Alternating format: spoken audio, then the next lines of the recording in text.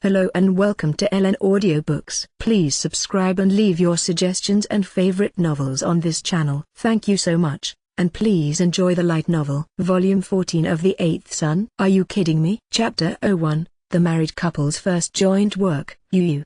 My head is killing me. The next day after Daoshi has been overwhelmed in drinking capacity by Lisa. I cast a sidelong glance at Daoshi, who is suffering from a hangover, while eating my breakfast. I thought that his drunkenness had completely vanished yesterday, but I guess even Daoshi will get a hangover after drinking this much alcohol. Uncle Sama, let's take this as a lesson to limit the amount of alcohol you drink, okay? Elise. No, I don't drink this much unless it's for a contest. Armstrong. Not just with the drinking capacity, but even with his physical condition after the match, Daoshi has been forced to taste defeat against Lisa. Mostly unable to eat anything due to the hangover, he's being cautioned by Elise about too much alcohol consumption. It looks like he can't get Elise to cast detoxify on him as punishment. If you take this into account, she's a person who's strict about neglecting one's health and having messed up habits. The way she says it is gentle, but by holding a strong will, she compels the other party to reflect. That's why even Daoshi only sips his water, unable to say anything back to her. The other concerned party, Lisa, is silently eating her breakfast while looking no different from usual. She seems to have gotten used to the environment. At last, it has reached the stage where she can make eye contact with Burkhardt-san as long as other women are present. A conversation with a man is still impossible, but you might say that she's making steady progress. However, she definitely doesn't look like someone who would be able to drink as much alcohol as she did yesterday. That means the match has been settled safely. Putting that aside, please don't forget Owen. Ah, you're right. The day after tomorrow is your marriage, isn't it? As a matter of fact, it's planned to hold Ryu's and Haruka's marriage in Mizuho on the day after tomorrow. Originally it's not a situation to hold some drunkard contest, but telling Daoshi would have been pointless, or rather, how to put it. Fortunately we can transfer to Mizuho on the appointed day with my teleport. Daoshi might have neglected taking care of his health because of that, but this might be one of the blessings of people who don't think too deeply about matters. You see, Haruka-san has been doing her best with her preparations. Owen. Ryu-san, I'm really looking forward to the day after tomorrow. Haruka. Sure, Haruka-san. Owen. Haruka is really skilled at manipulating Ryu. She has cleverly diverted her husband, who was complaining to his lord, no matter how much we might be close friends, to another topic without him realizing. I wonder whether everyone shares my impression that she's a Mizuho's Nadeshiko. Of course I haven't forgotten about it. The preparations are perfect. Well, I just gotta transfer everyone to Mizuho with teleport on the very day, kind of like a taxi driver. Vul. You handled the preparations for the Bourmester house? No, Roderick, Elise and my other wives did. Wendlin. There's no way that I would have the time to do something like that. After all, I'm busy with various matters. That's what I thought. Shut it. You better make sure that everything's in order so that you won't kick up a fuss with Ono. I forgot on the day of the marriage. Wendlin. Roger. Iryu seems to be in high spirits, but it probably won't pose a problem since Haruka has everything under control. And then we teleported to Mizuho on the next day without a hitch. Okay, you'd expect nothing else from Mizuho. It really resembles a Japanese marriage. Wendlin. Hubby, what's wrong? Keisha. No, well, it sure is an unusual ceremony, isn't it? Wendlin. True. One like this is a first for me. Keisha. Finally it's the day when Ryu and Haruka will be wed. From the tunnel dispute until the matter with Lisa, many things happened, but in the meanwhile Haruka has successfully advanced the troublesome preparations as scheduled. Today will be the public marriage ceremony. Haruka wears a Mizuho attire resembling a white kimono. No. Basically it is a kimono. Iryu's clothes resemble a hakama with a family crest. The ceremony is held at a place that seems to combine a Shinto shrine and a Buddhist temple. In the eyes of Elise, it would have been a marriage ceremony of heretics. But since it's a marriage with the purpose of deepening the ties between the Duke Mizuho house and the Earl Bourmester house, she wouldn't voice out any discontent about it. Going by her character, she wouldn't act so rudely as to butt in anyway, even if she had attended it. That's right. Elise isn't participating in today's marriage ceremony. No, I guess it's more correct to say that she couldn't participate. By the way, teleport isn't allowed for a pregnant woman, Earl Sama. Burkhart. I feel like I heard something about this before. I don't understand the reason, though. Wendlin. Well, that's because Burkhart. This fact has been known for a long time, and it appears to be a routine occurrence for a veteran to hurriedly stop a young magician who's about to make a mistake. But I think it's only natural to stop it if it increases the probability for a miscarriage or disabilities for the infant. Teleport is simply a scary spell. Ina, Louise, and Katharina, who are pregnant as well, have likewise stayed home. Because of that, Wilma has also remained in the Bourmester earldom to look after them. Those accompanying me today are only Keisha, Threes, and Lisa. Given that Threes is an acquaintance of Duke Mizuho, she's accompanying me to meet him again after a long time. Cardinal Hohenheim has also made his moves in regards to the matters of religion, although it's not like they will go as far as erasing heretics for the church. There are still obstinate priests claiming that Haruka must be converted religiously, even against her will. Cardinal Hohenheim has been active because he tied a secret gentleman's agreement with Duke Mizuho that he would stop any forcible religious conversion attempts and missionary work, as well as suppressing the folks who quibble with the religious belief of the other side. For that reason he became acquainted with those concerned with religion in the empire and the Duke Mizuho house. It looks like all of this only emphasized him being the strongest candidate for being the next pope. Various such issues had to be resolved,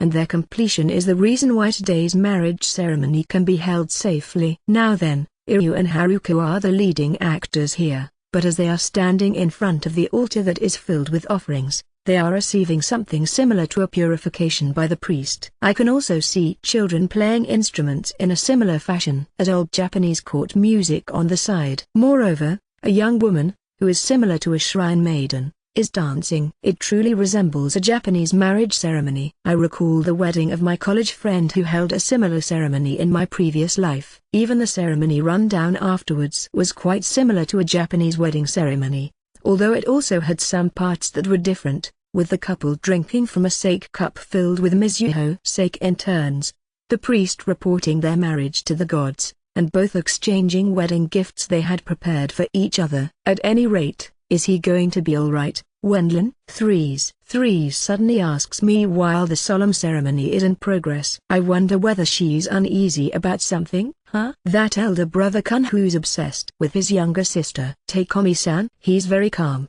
though. I don't know what he's thinking about, but Takeomi-san looks at his younger sister quietly while sitting on his seat in the area for the relatives. I can feel something like bloodthirst blended into his eyes each time he looks at Iryu. But since there's no indication that he's going to interfere with the marriage ceremony, it's no problem.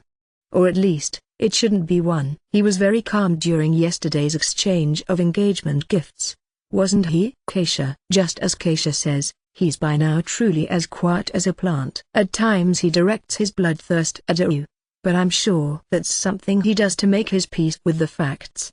Besides, Iryu has been warding it off casually. That's right. It's no problem. Yesterday, the ceremonial wedding gift exchange was carried out at Haruka's home, the Fujibayashi house, which precedes the ceremony. Iryu properly greeted them as he had practiced in advance, and offered the betrothal money, which he had brought along, to the Fujibayashi house alongside dried squid, katsuobushi, kombu, sake, and rice. However, because I couldn't walk properly as my legs had apparently become numb after sitting in Seiza, Iryu got stuck lending me his shoulder on the way back. There was no particular issue with him, was there? Indeed, that brother was calm, wasn't he? Besides, Takeomi-san is succeeding the Fujibayashi house, which has become a high-ranking retainer house due to its achievements during the Civil War. I couldn't believe that he would disturb the important marriage between the two houses just because he's doting on his little sister. Even Big Sis is saying that there's no way for him to do something so childish. Keisha. I suppose you're right. No matter how much of a siscon Takeomi-san might be, he shouldn't be so foolish as to hinder this marriage. Threes, you're worrying too much. Really? My intuition is often right, but I wonder whether it declined after my retirement. Threes. Unrelated to Threes' worries, Iryu's and Haruka's marriage ceremony came to an end without a hitch, but right after that, we personally experienced Takeomi-san's excessive attachment to his sister. The first joint work as a married couple? Yes. It's a ritual that's always carried out in Mizuho by a couple that just got married. If they accomplish this as a couple, the people around them will approve that the two have really become husband and wife. The elderly priest passes a map and several talismans to Iryu and Haruka, who had finished their marriage ceremony. Joint work? Yes, Earl bore Mr. Sama. These talismans are placed at the small wayside shrines dotting the Mizuho mountain ring. I have Iryu show me one of the talismans he has received.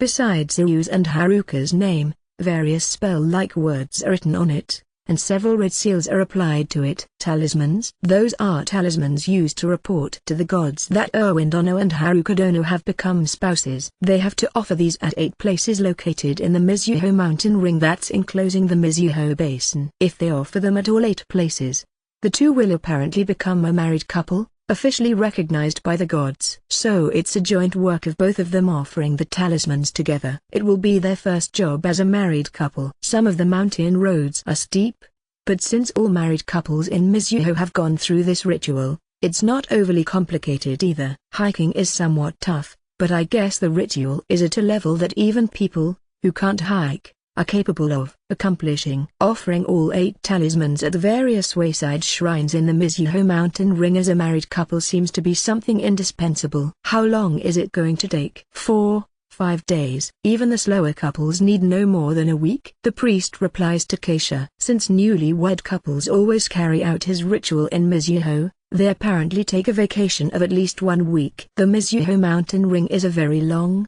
ring-shaped mountain range walling in the Mizuho basin. I guess it's only natural that it would take time to visit 8 wayside shrines situated at various places over there. 1 week? So they will sleep outdoors?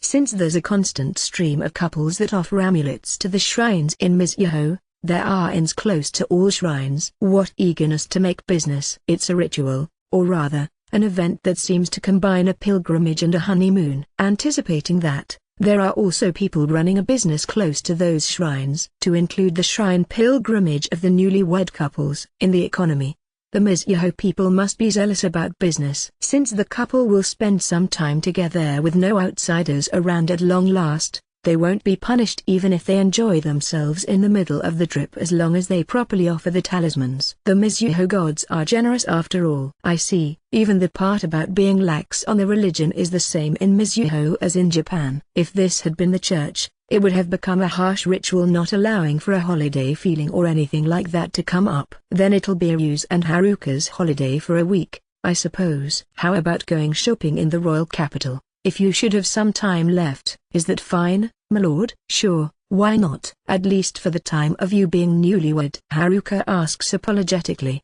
but it's impossible to ignore Mizuho's customs while at the same time trying to form friendly ties with Mizuho. Besides, the Bourmester House is no company that exploits its employees. Okay, I will at least allow my retainers to have a normal honeymoon. Rather than that, thou will travel on mountain roads for several days. Won't thou? Don't thou need to prepare for that? Threes warns Iryu and Haruka to not be negligent in their preparations. Certainly, since it's hiking, proper equipment is necessary. That's true. It's just as Three-sama says. I guess there's the changes of clothes and equipment necessary to walk across the mountains. Since there's inns, camping utilities shouldn't be needed. However, indeed, I have to borrow the necessary things from my family. Haruka. That's okay, Haruka-san. It seems to be normal to lend and borrow things that aren't used frequently. Nisama also kindly offered me to borrow these things from our family. Well, it makes sense. Things like these, which you only use for this occasion, will eventually gather dust in the storage house even if you buy them. If they can be borrowed,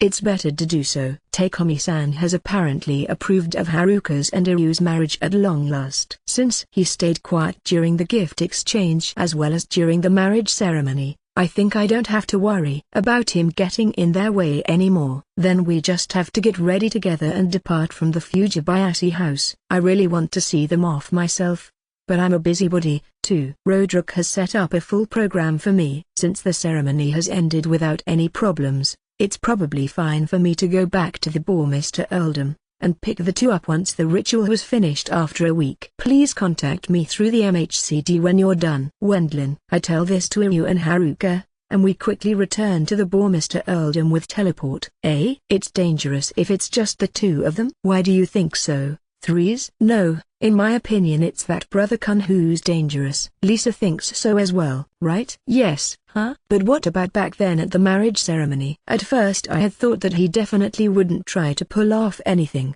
but I've gradually become worried, and now I'm convinced of it. Don't thou think as well, Lisa? Yes. Is that so? The minute we return to the Bourmester Earldom, Threes starts to speak about it being dangerous to allow Ryu and Haruka do the ritual by themselves. Lisa appears to agree with her.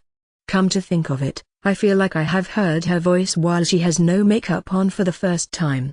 Though it's only been the worries of a former duchess, and a remarkable magician and adventurer. It might be better to ask about the details here, just for caution's sake. I don't think that anything will happen. But hasn't Takeomi-san remained silent during the gift exchange and the wedding ceremony? No matter how much of a siscon Takeomi-san might be, I can't believe that he will obstruct Haruka's marriage with Iryu. After all, their marriage is an important tie connecting the Bourmester and the Mizuho houses. If he were to obstruct that, he would hurt the reputation of the Duke Mizuho house, not to mention the Fujibayashi house. In the worst case the blame would be fully pushed on Takeomi-san. Normally one would think so. But that brother Kun is excessively fixated on his little sister. I feel like thine perception is somewhat too soft on this. Threes. I have never seen any other siscons like him in this world, but I think that Threes' way of phrasing is a bit too exaggerated. If he were to meddle so obviously, his responsibility would be called into question. I think Duke Mizuho would be quite angry, wouldn't he? Hence it will be fine as long as he meddles in secret. It's a pilgrimage that will be done by any married couple in Mizuho. Then what if it failed? Failing is possible. Didn't the priest say that anyone could succeed with this? Either way, it's weird to say that it definitely succeeds, isn't it? Losing the talismans, one of the spouses giving up due to injury or illness, it actually being an unwanted marriage, and so on. It bothers me that it will take several days. Can thou believe that they would use this ritual, in case some trouble occurred to the two who became a married couple after the marriage ceremony? This marriage likely won't be blessed by the gods since they failed at the pilgrimage, or it might be better to annul this marriage because of this. That's how you could explain it? Is that how it works? Threes. Maybe. Having Aryu's and Haruka's marriage annulled would be inconvenient. Both love each other, and there are benefits to it for the Bourmester house and the Mizuho house. And that's where Takeomi-san would secretly interfere with the pilgrimage,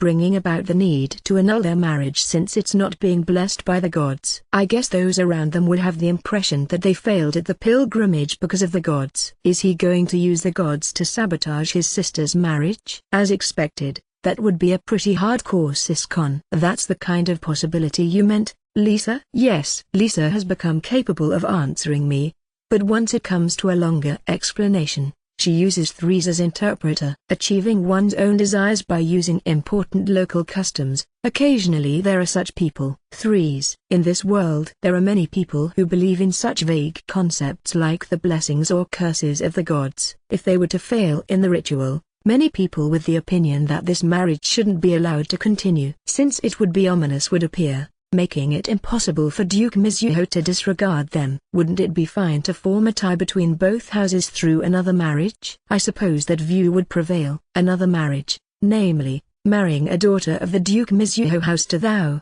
Wendlin. No? Threes. Please spare me of that. Unintentionally I used a fake Kansai dialect. Please stop increasing the number of my wives by using some kind of official reason. In that case, we have to smash Takeomi-san's ambitions. There's no way around it, I guess. It would be pitiful for Haruka, too. I will help out as well. Keisha. Me too. Because of that, we return to the Mizuho dukedom through teleport. Takeomi-sama is full of fighting spirit, isn't he? Is it some kind of training? It looks like something similar to training, and also like something similar to battle. Who is he going to fight? If I have to choose, fate, I guess. Yesterday I had a dream. It was a dream about the still small Haruka eagerly running after me, calling out to me with Nisama. Thinking back, Haruka had always followed and idolized me as her Unai-san. She studied swordsmanship while imitating me, and improved conspicuously. Her skills reached a point allowing her to enlist to the Bata unit, which is difficult to enter for a woman. Which reminds me, a little while ago she said, it might be fine to lead a life of doing my best in the battle unit together with Anisama without marrying anyone. Rather than marrying into a weird family and being troubled by a husband who would be jealous of Haruka just because he sucks at swordsmanship, I thought that it would be better for her to follow the path of the sword for the rest of her life. Since I would become the next family head of the Fujibayashi house anyway, I would take care of Haruka all life long while taking responsibility for her, if she said that she would stay at home. However, when my thoughts had proceeded this far, that man showed up. Owen, who became Haruka's fiancé in the blink of an eye as retainer and close friend of Earl Bormister. Sure, he has talent in swordsmanship, and he's not a man sparing effort, but not allowed. The frivolous parts of that fellow don't suit the diligent Haruka. In the end, things went as far as them having a wedding ceremony,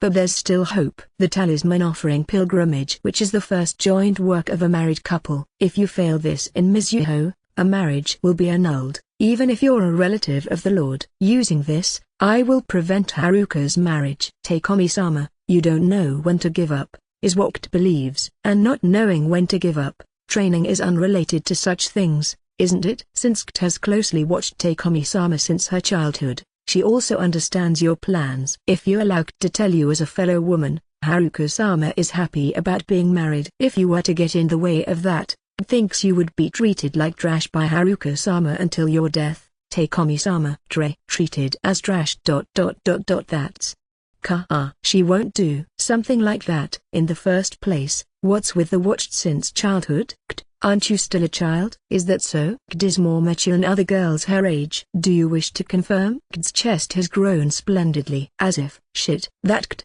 Why is she always so perceptive, even though she's still a 12-years-old brat? Or rather, even though the Fujibayashi house has finally become a higher-ranked retainer because of its achievements in the Civil War, the likes of this branch family daughter speaks so harshly to me, although it's only once in a while, and each time my parents, Haruka, and the other relatives support Kt. Do they believe that I'm such an unreliable, useless man who can't do anything besides swordsmanship? Let me be frank with you. The only one opposing the marriage between Haruka-sama and Erwin-sama is you, Takeomi-sama. You should obediently give them your blessing here. Talking about interfering is absurd. I won't interfere. I just plan to leave on a training trip this time. To the Mizuho mountain ring? It's just a coincidence. I merely want to train on the steep mountain roads. And you're going to depart on the day when Haruka-sama and Erwin-sama leave on their important pilgrimage? Coincidence. My urge to train merely welled up on the same day by chance. Really? It's always like this.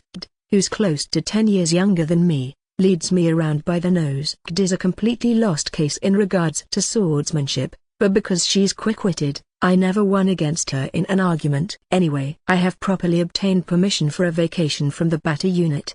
There's no one who's going to stop me. I was told to wait several days, but in the end I received permission. My workload will become intense in the future, but this is also for my cute Haruka. Just watch me. I will definitely obstruct their marriage. With that said, my preparations for the training are all in order. Since I'm going to leave right away, I don't have any time to concern myself with you. Kt fufafu, there's no way for Kt to be ready for a journey. After all, I advanced my preparations while hiding it from everyone in the family. If it had been exposed, father, mother, and all my relatives would have kicked up a fuss. I'm off then. What a coincidence. Actually, Kt also decided to go train. Kt's sword skills are lacking. Kt thinks that it might be necessary for her to practice them. My preparations are completely in order. Kt's destination is the Mizuho mountain ring.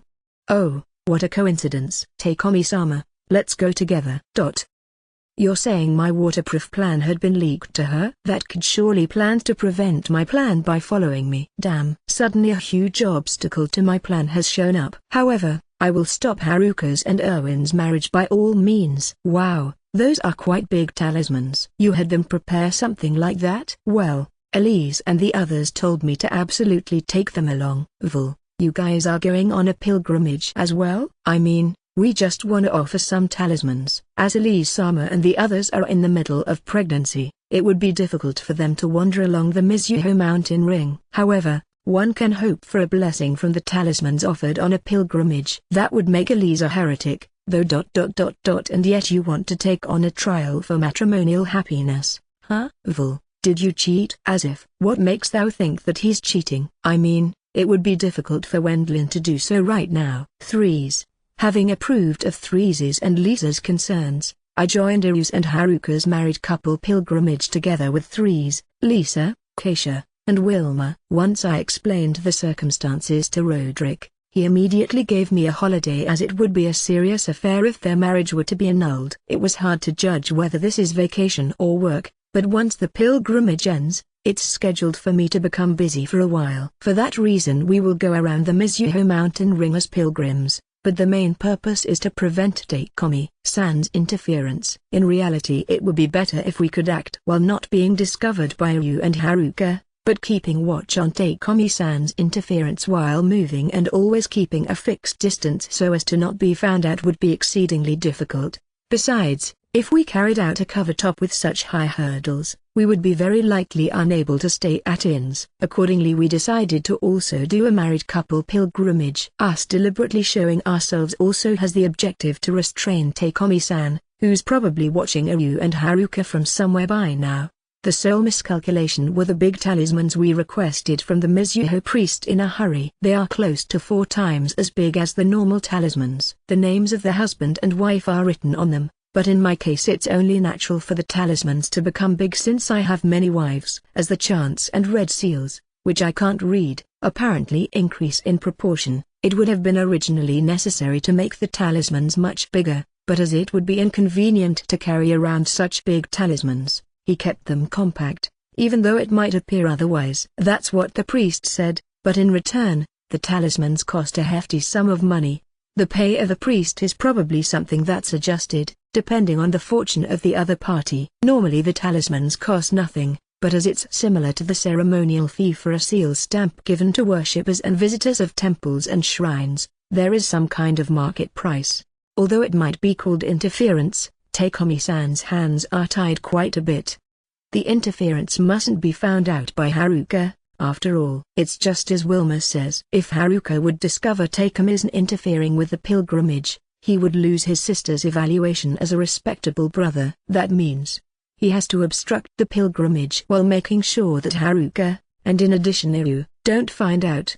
In that case, we have some leeway, I think. Don't be so naive, is what Lisa says. Takeomi-san, who's likely watching us right now, cannot allow for his presence to be found by Haruka. However, it's not really necessary for him to attack the two of them. Simply put, as long as he can make them miss offering one among the 8 talismans, he will achieve his objective. It's crucial to stay vigilant. Threes. I can't sense his presence. Lisa, Threes, and I try to search for his presence with detect, but he's no magician to begin with. There are more couples walking on the mountain road towards the first shrine than I had expected. Looking for Takeomi-san among them would be tough.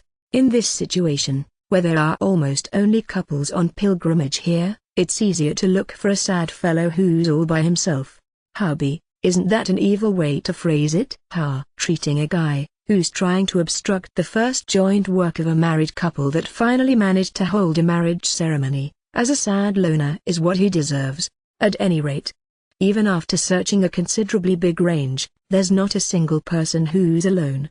Takeomi-san is skilled enough as a master to have been chosen for the Bata unit. He should excel at erasing his presence. Since he should be wary about the detective magicians, he might be observing us from quite far away. That makes sense. Knowing about us, he won't incautiously try to get close, will he? It will be fine for him as long as he destroys a single talisman in an instant. We have to stay on guard, is what Lisa says. True. Everything would be ruined within a moment of inattentiveness. Is this actually a quite difficult mission? Well, whatever. Anyway, we will intentionally show off our presence. It will be okay as long as we prevent Takeomi-san's ambitions. Vul, what are you whispering about over there? Owen. Well, we've just been talking about Elise and the others getting angry if we don't offer the talismans properly. Since Elise-sama and the others are pregnant, they entrusted all of them with the talismans. They are probably worried whether the pilgrimage will safely come to an end. Yeah, that's the gist of it. While skillfully deceiving Haruka about the fact that it might actually be her own brother who's going to interfere with the pilgrimage, we begin to walk along the mountain road towards the first shrine while watching out of Takeomi's. Chapter 02, My Haruka. The interference. Fufafu. This is a tremendously lucky break. Takekomi. Oh dear. It would have been better if Kid hadn't come along. Us two started to tail Haruka and Erwin on their pilgrimage with the goal of obstructing it. However, I then confirmed how Earl Bormister's party joined up with those two. It looks like they have noticed my plans.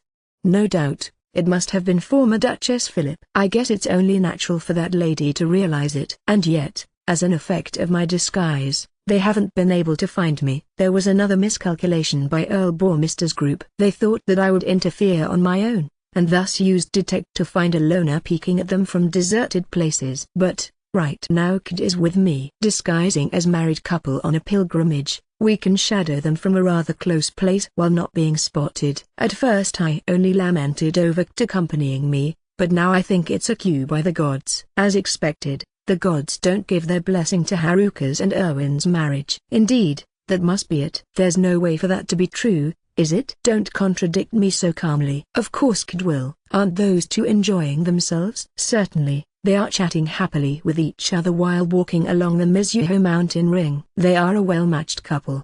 Not. Haruka is going to walk the path of the sword with me. You are obstructing Haruka's summer marriage, and at the same time you're going to marry since you're the heir. Kid is appalled by your double standards. Takekomi-sama. You're a brute. Gaha. That damn Kid. As always she says whatever she wants.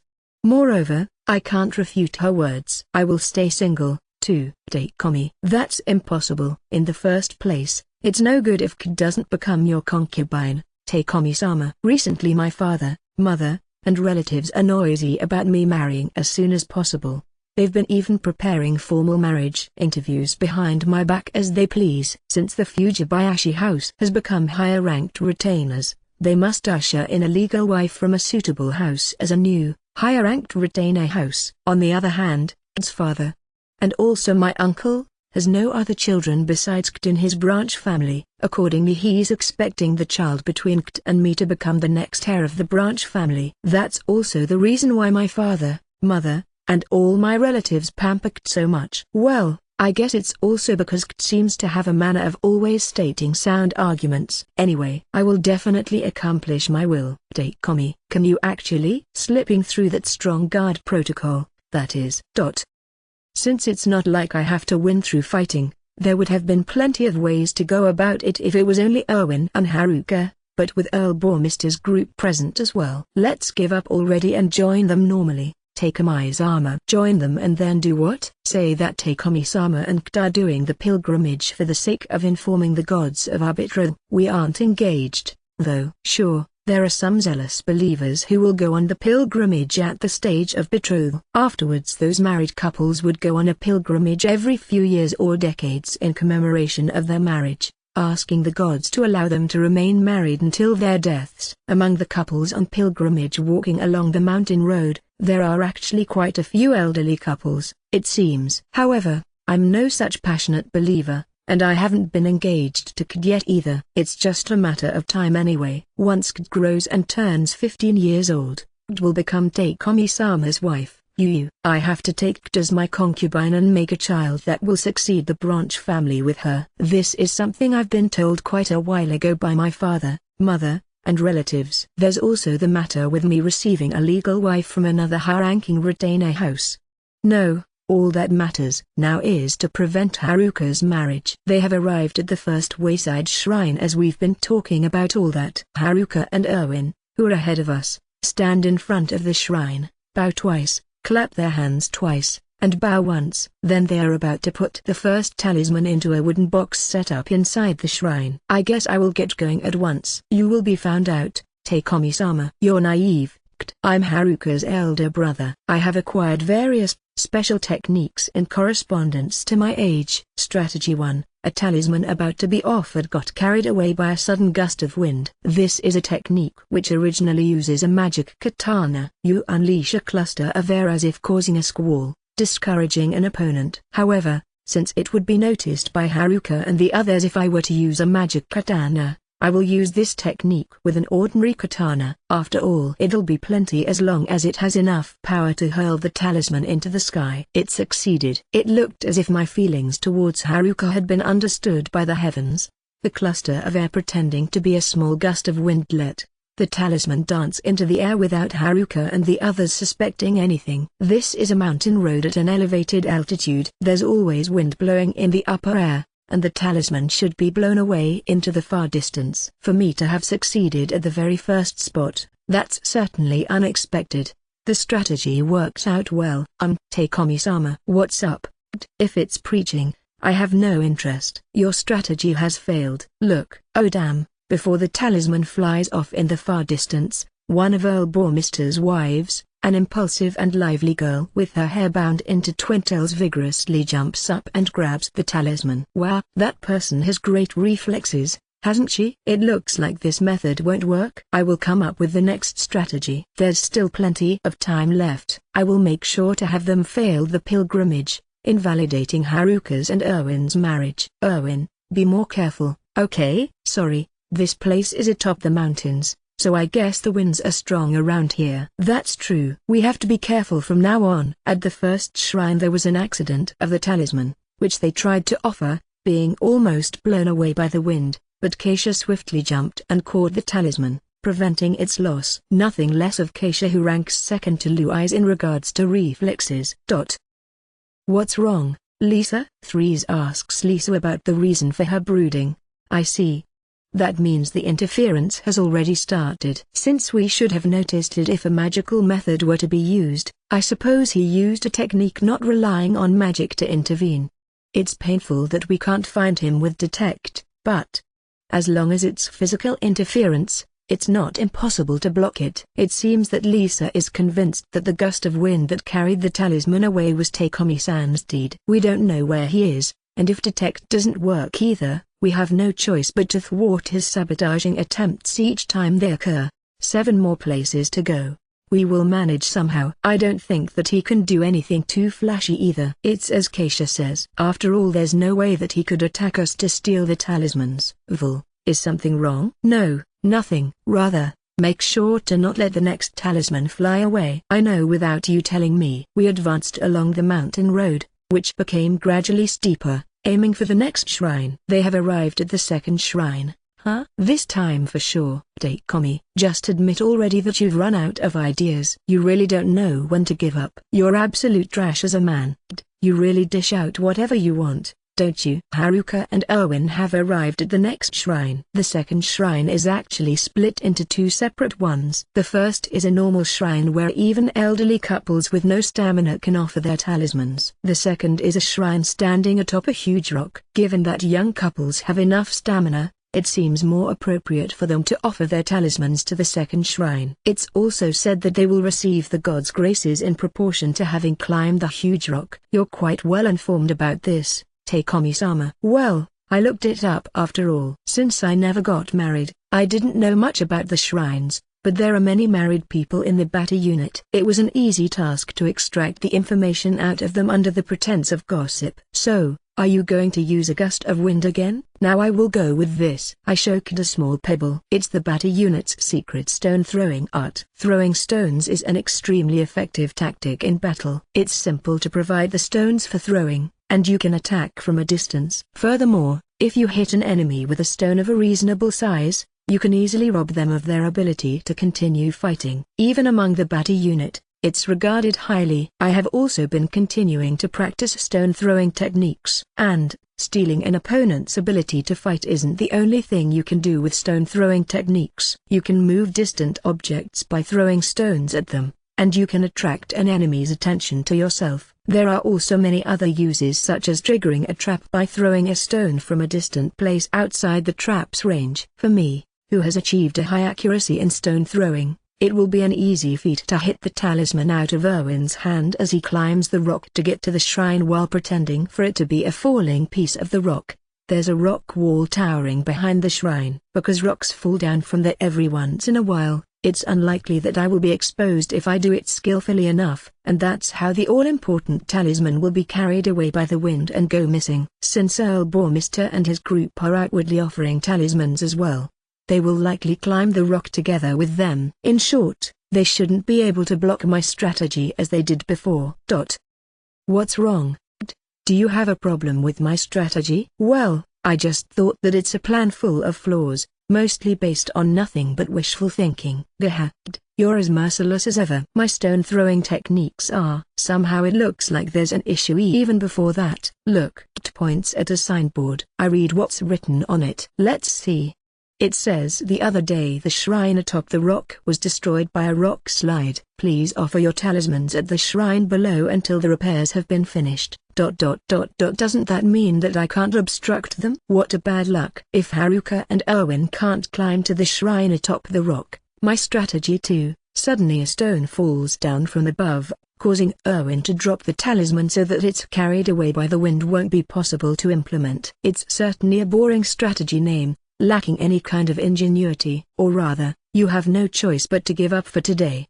The third shrine is too far. Yep. Normally there are many couples finishing their first day with the second shrine. There's quite a bit of way to go to the third shrine, and there are no inns along the way. Tonight they should stay at one of the many inns close to the second shrine in preparation for tomorrow. Oh well. I will definitely realize my ambition tomorrow. By the way, won't you book an inn? Of course I will book one. This is no training, and besides, it's necessary for me to monitor Haruka and the others who likely going to stay in an inn. We quickly headed to the same inn Haruka had entered, and immediately booked rooms there. However, 2 rooms?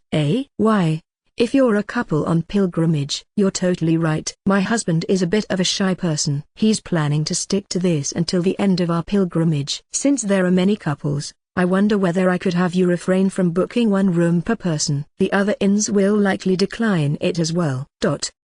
No way, for such an unexpected situation to crop up here because I'm pretending to be married to Kd. No matter how much Kd might be a child, having an unmarried man and woman sleep in the same room. Such a shameless act is unforgivable. Isn't it just sleeping in the same room? To begin with, even married couples on a pilgrimage wouldn't do that while staying at an inn. Although they are newlywed, they will only be treated as a truly married couple after finishing their pilgrimage. Haruka's body is still pure as well. I can feel relieved until the pilgrimage ends. It's forbidden. That Erwin will surely kick that rule with his filthy feet. Takeomi, you're annoying. Shut it.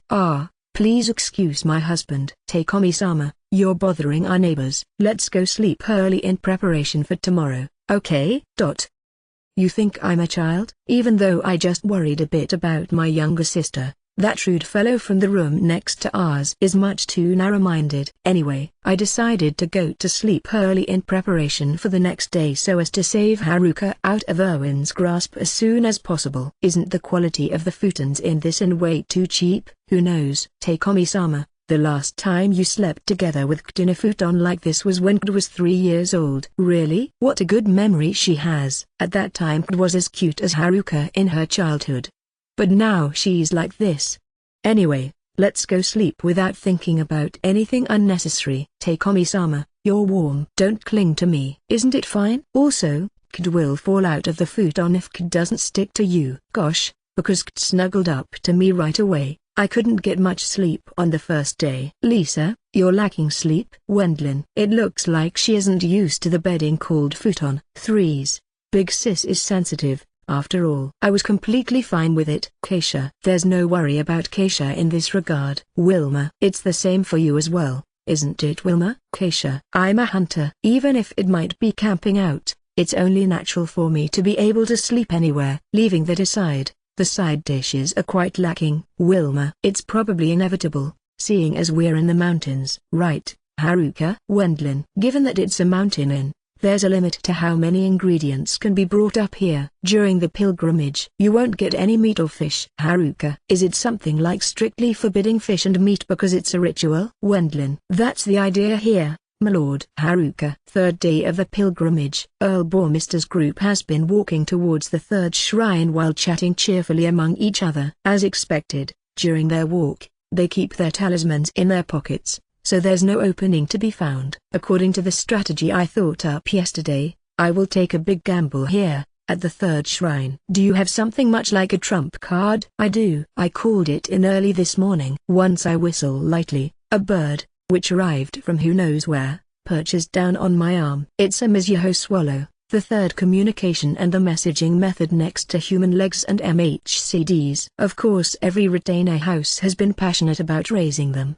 There are many who raise them as a hobby with races in mind, but even before becoming a higher-ranked retainer house, the Fujibayashi house has always kept excellent Mizuho swallows for emergencies. For you to arbitrarily call Thunderclap to such a place, you will be later scolded by the Lord and his wife. I don't care, as long as it accomplishes its task. Even if I'm going to be scolded by my father and mother afterwards, it'll be fine as long as I can use this Thunderclap to make my plan succeed. By the way, what kind of plan is it? Fufafu, I dub it Strategy 3. Once they try to offer the talisman at the shrine, a bird will suddenly steal it away.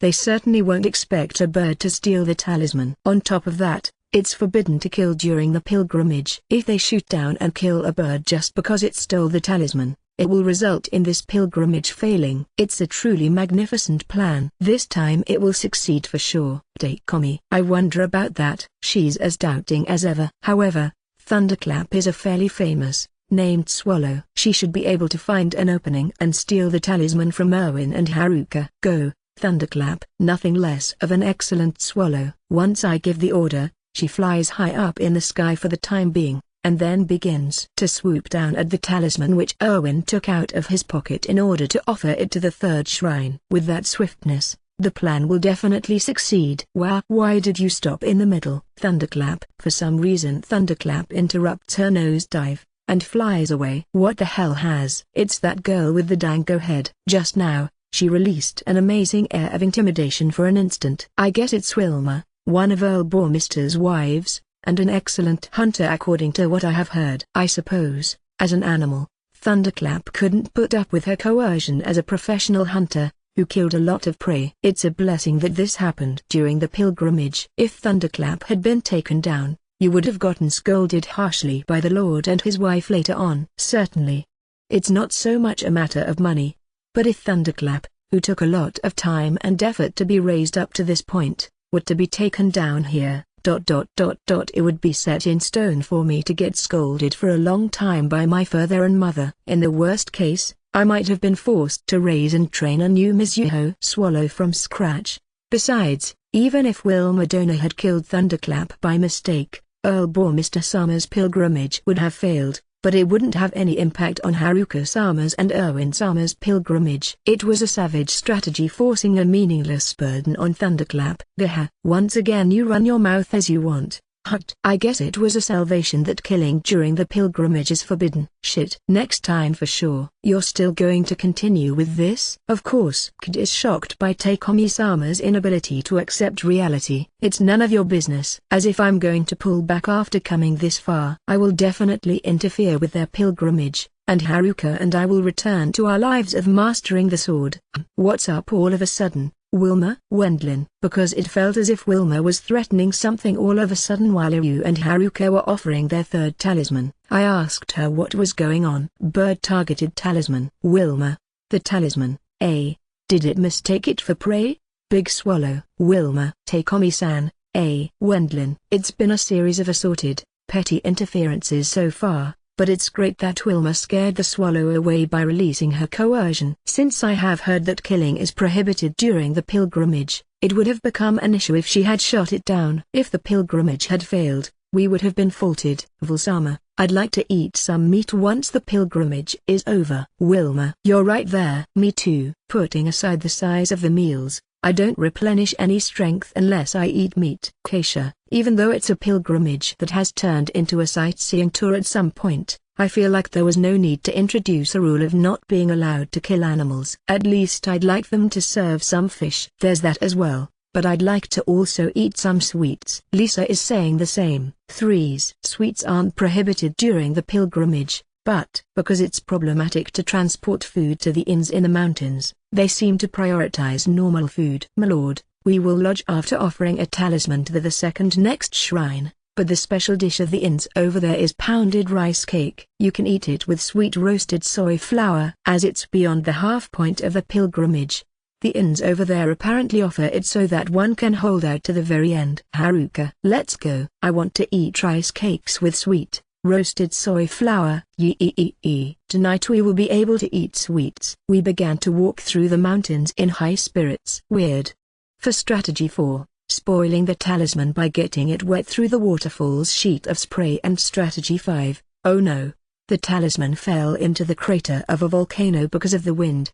To fail. Basically you can't do anything too unreasonable. It believes that it's only natural since the strategies have too many conditions. Mr. Sama's group is with them as well.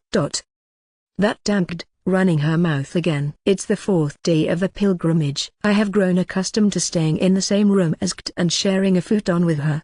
Gah. That's not it. Right now it's not a situation for me to get used to something like that. The strategy to spoil the talisman by getting it wet through a change of the waterfall's stream through my sword's force at the nearby shrine failed because the new wife edition of Mister froze the waterfall with her ice magic. And even the strategy to make the talisman fall into a volcano's crater by making it fly through my sword's force at the shrine close to the volcano was blocked by the former Duchess using her own body to prevent it. That lady has found out about my sabotage plan. It looks like she hasn't grasped my location due to my disguise so far, but she noticed the plan to drop the talisman into the volcano, and blocked my sword's force after I had moved to the most ideal position. Given that it was a wind pressure capable of making the talisman fly, I couldn't do anything about it once she stepped in front of the talisman, defending it with her body. I'm not done yet. There's still one more shrine. The last one. If they can't offer all their talismans to all 8 shrines,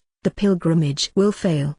In that case, I still have a chance. Takeomi-sama, do you have any other strategies? Of course. Just when I wondered what you'd ask, the next strategy will be. Huh? How should I break the talisman next? Seeing as Mister's group is around, a method that failed once shouldn't work any longer. I have no other plans.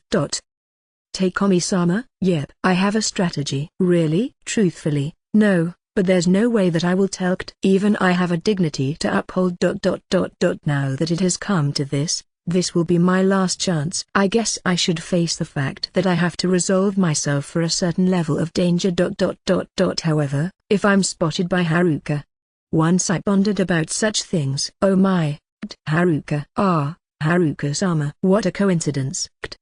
Hey, Takeomi. The damn Kt has betrayed me at the very end. Removing the hat which had completely covered her face, she deliberately allowed Haruka to find her. Shit, huh? Is that Nisama next to you? Why in disguise? Haruka. Because Kt deliberately exposed herself, my disguise as I stood next to her was exposed as well. Moreover, there's the stabbing looks of Mister's group which are observing me closely. Seeing how my scheme has been found out, interfering with the pilgrimage has become impossible now. On the contrary, I have even been spotted by Erwin and Haruka. I don't give a damn about someone like Erwin, but at this rate I will be hated by Haruka. I must prevent only that by all means. Nisama, why are you here together with Kt while even going as far as disguising yourself? Haruka, well, you see, Takeomi. As I'm wavering how to best answer this, Haruka's face suddenly blooms into a smile. Nisama, your engagement with Kt has been finally decided,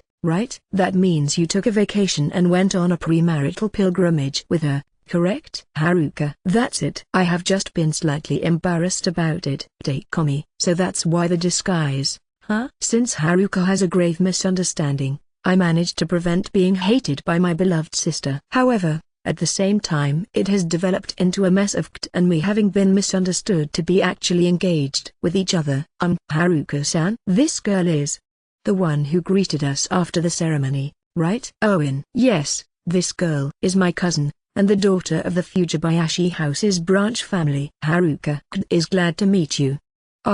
Number Owen-sama, allow me to introduce myself once more. I'm called Kt. She's resembling you a bit. I think Haruka-san. Owen. It's probably because we're cousins. Kt is a very smart girl. Gar? Why is that? Kt boldly introducing herself to Owen. Have I possibly laid the groundwork for Kt? Once again, congratulations to you as well, Kt. Thank you very much, Haruka-sama. Of course the official betrothal will follow after I become an adult. Kt. Even so, I'm sure Uncle Sama must be delighted. Haruka. Yes. The child born by me will inherit the branch family after all. Before that, Nisama has to welcome a wife from a suitable house, too. You're right, Haruka-sama. My lord and his wife seem busy with the selection of possible marriage candidates. Kid is happily chatting with Haruka, but at this moment, I suddenly realize why she has come with me. If it had looked as if my plans might succeed, she would have obstructed them. And otherwise, she would deliberately show herself to Haruka at the very end,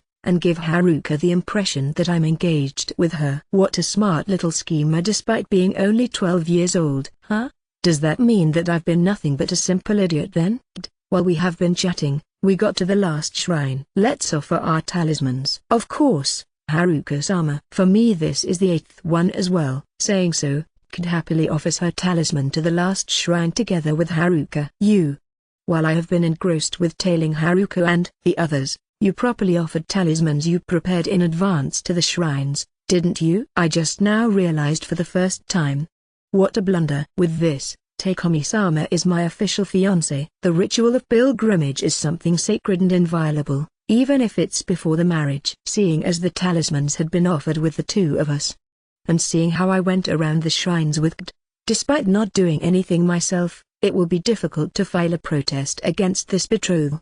It would be something else if I abandoned everything and left Mizuho, but Nisama, I have been told that you took an extended vacation. But I can fully understand if it was for the sake of setting out on a premarital pilgrimage with Kd. The pilgrimage is a sacred ceremony after all. Yes, Haruka, huh? It's definitely strange. I made sure to apply for a week-long vacation in order to interfere with Haruka's and Erwin's pilgrimage. I was told by the Bata Unit's officers that they will consider it for a while because of the vacation time being long. A few days later I managed to get my vacation, but, considering it now, being able to take a week of vacation in the name of training is. Once I shift my eyes towards Kd while believing that it's odd. Even before a marriage, a pilgrimage is a sacred ceremony, isn't it, Takeomi-sama? Kd. You went as far as telling my superiors that it would actually be a premarital pilgrimage, didn't you? That's why my vacation was approved. Without a hitch. It will be bad if we go back without properly buying souvenirs for the members of the Bata unit. I think it's fine to go with pilgrimage manju which are easy to share. Indeed. Aren't you happy that Kid is such a reliable child, Nisama? She will become a good wife. You're right. There's no way that I can deny it. If I awkwardly stir up trouble for myself by exposing that I tried to interfere with Haruka's and Erwin's pilgrimage, my dignity as an elder brother. And above all, if I were to be hated by Haruka ... I won't be able to live on. Haruka-sama, Kid will become a good wife for Takeomi-sama. You're a lucky man, aren't you, Nisama? Thanks. Haruka. It finished without my schemes being exposed because Haruka is a pure girl, but at the same time it also had a terrible outcome. There's 3 years left until Kid becomes an adult. Meanwhile I can expect my father, mother, and relatives to aggressively push marriage interviews on me, even though it's out of the question for me. Haruka. If it doesn't work out with Erwin, come back to me without caring about what society thinks about you. Your brother will take care of you for the rest of your life. So that girl is Takeomi-san's fiancé. At the end of the pilgrimage, close to the 8th shrine, we finally managed to find Takeomi-san. Because of that, we finished the pilgrimage safely. But that's only because the girl called Kd obviously allowed us to discover Takeomi-san by deliberately revealing herself. She's supposed to still be a minor, but she appears to be fairly smart. Apparently she pretended to be Takeomi-san's fiancé while hindering his plans and betraying him at the very end. What a scary girl. True. Brother Kun has been completely led around by the nose by that girl. Even if they become a married couple, she will have the pants on. My condolences. He will be dominated by a girl that seems to be 10 years younger than him. Takeomi-san is a master at swordsmanship, but he's quite stupid in regards to other matters. What are thou acting for as if it's someone else's affair? Wendlin, thou aren't that much better either, just when I was wondering what you're going to say. Oops, after offering this special talisman, the pilgrimage will be over. The souvenirs for Elise and the others. That's the part 1M talking about. Well, it's not bad, though. 3s. Eh? What's not bad? It's nothing, Wendlin. Iru's and Haruka's pilgrimage has finished without any issues. The remaining days should turn into a honeymoon where they can sightsee the capital together. As we also finished offering the expensive talismans, there won't be any doubts about our matrimonial happiness. We expressly came to the Mizuho mountain ring, so I will try to buy somewhat novel souvenirs before returning home. Yo, Takekomi, a sordid idiot like you has finally gotten engaged, huh? Did you make sure to offer talismans to all 8 shrines? Dono, huh? It looks like she will become a beauty once she grows up. Isn't that great for you? That means you're going to settle down, work properly. Souvenirs, eh? Isn't Dono a thoughtful one? It's something you wouldn't be able to pull off. Takekomi. The next day after we finished the pilgrimage, as I finished the vacation ahead of time and attended the training of the Bata unit, the rumor that I got engaged had already spread among my colleagues. As I distributed the manju, which Kid chose as souvenirs, to everyone, my colleagues all chatted about my fiancé. Those rumors had spread to the entire Bata unit, making it exceedingly difficult to deny it at this point. How nice, a young wife. There's the saying, wives and tatami are best when they're new. Hey, if you say such things, you will get scolded by your wife. You can say that again. My colleagues happily chat among each other while using me as pretext. While watching that, I still didn't grasp how it could have turned out like this. Intermission 01, enigmatic magician of the opposite extreme, Kimberly of the bursting flame. By the way, it's something I suddenly thought of. What's on your mind, Earl-sama? Is it about Daoshi? No, not him. Previously, when I had a duel with that retarded duke, Burkhardt-san talked with me about famous magicians. One is the person quietly sitting at my table, eating breakfast right now, Lisa. And the other famous magician Burkhardt-san mentioned back then is Kimberly of the bursting flame. Once I looked at Lisa, I got somehow curious about what kind of person he might be. I haven't met him personally yet, so I asked Burkhardt-san, who knows him, about Kimberly. Ah, that guy. Is he a really scary person? He's not a bad guy. Rather, he's actually nice if you handle him appropriately. Somehow I feel bothered by something in the way Burkhardt-san phrased it. But it looks like there are also people with a very common sense among the great magicians which have many eccentrics in their group. Among the famous magicians, he forms a much less pair of people having plain common sense together with me. Our eyes gathered on Burkhardt-san all at once because of his unexpected remark. Even Elise seems to share our sentiment. She's pulling a face as if having heard something surprising. Common sense? You, Burkhardt-san? I wonder. I don't think that it's wrong. But I might be only thinking so because Daoshi, a pure cluster of irrationality, is next to him, causing me to compare the two with each other. Either way, it caused the atmosphere in the room to become a bit difficult. I'm a very sensible man, no? Earl-sama, you're a lot more eccentric than I am. You. Being told that, I'm at a loss for words after having Burkhardt-san point out that I'm an oddball. If I take into account reasons I can't tell anyone else, I feel like it's not weird for me to be slightly treated as an eccentric. But, I mean, since I'm doing my best as a noble in this world with its many ties of obligation, I shouldn't be that much of an eccentric. Earl-sama, let's drop this topic. Yeah. In the eyes of society, we are all oddballs as we handle the unusual superpower called magic. There's no real need for us fellow magicians to pointlessly belittle each other. Lisa is Blizzard, and Kimberly is Bursting Flames. Right? Are they treated as one set with both countering each other in the Magicians' Society? It's not like both of them are forming a duo, but such an image certainly comes to mind here. Because it's ice and fire, huh? On top of that, Kimberly is a man. Well, such rumors pop up every once in a while. It looks like there's gossip going around that they might have a romantic relationship despite being rivals. However, we know that those are merely unfounded rumors. Men won't approach Lisa when she's wearing that outfit and makeup, and in her current, pretty Annie-san mode, she can't talk with men. Those seem to be nothing but irresponsible rumors. Katharina. Lisa denies the rumors with Katharina as interpreter. Her shaking her head energetically looks rather cute. It's because they are close in age, too. But then again, Kimberly is married. And additionally, he's renowned for being a devoted husband. A devoted husband as Bursting Flames? For some reason I had imagined Kimberly to be a stuffy fellow like Daoshi. Even though Daoshi looks like this, he also enters the category of devoted husbands. No, he's a very normal guy, basically. In the first place, I don't quite think that the magic you use is related to the character of the caster. Well, That's true as well. So, what's with the basically? It's a term that's weighing on my mind. It might be better for you to meet the guy himself. That would be the fastest way for you to understand.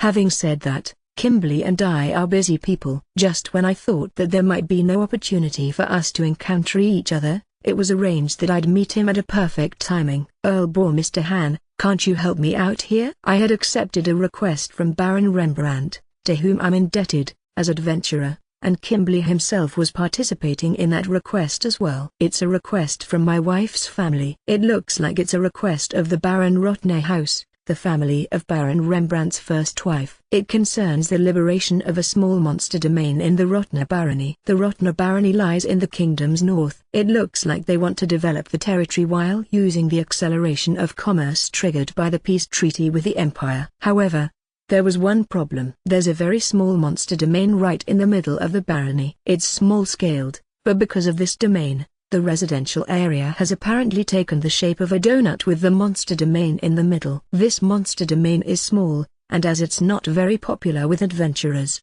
it doesn't bring much revenue either. That being the case, talks have progressed into the direction of liberating it, and building a road connecting the kingdom's areas with the Empire's border. It will ease the transportation within the barony, and it will become possible to expand the potential living areas and develop farm fields on a larger scale. That means, if they manage to develop the barony successfully, the barony will have the potential to have a higher harvest, and thus tax revenue, than a poor viscount house. Certainly, if there's a monster domain in the center of a territory, it's inconvenient for the efficiency of the development and the traffic access. Has it possibly been designated a barony because of the monster domain? Mr. Han, you grasped the point here. Hence, if they develop after the domain has been liberated, it'll have the territorial scale of an average viscount territory, Baron Rembrandt explained. As for monster domains, there's also one in the northern part of the barony, and many adventurers gather over there. So it'll be fine to just keep that one around. I will definitely pay you a request fee in accordance with the market price. Please help me out here. If Baron Rembrandt promises that he will pay the reward, there should be nothing to worry about. After all, he's a rich man. He will probably lend the funds necessary to liberate the monster domain and develop the freed-up land to his wife's family. I will also be troubled if the domain isn't liberated, given that the Baron Rotner house will be able to increase the number of retainers. If the liberation goes well, it's probably planned for Baron Rembrandt's sons to take up posts there. Okay, so it means he can't fail for the sake of his children. I'm indebted to you, Baron Rembrandt, so you can of course count on me. It's only natural for me to answer Baron Rembrandt's request, seeing as he plays an important role in the development of the Bourgmester earldom, which will continue for a good while. That's a big help. Bourgmester Han, thanks a lot. Under such circumstances, Baron Rembrandt and us teleported to the Rotner barony. Iryu, Wilma, Keisha, and Lisa accompanied me. It's regrettable, seeing how it was a good opportunity for actual combat. Make sure to not neglect your training. I think I will follow thine advice. As thou art my senpai, Wendlin, please don't forget the souvenirs. Threes stayed home under the pretext that we want to hide the fact that she has become a magician as long as possible, and as it had been Burkhart-san's opinion that she's still too inexperienced. Given that she's become able to use quite a bit of magic, she probably wants to quickly test it out in real combat. Though, will the party be properly balanced without Elise and the others here? Erwin, normally you don't have such extravagant parties like this one, you know? Keisha rebuts Iryu's question. But she's right, since we even got 2 pure magicians with us, it might be an extravagant party. Besides, Bursting Flames is going to join in as well. No, I think it will be alright unless we're very careless. But, even if it's small, it's still a monster domain. There should be quite a lot of monsters in there. Ah yeah, because it's untouched, you mean? Those roaches sure multiply like rats. Keisha had an understanding look towards the point Wilma made. Since we have heard just now that it's not used much by adventurers due to its lacking popularity, it's possible that it's crowded with more monsters than expected. Going by the fact that it hasn't been liberated so far, it might be an unexpectedly difficult request, too. That's probably the reason why Baron Rembrandt requested us to do it. Huh? Aren't there somehow many people here? We head to the monster domain in the center of the Rotner barony with Baron Rembrandt as guide, but many adventurers have gathered to hunt there. Iri reports this fact to me after having noticed it. Don't tell me they hired so many adventurers. You see, Keisha-han, that's because you don't have to pay any taxes to the Baron Rotner house in this monster domain. Usually the tax paid to the Baron Rotner house and the fee paid to the Adventurers Guild amount to 30%.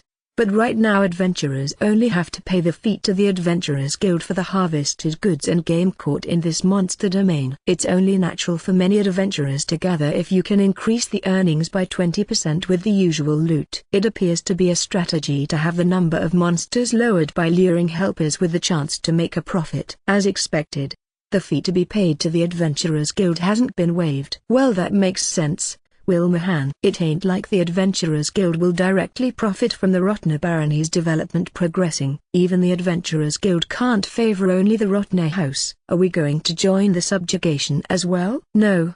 The tax-free campaign has already been running for a month. As a result, the number of monsters has dropped significantly. Rembrandt. I don't really mind if we warm ourselves up by killing the few remaining monsters. But Baron Rembrandt explained to you that our main task will be to join up with Bursting Flames and kill the boss. Is the boss here a dragon? Since it's such a small monster domain, there ain't anything like a dragon. Berserk Bird is the boss of this domain. Rembrandt. Simply put, Berserk Bird is a huge bird monster. I think it's one of the weakest monsters among the bosses of monster domains. However, I was taught at the Adventurers Prep School that it's sometimes troublesome to subjugate it. As for the reason, usually there's one, or at most two bosses, but only in the particular case of the Berserk Bird, you have to hunt down a big number of bird monsters because of its strong breeding over the course of a short time. If you're unlucky, it's even possible that you will be tormented to death by a group assault of berserk birds. Several dozens of birds with a maximum span of 5 meters when fully grown out. Moreover, berserk birds seems to be unexpectedly clever. A simple method such as rounding them all up after gathering them in one place won't work. Berserk birds are smart enough to torture their enemies to death with great numbers that would gather as necessary while at the same time not crowding together under normal circumstances to prevent their annihilation. We only know those traits from having read about them in books, though. However, since its attribute is non-attribute, all kinds of offensive magic works against it.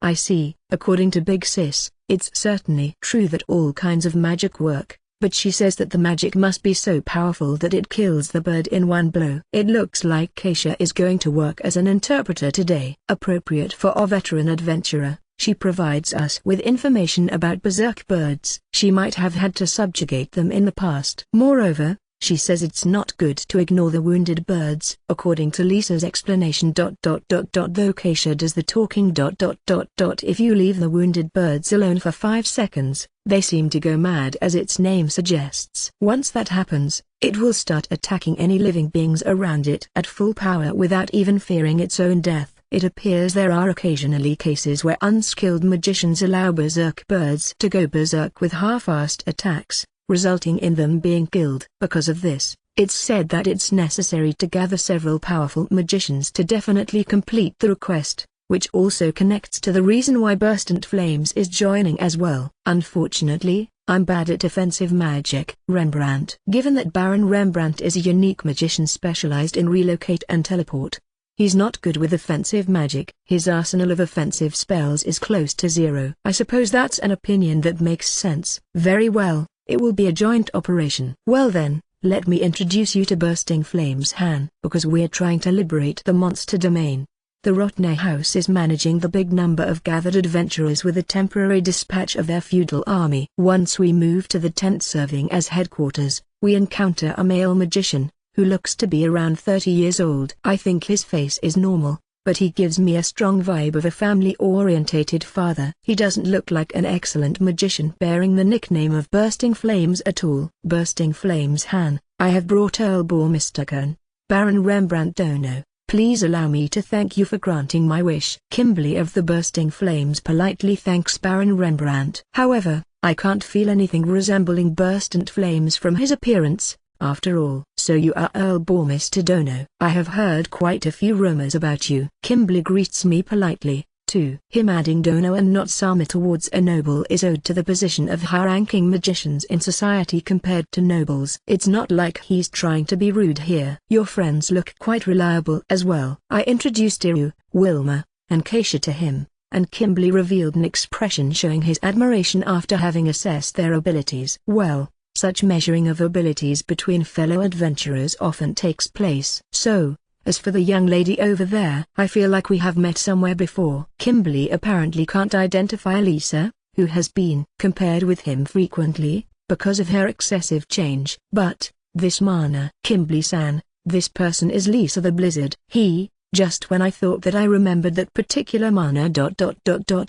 Wait, huh? Kimberly raises his voice in surprise over Lisa, who has stopped with the flashy outfit and makeup, now wearing the attire of a normal magician. That was certainly quite the surprise. Kimberly is startled once more while fixedly staring at Lisa. Lisa seems to be capable of making eye contact with Kimberly, whom she met relatively often so far. As for talking, it's still impossible if it's men, or rather, me. Lisa and Kimberly-san, did you go out with each other in the past? After all, Wilma-san, that's an unfounded rumor. Wilma bluntly threw that question, which was fairly hard to ask despite everyone wanting to know the truth, at Kimberly. I think she's actually quite gutsy. Your ages are almost the same, your amount of mana as well, your special magic attributes are fire and ice. And you are man and woman. There's some foundation to the rumors, isn't there? Certainly, if I were told that they have gone out with each other, I might have actually believed it. I have a wife, okay? Kimberly is earning money as a famous magician. It's a world where it's rare for men, who have such high income and social standing like him, to stay single beyond an age of 30. It's likely difficult for him to reject formal marriage interviews, too. What kind of person is your wife? It's great of you to have asked this. Once Iru asked him about his wife with the intention to have a light chat, Kimberly jumped at that topic vigorously. It looks like he had quite the strong urge to talk about it to someone else. Mary is my childhood friend. She's 2 years older than I am, though. What started all of a sudden now was a story of bragging about the beginning of Kimberly's love towards his wife. Come to think of it, I heard that he's a devoted husband, but it looks like he really fits that description to a T. Even during my time as a salaryman, there was a guy who started long bragging marathons about his wife and children at drinking parties. I remember how it caused a slightly difficult atmosphere to spread, as it was definitely impossible to tell him to stop it. Considering your social life, there was no way that you could bluntly show them that you don't care. Once I look in Baron Rembrandt's direction, he has "I failed" written all over his face. He's probably regretting about not having warned us to not touch on that topic beforehand. Earl bore Mr. Han. Now that Bursting Flame Han has started to brag about his wife and daughters, it's going to take a long time. We ended up endlessly listening to Kimberly's bragging about his wife and his 2 daughters for around 2 hours after that. Let's see how it goes and kill as many monsters as possible before facing the Berserk Bird. After Kimberly's bragging came to an end, we finally entered the monster domain together with him. Baron Rembrandt, who would be no combat asset here, stayed outside. It looks like most of the monsters have been killed by the other adventurers. Iru, who is acting as scout and advance guard, keeps walking through the monster domain, which is almost emptied out of monsters. Wilma and Keisha follow behind him, searching for presences. Since they don't have to pay taxes to the Rotne house, the majority of the adventurers in this area have gathered here.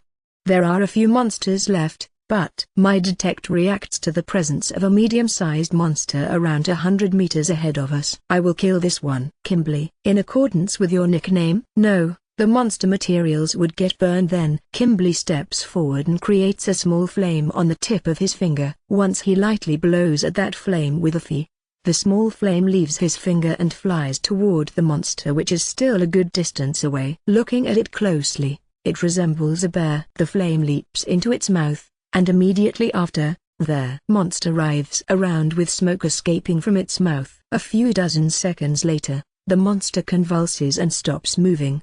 What kind of magic is that? Keisha is surprised by Kimberly's magic and its behavior. We others are also surprised. He easily defeated a monster while using only a very small amount of mana. Do you know, big sis? Oh, I get it. That flame apparently burned the monster's lungs. Kimberly is a fire magic master. Since fire magic causes extensive damage to monsters, it's called a disadvantageous attribute for adventurers. On the other hand, it's the most reliable attribute in a war, though. Given that there are only few monsters where the lungs are used as material, I make it impossible for the monsters to breathe by burning them, meaning he efficiently burns only the monster's lungs. There's also the trick to it that the oxygen in the lungs is used up by the fire, increasing the effect even further. The monster won't be able to avoid dying from suffocation. If you defeat them in such a way, the majority of their raw materials will remain unharmed. If you have as much mana as Kimberly, you will be able to kill many monsters with this method. In other words,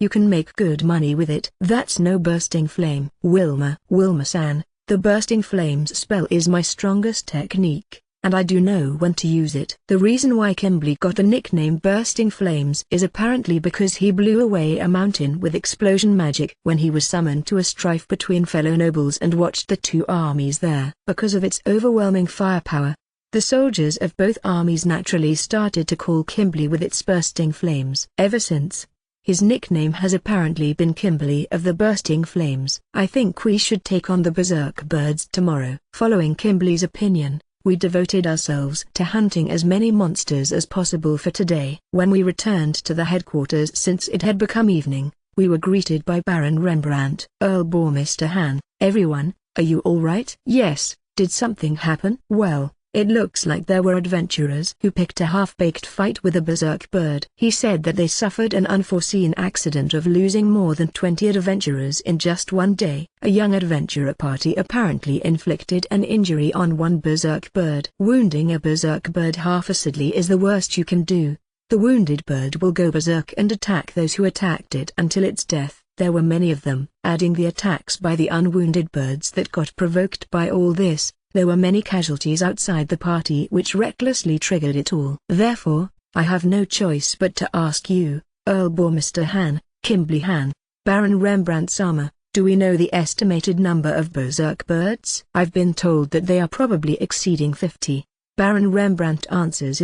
That's a lot. Not all of them are adult birds, but even the young ones become a nuisance once they go berserk. That's because the berserk birds stop caring about their own safety, unlike other animals and monsters, since they keep attacking as if having their limiter removed. No matter how broken their bodies become, their threat level is high. The majority of this monster domain consists of forest. Even if they are monsters, it'll be impossible for birds with such big bodies to launch attacks in an agitated state of mind. Well, they would likely crash against the trees. So yeah. But, doesn't that depend on where we fight them? Wilma Han, Owen Han, berserk birds are the weakest bosses, but they are still domain bosses. Something at the level of a tree will be simply mowed down during their flight. This is yet another reason why it's so troublesome to subjugate berserk birds. Even if it might be the weakest among the domain bosses, it's still overwhelmingly stronger than any normal monster. I guess we will go to sleep in preparation for tomorrow's battle. Yes, let's take an early rest to be ready for tomorrow. On that day we stayed the night in an outdoor tent provided by the Rotner house. The berserk birds subjugation operation together with Kimberly would finally start on the next day.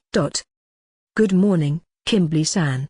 Is anything wrong? I call out to Kimberly, who's looking at the monster domain by himself with a strange expression. Mr. Dono? Good morning. No, I won't mind if you laugh at me, but the subjugation will start any time soon.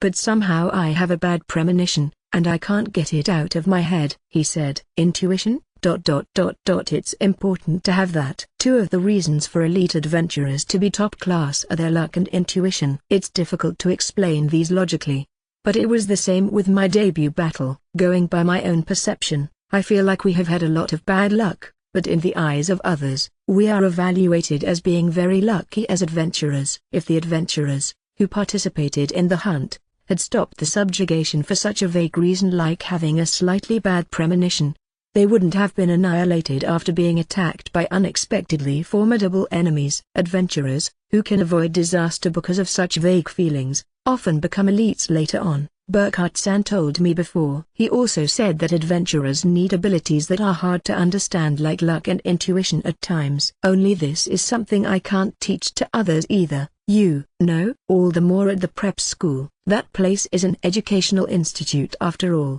Besides, look, if they stop their activities after feeling such things, it's no definite guarantee for their safety, since there are also guys dying after being run over by a carriage. It's probably impossible to teach such uncertain things like luck or intuition. During my short time at the prep school, I wasn't taught about those things either. In short, it means that top-class adventurers possess something. Let's proceed carefully while making sure to immediately retreat if some unforeseen situation crops up. You're right. On this day, Kimberly and us went into two different directions, heading towards the central part of the monster domain where the berserk birds are considered to be monsters. Few. Wilma. It's because they have been killed thoroughly until now. We were attacked by a few monsters until reaching the scheduled point of operations, but those few were finished off easily by Wilma and Keisha. Say, Vil, was it okay for Kimberly-san to work alone?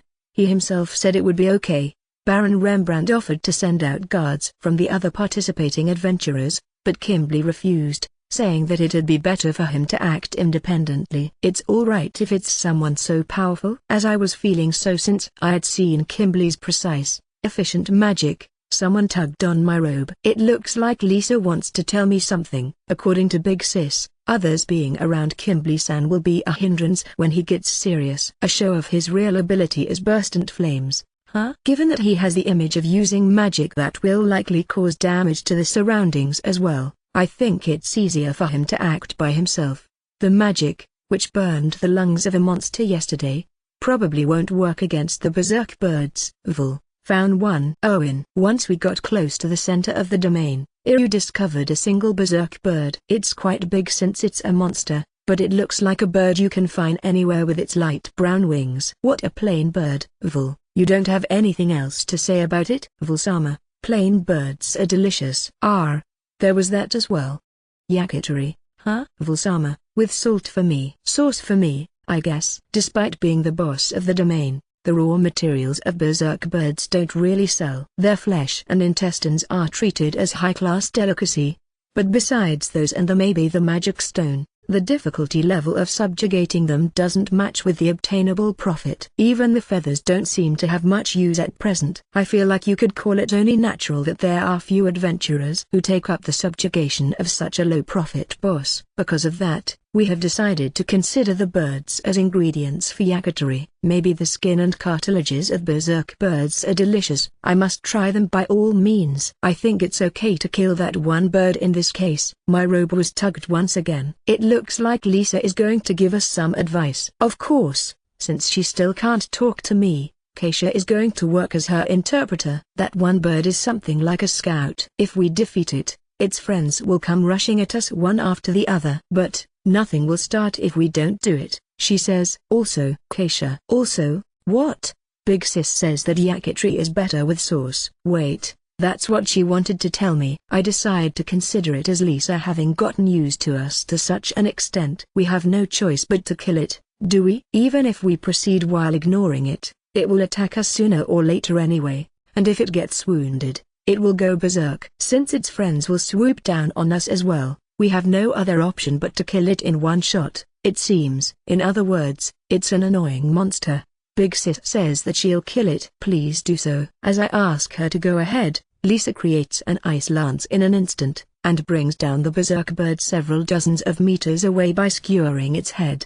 Her spell creation speed, control of the ice lance, and penetration force was great. It makes me actually feel that Lisa is a magician worthy of being called top class. With this, a chain of birds is going to appear from deeper in. Hubby, I see. We should prepare to fight them back then. It will be difficult for Iryu and Keisha to kill the berserk birds, which will come at us using a high speed, in one blow. Accordingly, I will have them guard Lisa and me. Wilma plans to cut off or crush the berserk birds' heads with her big axe. I won't use my usual iron bow. It will be an issue if you miss with that, and there will be many targets, too. If it's one berserk bird, Wilma can shoot it down with her powerful iron bow, or if she fails to kill it, she will have the time to use her big axe.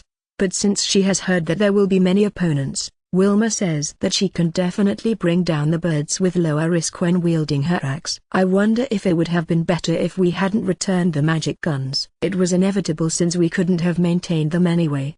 Besides, if it's the mass-produced versions that they might have lent us, the penetrative force would be lacking. Magic guns have enough effect against wild animals and people, but they still lack the power to be used against larger monsters. There's also the prototype that has enough firepower, but it has great flaws on its maintenance side, costs versus efficiency, and manageability. That's why magic guns, which have issues on the cost side that's directly linked to income, haven't spread among adventurers yet. Vulsama, they're here. Wilma, they really came, eh? Wilma and I confirmed very quickly, approaching berserk bird-like responses exceeding 50 birds through detect. Since my rob was tugged at almost the same moment, Lisa seems to use detect too. Next I could hear a series of intense explosion sounds from a place on the other side of the monster domain's central area. Lisa, that's Kimblee-san, right?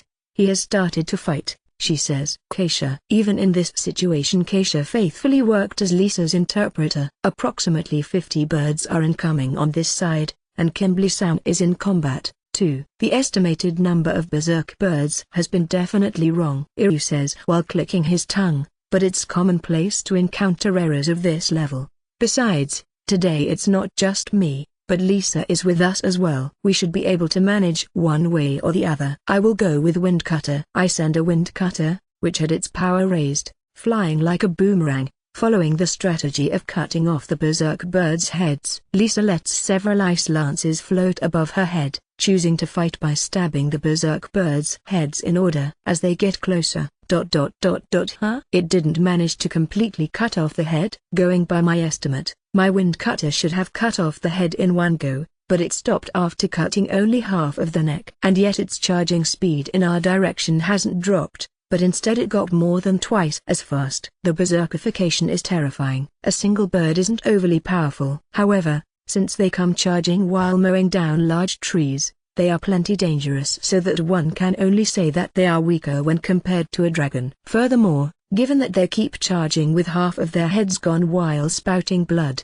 it might turn into a trauma for some people. Their name Berserk Bird appears to be not just for show. My training is still fairly lacking, I guess. If Burkhardt-san had seen me failing in bringing down the Berserk Bird, he would have likely given me a good scolding. It's good that he's not here today. Lisa continues defeating them by piercing their heads with her ice lances without missing her aim even once. Her accurate aim makes me think that nothing less could be expected of her. Even in regards to mana consumption efficiency, I'm not able to hold a candle to Lisa right now. Because she has been practicing magic since before I was actually born, you might call that only natural. How many birds did we kill? Vulsama, 54. Wilma, who's the first to answer, tells me the number of subjugated berserk birds. Even Wilma herself should have decapitated many berserk birds with her big axe. Is it over? No. I sense a group of berserk birds heading this way with my detect. This time it's two groups of roughly 100 birds each, with a slight delay between both. Hey, isn't that odd? There's way too many of them.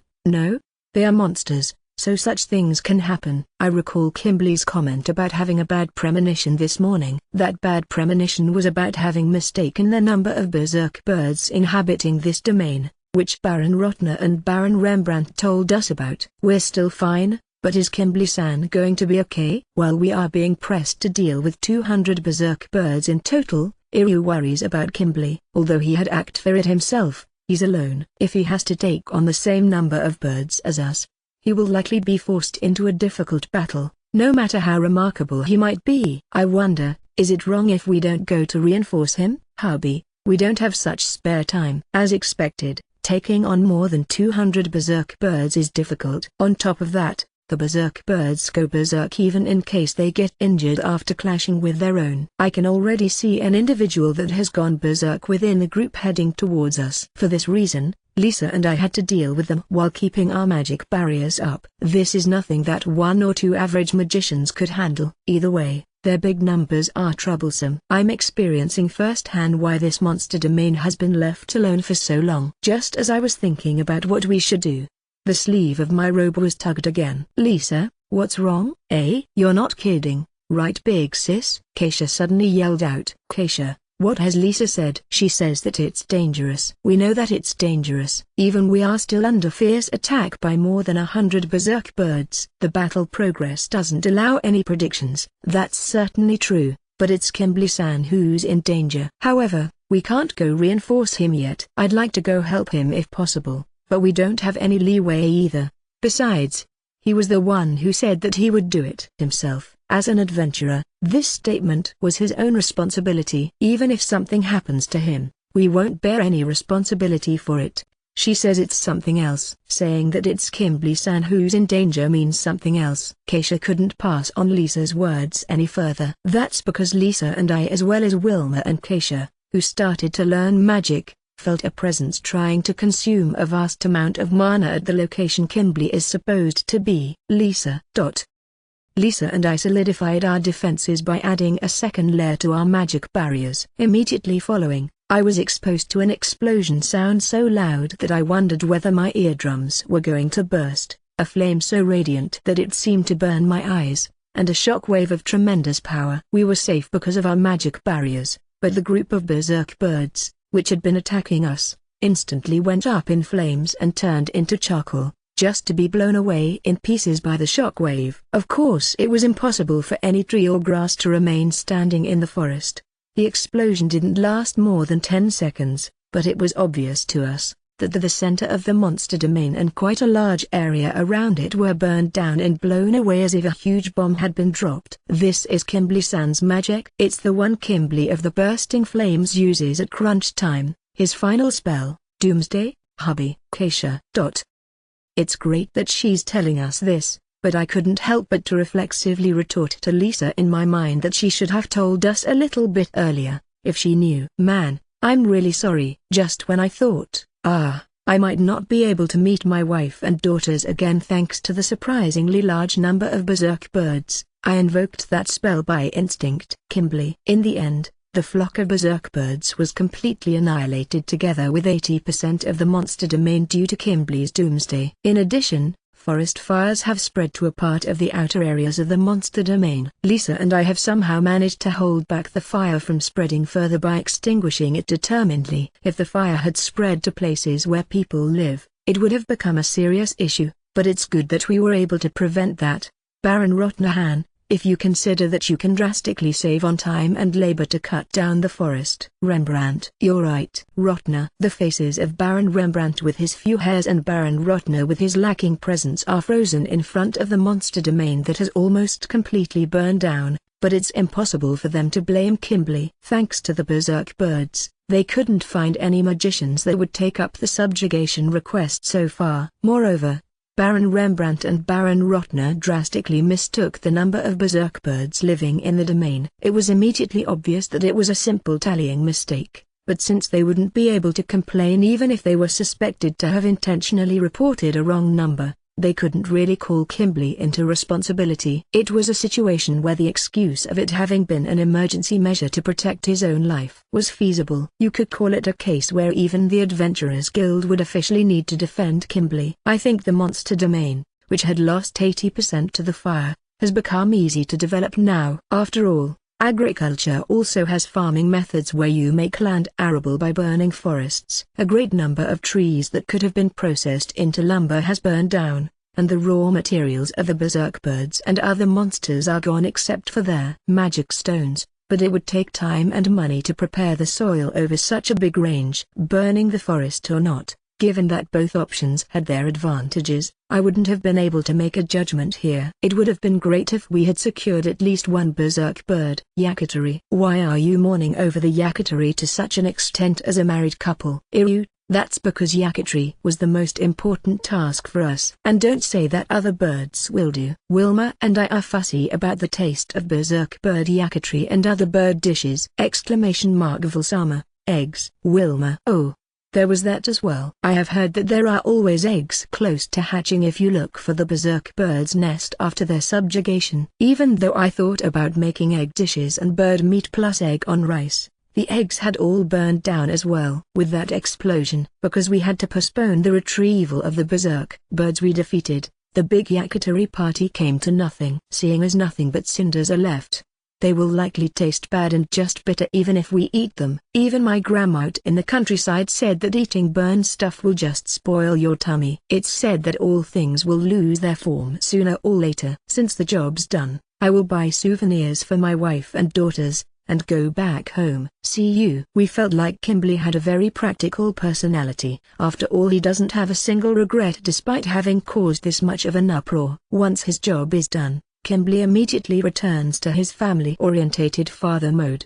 He bids farewell to us, and leaves in order to buy souvenirs for his family. Well, many magicians are eccentrics. The words Burkhardt-san told me some time ago popped up in my mind. Simply because we didn't carefully investigate his true character and didn't take any countermeasures, Wilma and I missed out on a precious bird dish. But he was an amazing guy. He has snatched away my pleasure, let alone reflecting on any of it. But I don't dislike him. In a certain sense, it's appropriate to say that he forms a perfect pair with Lisa. Now listen, Wilma. I have a problem with Big Sis' previous speech and outfit, but she does her work precisely and seriously. Keisha backs up Lisa without a moment's delay, and I could agree with it as well. Her attacks against the berserk birds and her actions when the fire was created were swift and correct. She's like this because she can't talk to men if she's not in her flashy appearance. But since she's doing her work properly, her schedule is always full. The reason why Kimberly can't become a noble is probably because he has done something like today several times in the past. Otherwise,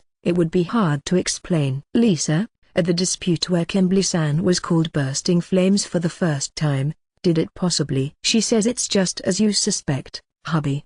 The dispute dragged on, and since he wanted to see the faces of his wife and daughters as soon as possible, he apparently blew a mountain away to urge both parties into arbitration. Leaving aside Kimberly-san, I think I still have many things I need to learn. Lisa, can I have you teach me, seeing as you're a skilled magician? Once I praise Lisa, she hides her face in embarrassment. That gesture is really cute. In other words, it's that Lisa who is serious with work but has an amazing outward appearance, and Kimberly-san who wings his work like this despite being a good person with a moderate outward appearance. It's not like he's winging it every time. Because of his beloved wife and daughters at home, it looks like he launches the doomsday whenever he feels the slightest feeling of impending danger that he won't be able to meet his family any longer. Big Sis says, Keisha, what a troublesome story. I wonder, can that magic also be used for reclamation? If I consider the damage to the vicinity, it's necessary to be careful on how to use it, though. At any rate, people really don't match their appearance. Iryu, who knew that Kimberly had surprising aspects to him, seriously says while looking at Lisa. Kimberly of the Bursting Flames, and Lisa the Blizzard. Why are the two known as opposing characters by society? We experienced that firsthand together with the threat of the berserk birds. Chapter 03, Wendlin Sensei. Even when pressing my ear against it, I can't hear the baby's heartbeat or anything. Dear, you won't hear anything until my belly becomes bigger. Is that so? Yes. How regrettable. As usual, I went out today to do public works within my earldom while taking Lisa along, and then returned home. After taking a little break, I pressed my ear against Elise's belly. In TV dramas there are scenes where the actor would now hear the infant kicking inside the belly, but unfortunately I couldn't hear anything. Even the gender will be determined after the belly becomes a lot bigger. That's fine after the child is born. I want to have something to look forward to. The retainers around Roderick, Elise's home around Cardinal Hohenheim, and even many of the high-ranking nobles starting with His Majesty put pressure on Elise to give birth to a boy. It's not that they are telling her directly, but I guess you could call it a silent pressure. They probably believe that it will become troublesome in regards to the succession if Elise gives birth to a girl while In and Louise give birth to boys. In Katharina's case it won't be a problem for her to have a boy since he would inherit the associate Baron Wagel house. You can determine the gender. It's a kind of holy magic, so a person, who can use it, would be able to tell you if you ask. As magic to determine the gender of an infant enters a fairly special magic category. There's even less practitioners than healers. Elise says it's not always said that an advanced holy magic practitioner can use it either. It's the same with Baron Rembrandt Sama's relocate. I can't use it either. Elise, for Elise to not be able to use it means that it must be quite special. The few practitioners seem to be very busy with determining the gender of infants. I hear that they are especially busy due to the requests from nobles and big merchants. Just like the old Japan, this world attaches a lot of importance to lineage. As it's essential for a family head to produce an heir, they will naturally make a request if it's possible to know the gender before the child is born. I see. Dear, you're not curious? Not really. We will know once it's born. However, I want the child to be born healthily. In my previous life, my mother told me that such a way of thinking still exists in the rural areas of Japan, but I will be very happy if the child is born safely, no matter whether it's a boy or a girl. Even if the first child were to be a girl, the next one or the one after that will be a boy. No, in reality it looks like there are people who give birth to only girls or boys, but if I were to worry about such things, it would take no end anyway. Rather than that, what I have to do now is to hear the infant's heartbeat. That's where this hearing spell comes in handy. It's a spell of the wind attribute and has a function similar to that of a stethoscope. When I heard that I had impregnated my wives, I quickly read the Book of Master and learned it. However, I wonder what Master planned to do by learning such a spell? If it's this spell. After casting hearing on myself, I press my ear against Elise's belly once more. Once I did, I could hear a regular heartbeat. Alright, Vul, I'm sorry to tell you, but that's Elise's heartbeat. Wow, the baby hasn't grown so much yet, you know? Certainly, it's just as Ina says. The four are still in the early stage of pregnancy. It's at a stage where they don't look like pregnant women at all. What a bummer. Just in case, I tried to press my ear against Ina's and then Louise's belly with hearing active, but I couldn't hear anything besides their heartbeats. No, I could hear a stomach growling from one of them. It was Louise. I've become really hungry ever since I got pregnant. Right now I'm eating 5 times a day. Louise, is it alright for you to eat so much? Wendlin. I look at Louise once more, but she doesn't seem chubby to me. Although she's saying that she's pregnant, I feel like there are many people who don't believe her. I'm sure my child will become strong if it's a boy or attractive if it's a girl. Louise is dreaming, but I cannot help feeling that she will give birth to a small, cute girl resembling herself. However, I had expected that you'd try to learn the magic to distinguish the gender of an infant. Vul. I tried to do so, just in case, but it seems to be the truth that it's a special magic. Just like relocate, I couldn't acquire it. But, even if I had managed to learn it, I had planned to not use it on Elise and the others. Why wouldn't you use it? It's because I want to have the fun of looking forward to it after it's born. Well, in the end I can't use it anyway. But, I don't plan to request a gender determination of the infants either. Wendlin. Really? Ina looks perplexed. It's probably because she has expected me to hope for an heir since I'm an earl. As long as many children are born, there will be at least one boy among them. Let's tackle it with such an easygoing approach. I deliberately say this in a light tone to not pile stress on the pressure by the surroundings for Elise and the others to give birth to boys. Wendlin-san. Katharina. What is it, Katharina? I still don't feel the baby moving either, but it would be fine for you to check, just for caution's sake. Yes. I tried pressing my ear against Elise's, Ina's and Louise's bellies, but I haven't done the same with Katharina yet. She might have considered that to be unfair. In contrast to her appearance, Katharina has such cute parts to her, too. Of course I will do so. Maybe I will be able to hear something. I press my ear against Katharina's belly at the end, but as expected, I can't hear anything. Even after using hearing, nothing but her heartbeat is audible. The way to use that spell is difficult. I want to learn it,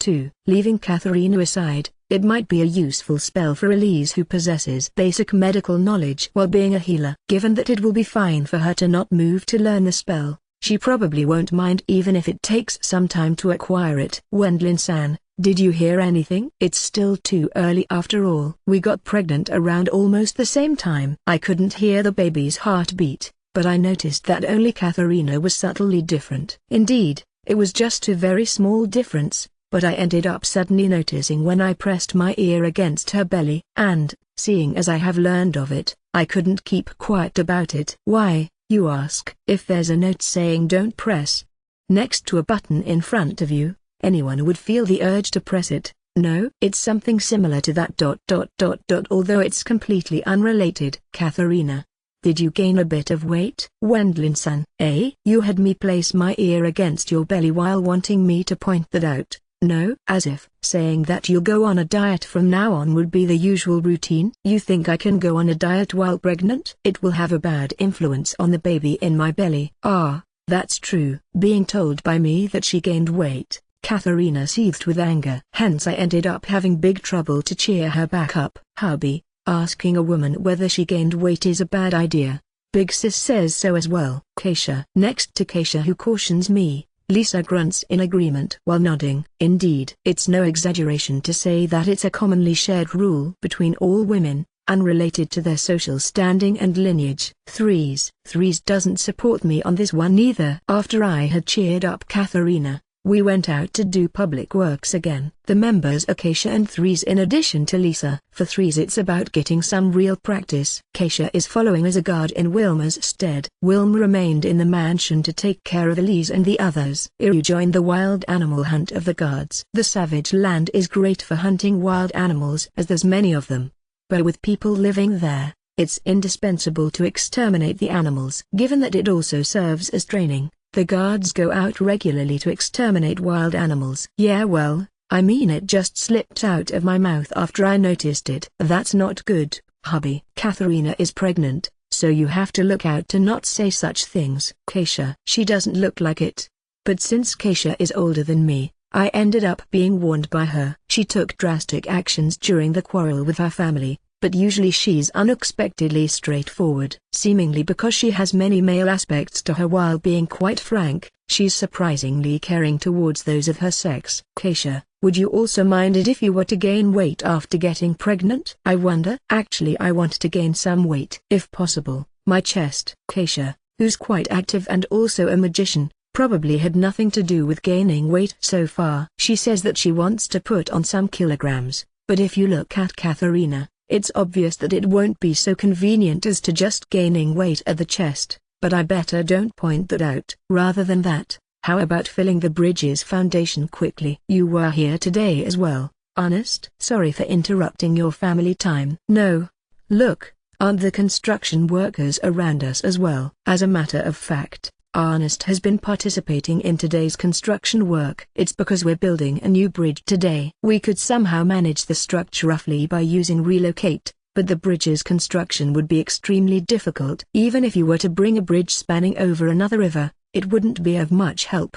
Baron Rembrandt stated that he had never relocated a bridge so far. Since the river's width and the conditions of the foundation were completely different, it wouldn't be of any use even if we had relocated it. It would be no laughing matter if it broke down or got washed away the moment it got relocated. Because of such reasons, the construction of a bridge takes time and costs a lot. It's normal for things like finally the bridge is completed, the dearest wish by 3 generations of the house to make it into the news. Even in the Bourmister earldom, we have only constructed one bridge on the way from Baalberg to the Demon Forest. Because there are 3 big rivers flowing through the Bourmister earldom, the construction of bridges is indispensable. However, even if we rush and build some half-baked bridge, it will just be washed away right away. Accordingly, it's time for the special concrete, which had been used for the tunnel we discovered earlier, and the extreme limit steel which I managed to recreate. That means, we will build the bridge pier using those 2,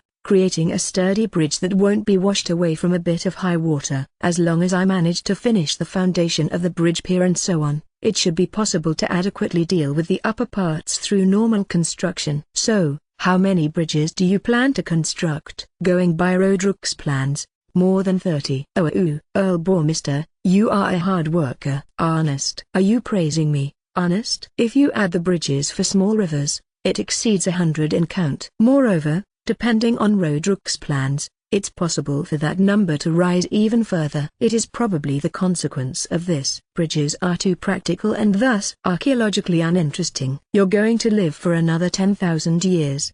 Do you plan to excavate bridges that turned into historic ruins? No, Not at all. I only thought that it is pitiful for my future juniors. The bridge pier made out of special concrete and extreme limit steel rebars has a simple design, only changing its size to match the river's width running beneath it. Since I'm the only one who's making it, I'd be troubled if someone told me to use an elaborate design. It's not like I'm an architecture designer. In exchange, you can mass produce them as long as you have enough mana. It means I will produce a great number of bridge parts, including the bridge pier, and those will be assembled on site. If he wants fine ornaments, Roderick will probably request it separately. Is that the reason why 3 magicians are necessary? Threes, give it your best. I got somewhat fed up with only training. Such real usage of my magic is more than welcome. Threes. We have split up the work as follows. First, I expose the riverbed to build a bridge pier. Since a part of the river's water has to be held back for a long time at the upper stream,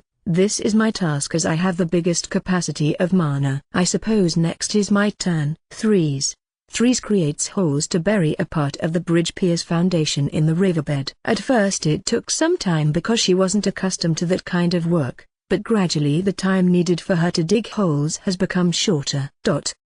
Lastly, Lisa moves the bridge pier with telekinesis, placing it into the holes dug into the riverbed. Once the burying is finished, she also doesn't forget to harden the riverbed around the bridge pier. It requires a precise workmanship so as to avoid the bridge sloping, but Lisa accomplished that with ease. All that's left is to construct bridge piers by repeating this, and place the bridges atop of the pier. The upper bridge parts are also made out of extreme limit steel and special concrete. It's because the bridges are built with a big width while supporting a large weight so as to allow many carriages to cross them at the same time. I will leave the remaining, finer parts to you. Now then, I guess we will head over to the next bridge. Okay. The bridge has been mostly completed in one day. A retainer, who had been present at the construction site, feels dumbfounded after watching the foundations of the bridge being finished in no time. If I remember correctly, he's a new retainer, and probably not used to magic yet. I'd say it's thanks to the advanced materials. As expected, the extreme limit steel and the special concrete are quite useful. After all, they allow us to easily build large, sturdy bridges. Amazing, for a bridge of this size to be built so easily. Previously it would have been impossible. But having obtained the creation method of extreme limit steel has a big influence. It was a big help that Ernest knew about the creation method for the special concrete. He possessed documents specifying the amount of rare metals to be mixed into it. Since Roderick will request the construction of additional bridges anyway, we should hurry with the construction as much as possible. Like this, close to 100 similar bridges of various sizes were built in the Bourmester Earldom in less than 1 month. The reason for their numbers having drastically grown from the initial 30 was owed to Roderick ordering additional ones. As I had expected, a territory will develop if the infrastructure such as roads, bridges and ports is perfect. In the end, that's the reason for the nobles of this world to fail in the development of new territory. If you fail to establish the necessary infrastructure for transportation, it will remain an inaccessible area, the number of people won't grow, and the formation of cities will be impossible. 2. We still have to build more roads from now on, but I feel like we completed the first stage with the building of ports for sea and air, the construction of bridges, and the preparation of soil. Just when I thought so, my lord, learning of the ease of move within the Bourmester Earldom, the number of immigration applicants has grown. Please hurry and construct the foundations at the places where we have planned to build towns and villages. Roderick, you've become skilled at putting your lord to work. Hubby, you're getting things done well even while complaining, aren't you? Keisha. Instead of Elise and the others, who can't use teleport because of their pregnancy, Threes, Keisha, and Lisa kept accompanying me on my public works jobs. However, so far Lisa hasn't reached the point of talking with me. Big sis, you're in a good mood, aren't you? Keisha. And yet, since she has grown to the extent that she can smile at me, I decide to consider the rest to be a matter of time. Our activity as Dragon Busters is in a difficult situation. Owen. That's nothing new, though. Wendlin. It's this late in the game. But Aru is completely right. The reason for us not functioning as Dragon Busters is the pregnancy of Elise and my other wives. We use contraceptives while being newlywed and during the Empire's civil war, but we stopped doing so after returning. Given that the Bourmester house is required to have many children, including an heir, the other nobles would have definitely tried to send over lovers and concubines if my wives didn't become pregnant at some point. Therefore, it's an auspicious event for Elise, Ina, Louise, and Katharina to have safely conceived. The retainers are overjoyed, too. Moreover, I will become a father. That doesn't feel bad. Since I couldn't even marry in my previous life, you might as well call this huge progress. Our combat power has dropped significantly with 4 of our members on maternity leave. I can't join all the time either. Having studied commanding during the Civil War, Iryu is currently accumulating experience as guard within the territory. Because of that, he has mostly stopped coming along on requests as an adventurer. Well, that's inevitable, though. I guess you'll get angry if I ask you to lend us Haruka. No, I won't be angry, but it's as if doing it on the fly. Iryu reports that Haruka has become pregnant, too. It's an auspicious event. But somehow I wonder, isn't it way too fast? I have a talent at being a quick shot. That's actually nothing to be proud of, in terms of an adult talk. Burkhardt-san makes a weird interjection, but rather than him, we have a problem with party members. I said so before, I can't come along every time either. Earl-sama, Wilma, Keisha, and 3-sama has to practice a bit more. Leaving aside public works, being careful about combat is Burkhardt-san's policy. There's also the reason that it would develop into a huge scandal for the Bourmester house if something happened to 3's. Huh? Don't we have plenty of combat power then? Wendlin. Earl-sama, I'm sorry to say, but going to the demon forest with 4 or 5 people like before is banned. Eh? Banned by who? My master or his majesty? It's because of what Kimberly did when I wasn't with you. Luckily you haven't been injured, Earl-sama. But now they have adopted the cautious approach of forbidding you to enter a monster domain unless you have more combat forces with you. Burkhardt. If I'm told something like that, it makes me completely give up hope. I guess that's the reason why I'm recently only doing public works every day. My lord, you're going to become a father. Let's expand the Bourmester earldom as much as possible for the sake of our children. Roderick, whose child had been just born as well, cleverly reeled me in and advanced the public works within the territory at a quick pace. Including the reward from the Empire, the funds of the Bourmester house have grown even further. Using those assets, it has become possible to develop the territory quickly and efficiently. Something that's impossible for other noble houses. Any noble house would rather get started on development than just planning it. What always turns into a problem at that point is money, or in other words, funds. As we have those, we can be a bit unreasonable. Since I finished the public works, which take the most time and money, with magic, we can start as many development projects as we want. And, given that people gather in the Bourmester earldom where the money is circulating, Roderick accelerates the development by using those people. Reclamation, soil preparation, river shoreline stabilization, and construction of ports. Because the first construction phase finished a lot faster than planned according to Roderick, we seem to be in the middle of the second construction phase right now. Well, talks about a third construction phase are going to pop up soon anyway.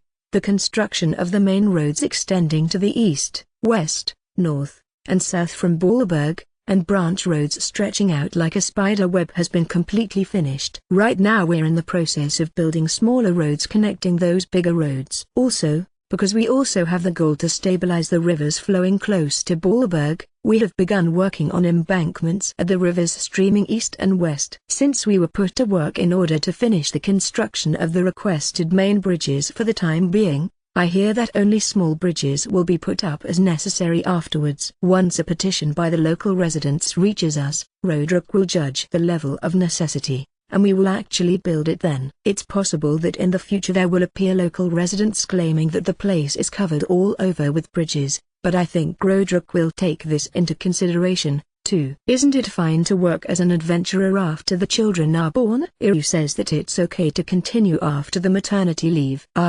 But once I look in Lisa's direction, she happily nods her head all of a sudden. It looks like she will help as a new member of my party. But, Wendlin-san, I'd like you to take proper responsibility, she says. Katharina tells us Lisa's hope as interpreter.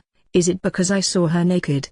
And since I also know that she doesn't grow any hair below, the women of this world are troublesome in this regard. Such things follow after we get to know each other a little better. Because there were some quite messy parts in the case with Keisha, I'm slightly more cautious this time around. Or rather, if I'm not, the number of my wives will just keep growing. What is even more problematic is the fact that my surroundings will be actually overjoyed by that. At the beginning it's fine like this, she says. However, Katharina interprets faithfully. She precisely passes on Lisa's words. Katharina might actually possess a very caring character. I guess it will work out somehow. It'll be fine as long as Daoshi comes. Iru seems to expect Daoshi to come over as a helper for our adventuring. Erwin, Daoshi is no good. Eh? Why, Burkhardt-san? Daoshi is busy with giving speeches. Eh? He's still at it? Even though almost 3 months since the end of the Civil War have passed, it looks like there are still people who want to hear his stories. There's a lot less entertainment in this world than I had expected. As for this, at first he went around the territories belonging directly to the royal family, and now there's requests from nobles. Rather, I hear he will be busy visiting all the noble territories from now on. It kind of feels like he first gave speeches in the cities, and now is giving speeches in the countryside. Since it's impossible for Burkhardt-san and me in regards to our schedules and social positions, it looks like requests are flooding in on Daoshi, who's an appointed noble and has little to do as royal head wizard. Daoshi won't decline His Majesty's request after all. Daoshi is His Majesty's childhood friend and a faithful retainer. Usually he's more self-centered than anyone, and he has been abusing us to his liking. It means His Majesty can also consider him as a noble who listens well to what His Majesty says. Are Daoshi's tales interesting? I feel like I want to make sure, but if I go to his speeches, I might get dragged in by Daoshi and be forced to talk about something. Let's give up on that since it doesn't suit me either. I guess you won't be going to monster domains for a while then.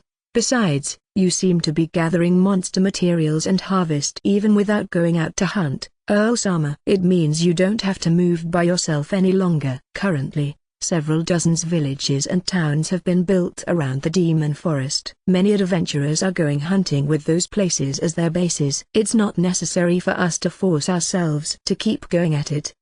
What about that person? I mean, Ernest. No. He is. Right now Ernest is concentrating on writing up a report inside his room without showing up in front of us all that often. Considering it from the common practice of archaeology, it takes more time to write up a thesis to reference on what you investigated than it takes time to excavate a historic ruin. Ernest, who had investigated the tunnel so minutely that he exceeded the schedule by 2 weeks, has locked himself up in his own room and is writing his thesis into a thick bundle of papers.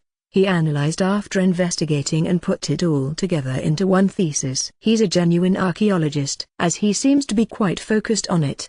He doesn't leave his room except for taking his 3 meals and entering the bath once a day. This place is nice. Duke Nurnberg was troublesome as he always told me to hurry with the excavation. It looks like that part of his papers has been left behind, but he has also added the details of the historic ruins in my territory. Right now Ernest doesn't separate from his desk. Of course his monitoring continues, but the retainer in charge apparently is totally relaxed since he has so much free time. According to Roderick's report, in the eyes of a scholar, it must be the ideal research environment, Since he's a demon possessing this much mana, leaving him to his own devices would be dangerous. Having him live in the Bourmister earldom while baiting him with underground ruins is a lot easier. Sooner or later he will likely start talking about new ruins. There are many completely untouched underground ruins within the Bourmister earldom. Especially the demon forest seems to have many of those, but to search that place, we need combat forces.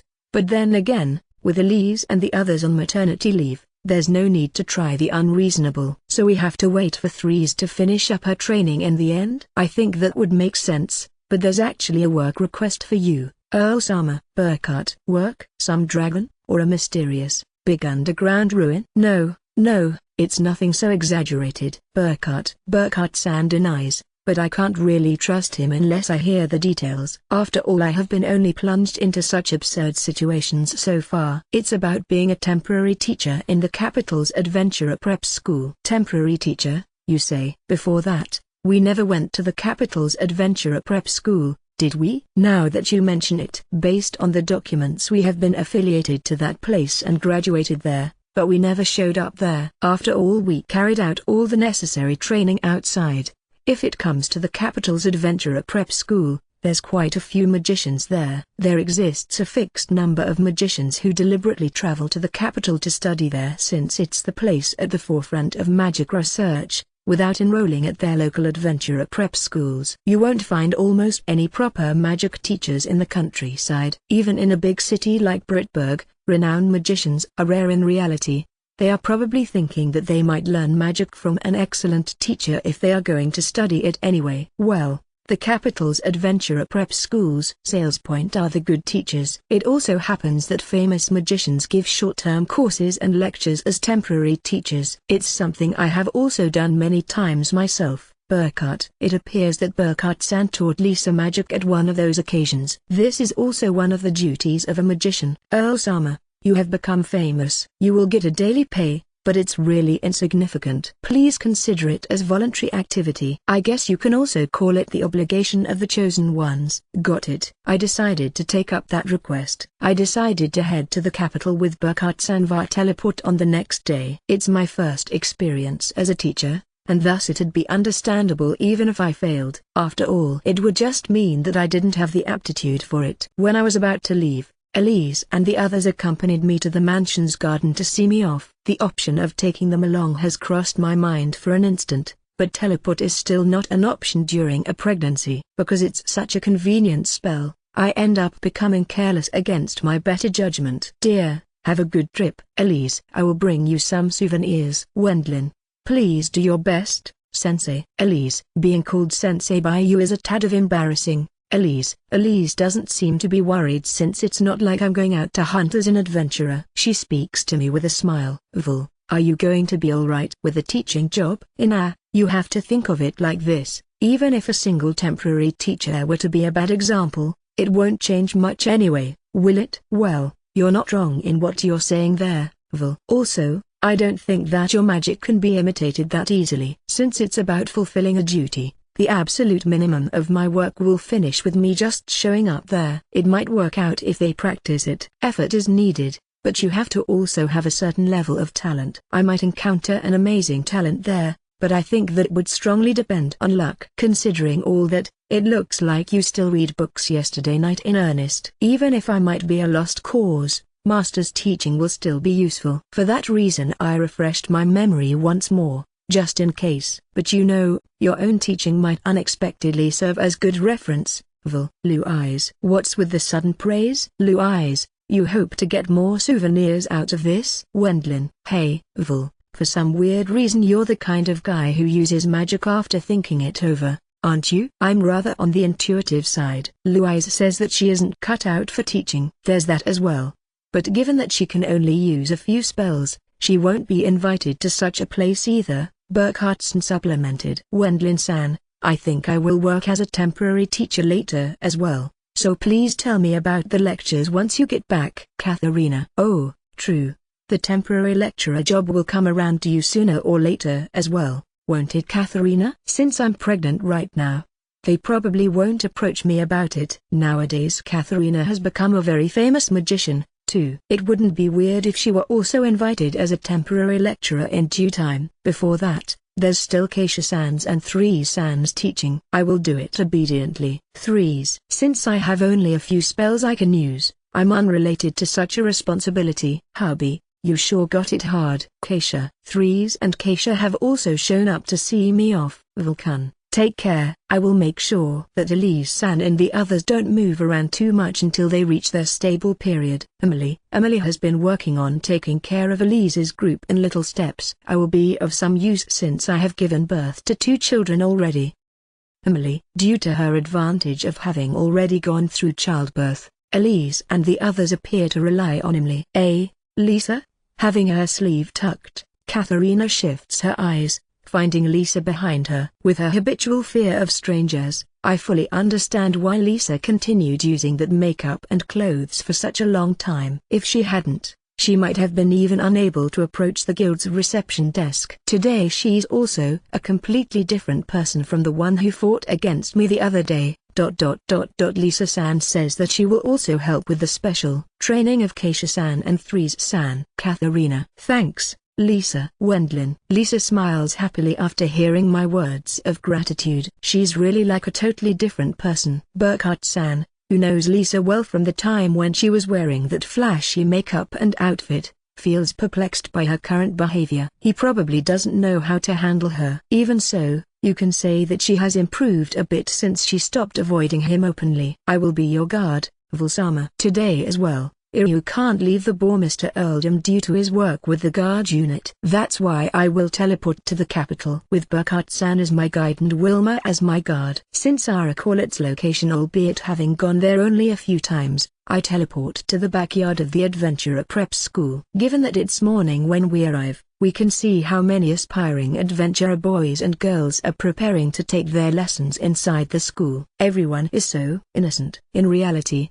there were surprisingly many people who are older than us, though. There are also people who aim to become adventurers to earn money for new businesses they want to start and such, even after passing an age of 30. Still, more than half of them are minors. They aren't that different in age compared to you, are they, Earl Sama? Burkhart: no, the difference of a few years during your teens is big. The capital's Adventurer Prep School doesn't have that much of a difference with the regional Adventurer Prep Schools in regards to the subjects taught. However, because it has many enrollment applicants and receives financial support directly from the kingdom, the grounds and buildings are much bigger than those of the prep school in Brittburg, and there are many teachers and staff members. You can enroll with 12 years, and students with good academic results will be exempted from tuition. Since they can't enter a monster domain until they turn 15, they hunt in the nearby forests until then. It's completely the same as in Brittburg. Let's go greet the principal. We head to the principal's office with Burkhart-san in the lead. As I walk through the school while holding hands with Wilma, the passing students start to make a racket. Burkhart-san, you are a celebrity, aren't you? I am famous, but I think you are even more so, Earl Sama. Burkhart: everyone is surprised to see you, Vulsama. It looks like they do know my face. That's only natural. Is it? There's no TV in this world, though. Once we enter the principal's office, the same principal as several years ago greets us. He looks like he's around 60 years old. His silver gray hair is stylish. A man who seems quite capable despite one of his arms being artificial. Hendrik Dono, I brought him. Thanks, Burkhart. His name is Hendrik Clements Hanks, formerly a famous adventurer. One of his arms being artificial stems from a monster having bitten off the real one in his younger days. The amazing part about him is that he still continued as an adventurer, achieving even better results than before he lost his arm. Artificial Hendrik is a celebrity who's even mentioned in the Adventurer biography series. After his retirement, he was assigned to the post of the Adventurer Prep School's headmaster as his popularity was highly evaluated. Burkhart-san has been apparently taken care of by him during his beginner days. That's probably why he brought up the temporary lecturer request with me. As a matter of fact, Johannes Gisn has retired. Johannes Gisn was the regular teacher in charge of magic at this prep school, but he was more than 90 years old. Even if this might be the capital's Adventurer Prep School, they still struggle to secure personnel that can teach magic. Thus there are many magicians said to not retire as long as they can teach. There are many cases where magicians are held back by the prep school even if they actually want to stop, probably because of his age. He had become very forgetful. Then he started to even forget magic at last. He had his grandchild come to deliver the resignation note, saying that impediments in his teaching have appeared. If it goes this far, I guess you can't really detain him. Given that even such an old man dropped out as a regular teacher, the prep school was facing a dire situation. The majority of old magicians capable of teaching take on other profitable work. After all, Johannes Gisn was a valuable staff member. They have started looking for the next regular teacher, but that will take time. Accordingly, they are apparently holding out by having the Royal Palace dispatch wizards as temporary lecturers. Just 1 month. Even a single week will be a great help. My adventurer job is on break as my wives are pregnant. So, as long as it's in the time between the breaks of my development work. Thank you, Earl Bourmester Dono. With this it had been decided that I would work here as a temporary lecturer 3 times a week for approximately 1 year until Elise and the others gave birth. Well, such experience should be useful in life one way or the other. Besides, Wendlin-sensei doesn't sound all that bad either. By the way, aren't there any people who seem to have spare time in the royal palace? I won't drop any names here, but it's about the guy who has been busy with giving speeches most recently. Daoshi Dono? He's no good. Why? We cannot afford to break promising magicians. I also believe that it's better to give them strict training, but there are limits to everything.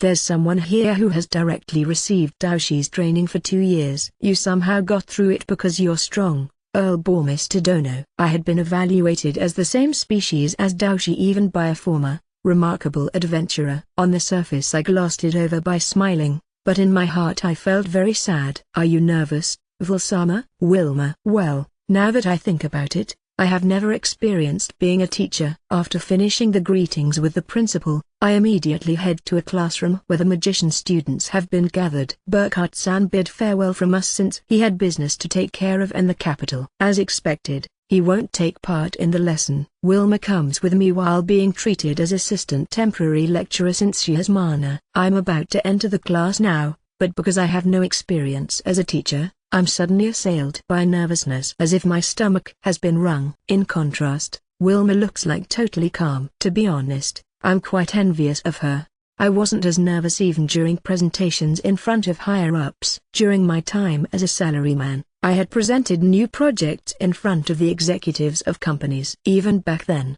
I shouldn't have been as nervous as I am now. Whatever. It's not like I will be eaten or taken apart. I resolve myself and enter the classroom. Once I do, around 40 boys and girls ranging from 12 to 15 years are waiting there. Nothing less of the capital. The number of magicians is big. Since they can make one class full of only magicians, any comparison to the prep school in Brittburg seems quite pathetic. Everyone, nice to meet you. I'm your temporary teacher, Wendlin von Benno-Bormister. It has been decided that I will be in charge of this class 3 times a week for around 1 year. Pleased to meet you. I feel like my voice carries a bit of my excitement, but I somehow managed to make my greetings. Wilma Ethel von Bormister. Wilma introduces herself in her usual dispassionate manner. Not having a shred of nervousness here might be the very reason for her sniping abilities. Let's see. Once I open my mouth, the students' eyes gather on me at once. But there's one problem here. Wilma, what should I do during such times? It's true that my head has gone completely blank due to my tension, but in the first place, I don't really know what a teacher should do at such times. Vilsama, what about your lesson preparations last night? You see, I can't choose those as long as I don't know the level of education of the students here. It's completely my blunder to not have asked Principal Hendrik.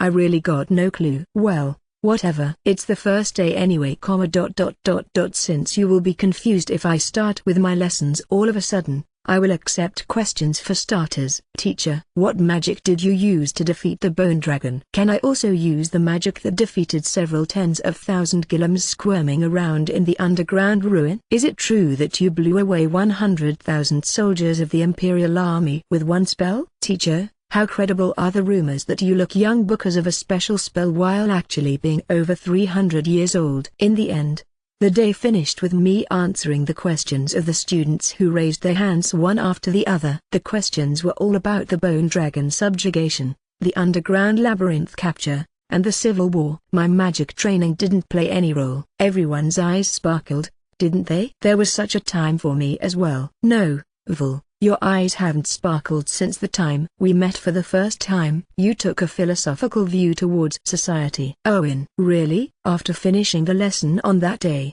Wilma and I returned to the mansion. I talk about today's events while spreading out the souvenirs I bought in the capital, but you, that asshole, shot me completely down after hearing what I said. My eyes sparkled as well when I was a lot younger, like an angel. More like a fallen angel, I'd say. Owen. How rude. Hurry up and go back to your wife. Aye, sir. Once I give you his souvenir, he goes back home. His wife is pregnant, so it's better to have him go back as soon as possible. Dear, what are you going to do about the next lessons? I will play it by ear while referencing to the education from Master Elise. I will let Wilma help out as well. Will do my best as an assistant temporary teacher. Wilma. Since I have promised to work 3 times a week as a teacher, Wilma and I head to the classroom again 3 days later. As we can't only keep talking about me, I will hold a lecture in my very own way. But I decide to first ask the students what their previous teacher, Johannes-san, taught them. If there are any good parts, I will expand on those for the sake of the students. What did Johannes-sensei teach you? Once I ask the students. They look at each other and sink into silence. Were you taught some kind of secret magic or theory? Is that why they can't tell others about it? No, that's wrong, sensei. Sensei. Me. You are? I'm called Agnes first. A single girl raises her hand among the murmuring students. She's a bespectacled beauty with a height of around 155 centimeters and light brown hair that's curling inwards. On a first glance, she looks like the typical class president character, I guess.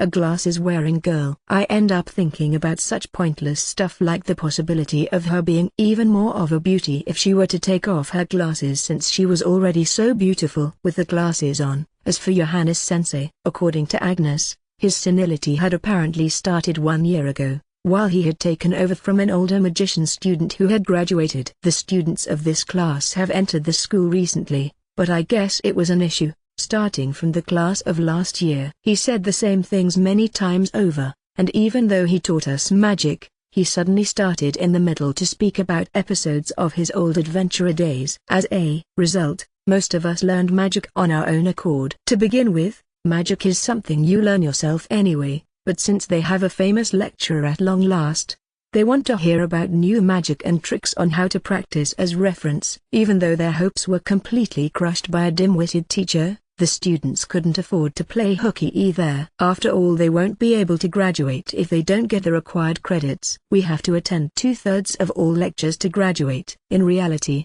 there's more than 60 students in this class. However, since all of them believe that it's no problem as long as they get the least necessary amount of attendance days, around 1/3 of the students are always absent. I see. In this case, I suppose it's no problem if I start from the basics just as I planned last night. Making up my mind, I begin my own lecture at once. First, the basic of the basics is to train the basics every day. This is something written in a book that has widely spread across the world. You expand your mana paths and mana sac while imagining the flow of mana every day. Because the mana amount and power of your magic grows through this, it's necessary to do it on a daily basis. How many of you are doing it every single day? Half. Wilma. Due to the low number of students raising their hands, Wilma looks disappointed. She has been taught by Burkhardt-san and me, and makes sure to meditate every day. Even Dousie said that he never misses a single day of practicing that. That's how fundamentally important training the basics is. It's no good if you don't do it every day. But teacher, my mana has already stopped growing. A single boy objects. Mana at an elementary level is at the lower end in this class. By the way, the one with the biggest amount of mana in this class is the class president character, Agnes. Just under the condition that it's for now, though. You can still widen your mana paths. Mana paths, you say? Even the power of my magic doesn't amount to much with my mana. If your mana paths are narrow, the amount of mana you can use and the control of your spell's power will be insufficient. Really? The boy can't hide his surprise as he apparently hears this for the first time. At times when you use spells that use large amounts of mana and at times when you use spells that require low amounts of mana, it's advantageous for the flow of your mana to have wide mana paths. It has an especially big influence when you invoke big spells. If the mana paths are narrow, it will take longer for the necessary mana to flow through the paths. Doesn't that make only a small difference? Another boy asks me. It's small, but in actual combat it will be fatal. If your opponent fires their spell first, you'll be finished. If a monster rushes at you before you finish casting, you will probably die. Not only that student, but all others become deadly silent upon my reply. Yep, the difference is probably in the range of milliseconds, but there are many cases where that time will be crucial. Sensei, what is it? It's about that training of the basics. Another beautiful girl with bobbed, black hair, who might have barely made it into this class with her young age, asks me a question. The image of widening the mana paths by letting mana flow through them has been described in books, but I don't really understand how to exactly shape that image. Since the books only write to imagine it, I don't understand what image to use. The books leave it at saying that you should sit down properly and close your eyes, the girl says. There are several other students who have the same issue, I guess that's also inevitable. What I used for widening my mana paths was an image I had seen on TV in Japan. It was a clip about blood flowing through the veins in an educational TV program I was shown at school, and so it was fine to use a similar image in my mind. However, in this world you can't learn about the structure of a human body without being a doctor or going through the church. Moreover, documentaries don't exist, and there's only books and hearsay as sources of information. Having expected as much, I prepared something like this. Having said that, it's nothing overly elaborate. It's just the intestines of a boar, as they're normally sold in stores in the capital, being hung up sideways. Since it's used as stuffing, you can buy it cheaply all over the place. I added an inclination to the sideways hanging intestines, released water with magic through the entrance on the right side, which was located in a high place, and kept letting it stream through the intestines. When you increase the water volume, the intestines continue to swell. The water exited towards the ground from an exit on the left side located at a lower place. The escaping water gathered in a tub my assistant Wilma had prepared. You can think of the water as mana, and your mana paths as the boar intestines. You can imagine that the intestines will always expand due to a large amount of mana. I increased the amount of water, making the intestines bulge. Since it'd be a waste to break the intestines, I carefully tune the amount of water used. I think it will be fine if you close your eyes and imagine your own mana paths widening like this in your mind once a day. Next, it's the mana sac, but that one is even more simple. The bladder of boars is sold for cheap as an ingredient for sausage after all. I fill a bladder with water to the limit, making it swell. Sensei, do mana paths and mana sacs look like those? It's an image to the bitter end, but your sensei has been training every day with these images every day. If it comes to an image of it expanding by letting large amounts of mana flow through it, this seems the most suitable to me. Of course, since it's just an image, I won't mind even if you use your own image to realize the same effect, as long as it shows effect. It's a suitable method for you. Wendlin. I see. The students diligently take notes while listening to my explanations with meek expressions. They are such straightforward kids that it's almost dazzling. Vulsama, you stink a bit of an old geezer. Wilman unleashes her vicious tongue at me who admired the students' purity. Are you still doing basic training even after possessing so much mana, sensei? In your sensei's case, my mana is still growing. Wendlin. It's nothing unusual as I'm still not 20 years old. However, my amount of mana is already the biggest on the continent, and since around the only one who can match me would be the demon Arnest, everyone stares at me in wonder. I'm repeating myself here. But even if your amount of mana stops rising, it's better to train imagining how your mana paths widen. Small amounts of mana can also move quickly through wide mana paths. But if you try to press a large amount of mana all of a sudden through narrow mana paths, the mana flow will stagnate, and the activation of your spell will be delayed, or in worst case, it's possible that you won't be able to release a spell with the necessary power. That's why I recommend doing this every day. In addition, I tell the students about the basic training I have come up with myself and the one I was taught by my master, especially when I taught them about including meditation, which I and those close to me practice every day. It was popular with the students as it's easy to integrate. The first day was self-introduction, and the second day the basics of the basics. I think those are proper lecture contents. Earl bore Mr. Dono, I watched your lecture as well, and I must say I'm thrilled. Once I head to the principal's office after finishing my lecture, Wilma and I receive high praises by Principal Hendrik. It's the basics of the basics. No, that's true, but unexpectedly there are no people who will teach those. I'm no magician, so I can't teach them either. Hendrik Johannes Gisn should have taught them long ago if he hadn't gone senile.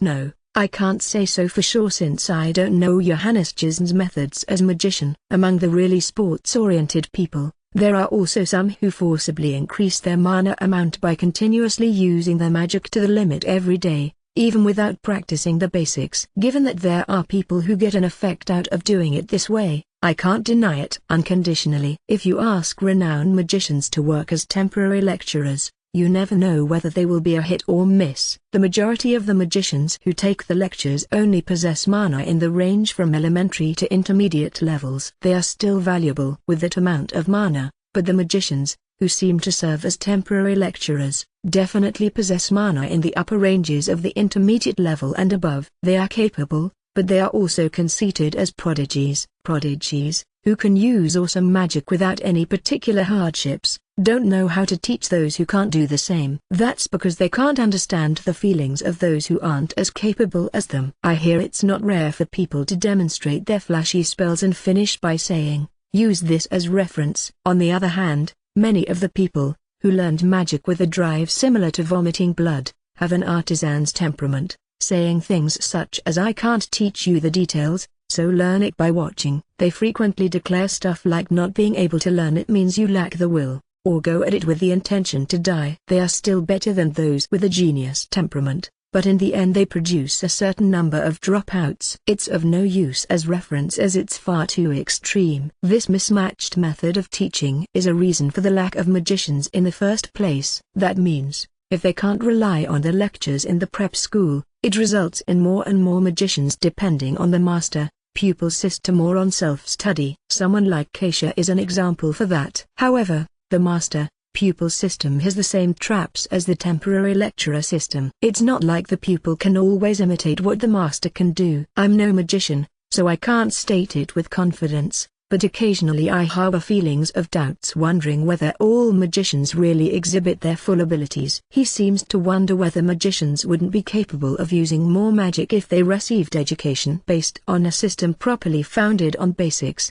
I will teach them to my best abilities for the period I accepted to work as a lecturer here. Even this much is a great help. It's no good if I don't find the next teacher, but I think it will be really difficult to find someone more excellent than you, Earl Bormister Dono. Hendrik. In the end it looks like Principal Hendrik is pleased with me. A systematic teaching of magic. Certainly, depending on the teaching, your own abilities will play a big role. Once I brought up the topic with Elise during dinner after coming home. She didn't deny my conclusion. How was it in your case, Elise? Louise, Wilma and I had a late start, so it turned into us having Val and Burkhardt-san as teachers. It's the same with Keisha as well, right? Though Keisha had a certain extent of mana from start. But I had my fair share of troubles to learn magic I can use. I finally reached a point of being able to do it thanks to Big Sis coaching. Keisha, Louise, and Keisha begin to talk about their respective experiences. I received training at the church. Elise. Since her mana had been confirmed in her early childhood, Elise apparently was immediately taught at the church through Cardinal Hohenheim's connections. Because they immediately found out that I had the aptitude for a healing magician, the other healing magicians taught me what I needed to know. Elise. Even the church is adamant about securing personnel capable of using healing magic. Besides, her grandfather is a cardinal. It was impossible for them to cut corners in her education. But, magicians are precious, aren't they? I wasn't treated as all that important since there's only a few spells I can use. However, my treatment over at the Adventurers Guild wasn't bad. Keisha. Even mana holders at Keisha's previous level, and all the more so if it's a person who can boost their combat abilities with it, will be valued highly by the Adventurers Guild and the army. However, strictly spoken, that's not because they're magicians. It's merely because they're strong. If you have a talent for healing magic, the church will welcome you with open arms and teach you. In case of other magicians are busy because there are so few of them. Rather than teaching, doing it by themselves is more profitable. They probably believe that they can somehow handle it themselves, as long as it concerns magic. And yet it's a general trend for a normal magician to think that they should at least take 2 or 3 pupils, which also includes an intent to contribute to society. In addition, it gives them an excuse to dodge something as troublesome as being temporary teachers at prep schools. Still, there are many peculiar ones who won't even do that much. Nevertheless, the government and the various guilds don't rebuke them in any way. It's because they will be stumped if the magician gets angry or offended, seeing how the other party possesses ability and brings in profit as well. I think I can clearly understand now why the group of magician teachers at the prep schools is so small. So, how are things going on Keisha's and Three's end? I ask about the two's level of magic education. Keisha-san has an aptitude for wind magic and physical enhancement magic specialized on acceleration. However, since she's bad at emission magic, We have limited it to magic, allowing her to achieve an effect similar to a magic barrier by cladding her body in wind and to raise her offensive ability by engulfing her sabers with wind. She has the same magic disposition as Ina-san. As for 3-san, her strongest attribute actually was Earth. Her aptitude for public works magic is high. Her being able to use high-ranking fire magic has been previously proven in her duel against me. Lisa. I can't hide my surprise. It's not about Keisha's and 3's magic. It's because Lisa, who's the incarnation of someone fearing men, gives me a fluent explanation. Keisha-san, you say? Big sis. Keisha only knows the previous Lisa. She seems quite bewildered after being addressed with "san" all of a sudden. Lisa spoke. There was an anime like that in the past, wasn't there? I think it was about Lara standing up. No, I mean, she could talk from the very start. Right, Lisa? Burkhart. Lisa has become able to talk to me, but she stays silent at Burkhart-san's question. It looks like her fear of men hasn't been completely cured yet. Don't ignore me, Burkhart. Teacher, it seems that Lisa-san still can't speak to any man other than Wendland-san. Katharina. For her to become like this without that outfit and makeup. Burkhart. Katharina does her best to follow up on Burkhart-san, who has become sullen because he can't get Lisa to talk with him. Before anyone noticed, the position of being something like Lisa's interpreter has completely stuck to her. Even though she might say this or that, in the end Katharina is very caring and soft-hearted, seeing how she spontaneously follows up on others and faithfully takes care of interpreting. Katharina, you're quite the helpful person, aren't you? I guess you can say that I feel a deep sympathy for her. Katharina. In the eyes of Katharina, who's actually not afraid of men, but I think it's something similar. Alona like me, Lisa appears to be someone she can't leave alone. In reality, it's the same for me as well, which is also the reason why I allow her to freeload here as much as she likes. Mr. Sama, please take me along to your public work duty as well. Katharina-san is already on that subject. I guess you're right. It's not like I can take the pregnant Katharina to the construction sites with teleport. Lisa offers to help out instead since she's freeloading at my home. You did play a very active part in building the bridges. Are you strong at earth magic? I'm better at it than fire magic. Lisa. I have already fully experienced the power and precision of Lisa's magic.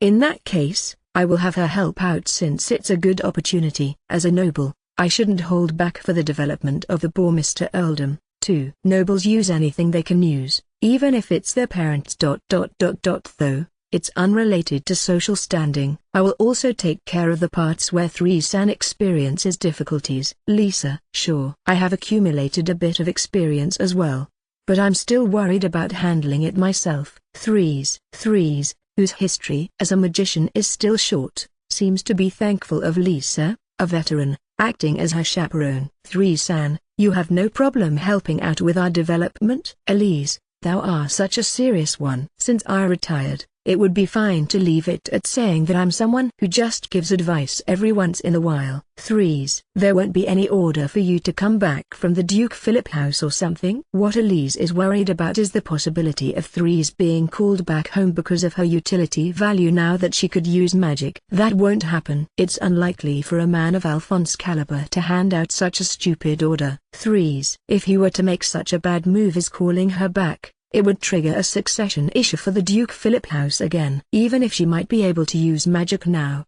it's very unlikely for her to be called back for that reason. I think, even Peter Donner wouldn't wish for that. 3's. In the same way as before, it might very likely lead to talks about 3's becoming the next empress. As of yet, the empire is still in turmoil. It will take time to rearrange the parliament and enact an emperor election. If 3's were to come back at this point, folks scheming for her to run as a candidate might show up. Officially, I'm Earl Bormister's guest, but in reality I'm considered his lover and spoils of war. This position is perfect for me as it's not bothersome. Since I also managed to find a friend in Emily, it means that I'm living in a paradise of carefreeness. 3's. Starting with the next day, Lisa and 3's went around to do public works, and since I sent them on site with teleport on the days of my lecturing, the days of me teaching at the prep school kept increasing in number. Hubby, take me along as well since I'm dying of boredom over here. Keisha. Once Keisha joined as my guard and showed up at the prep school,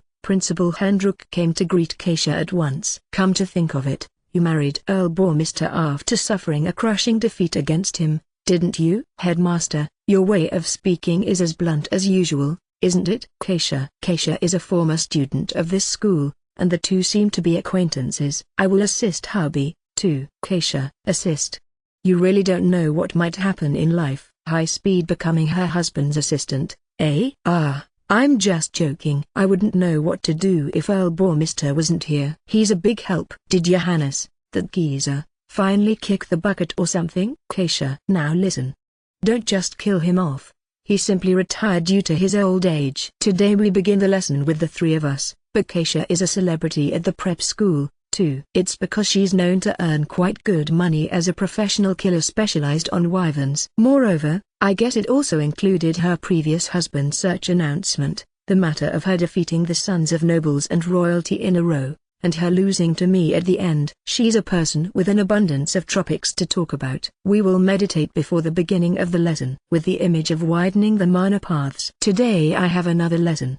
Having said that, since it's already my 5th lesson in total, I'm just teaching them the theories and basics I was taught by Master, adding the training I arranged in my very own way. Even a fireball that uses the same amount of mana will have a completely different effective range, if you do it like this. The first one only left light burn traces with a diameter of around 1 meter behind on the target board. However, once I shrunk its size to that of a pachinko ball, I succeeded in puncturing the board. There are cases where the first fireball with a wide effective range but lacking power might be recommended to be used, but you will almost never use it on monster hunts. Any of you know the reason? Here, Agnes, the class president character, raises her hand in response to my question. This bespectacled and diligent girl has the most mana in this class, good scholastic records, and acts as mediator for the students. A class president system doesn't exist at prep schools, but she's actually treated like a class president by her surroundings. It's because the firepower is overwhelmingly insufficient. I think you can't use it for anything but a smoke screen. Agnes, that's mostly correct. There's no point in firing a spell that won't be able to kill a monster even if it hits. Using it as a smoke screen when subjugating targets together with a party happens occasionally, but I think it would be better to stop that as well. There are 2 reasons for that. First,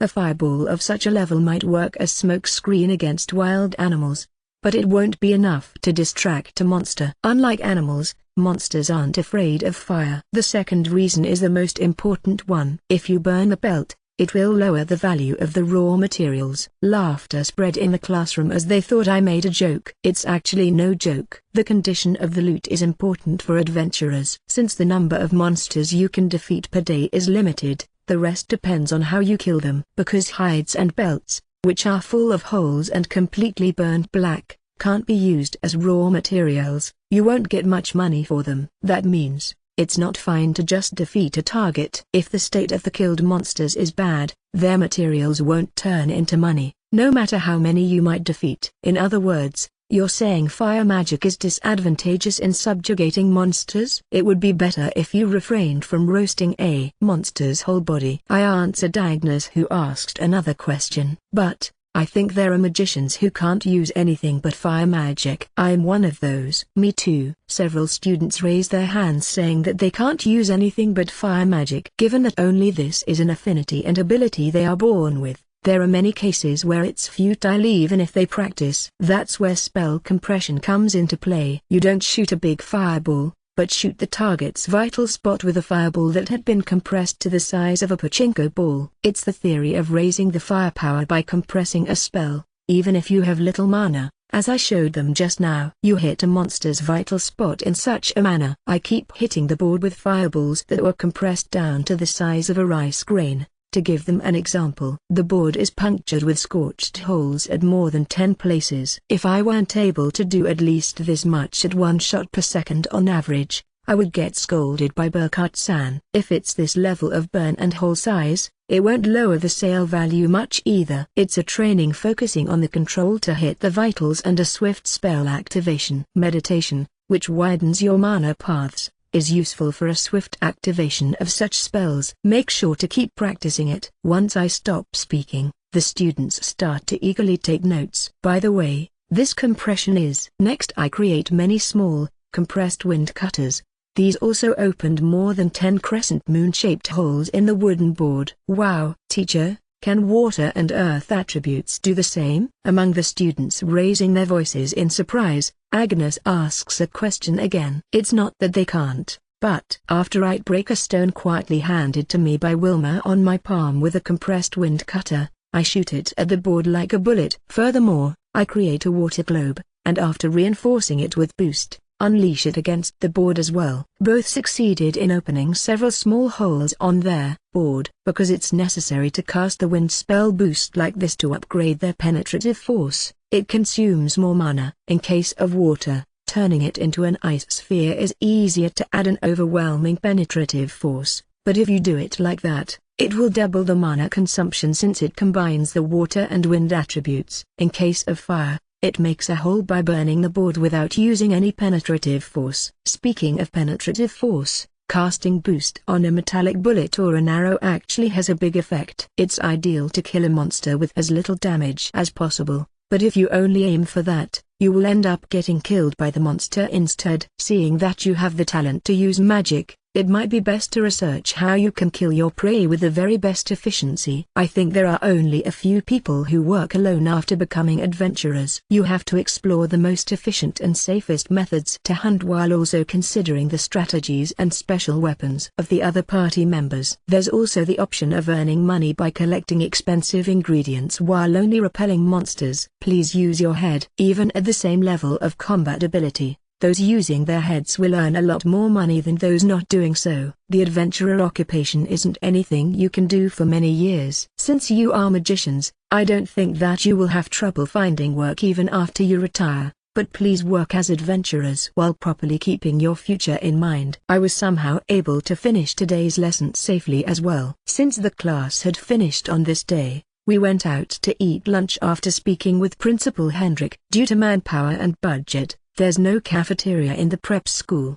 It looks like the kingdom won't supply lunch either. The students eat out or bring their own lunch. Many restaurants targeting the prep school's students are lined up around the school, but we head for a single restaurant among all of them. This restaurant, at a glance it looks like a normal eatery, but as a matter of fact, Daoshi has recommended this store to us. Ooh, I have waited for you, Armstrong. Once we enter, Daoshi calls out to us from a table deeper inside. Given that he has been busy with speeches recently, we didn't meet often, but he had invited us to hunt together starting today afternoon. We had arranged to meet at this restaurant beforehand to eat lunch here.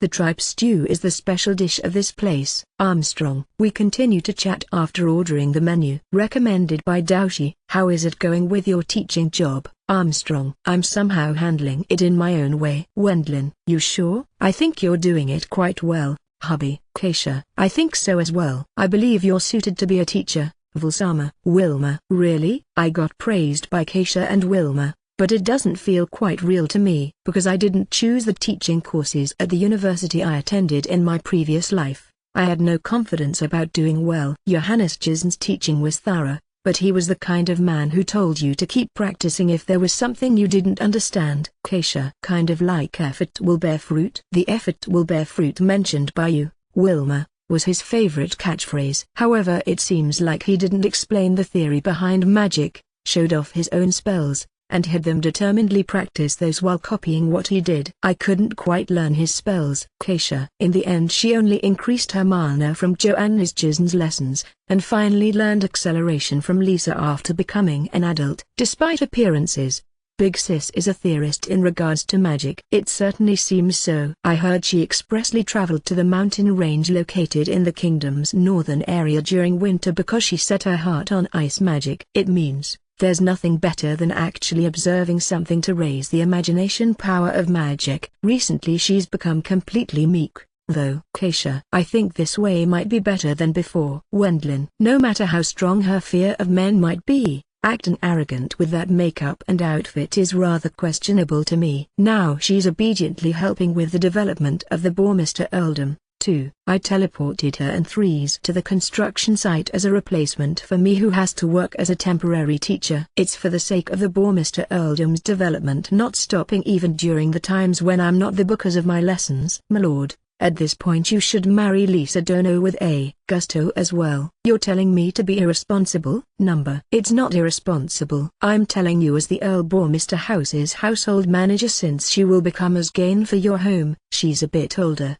but don't you consider her beautiful? Roderick, who admired her skillfulness in public works, urged me to marry Lisa for an exceedingly pragmatic reason. Lisa is doing public works while coaching Threes. Once I wondered whether she only used ice magic as her nickname suggests. She was actually handling other attributes quite decently, too. Also, she's good at teaching others, just as Keisha says. It makes me think that she lost out because of that makeup and outfit of hers until now. However, if you say that it couldn't be helped since she wouldn't have been able to hold decent conversations with other people without that appearance, that would wrap it up. I think Big Sis is definitely believing it to be so. That this is the duty of a wife. I had planned to pay her a reward later, but if she really thinks so, she might not accept it. However, that might turn into something much like a confirmation by a fait accompli. Let's leave such complicated stuff for later. There's no use in pondering about something I can decide later. Since the ordered food has been brought over,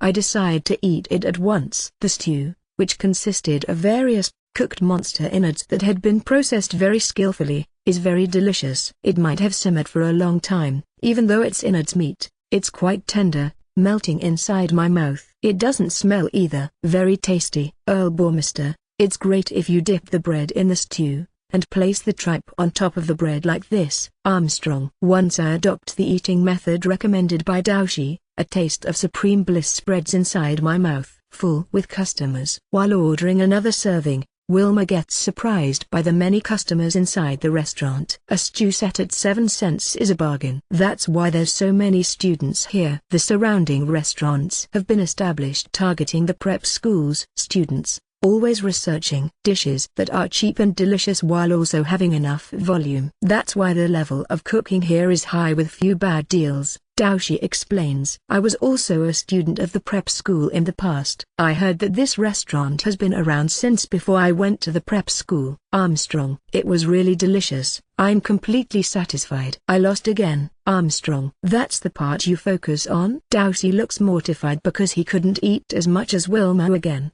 But we decide to go hunting without paying any heed to that. The location is a monster domain close to the capital where Daoshi often hunts as a part-time job.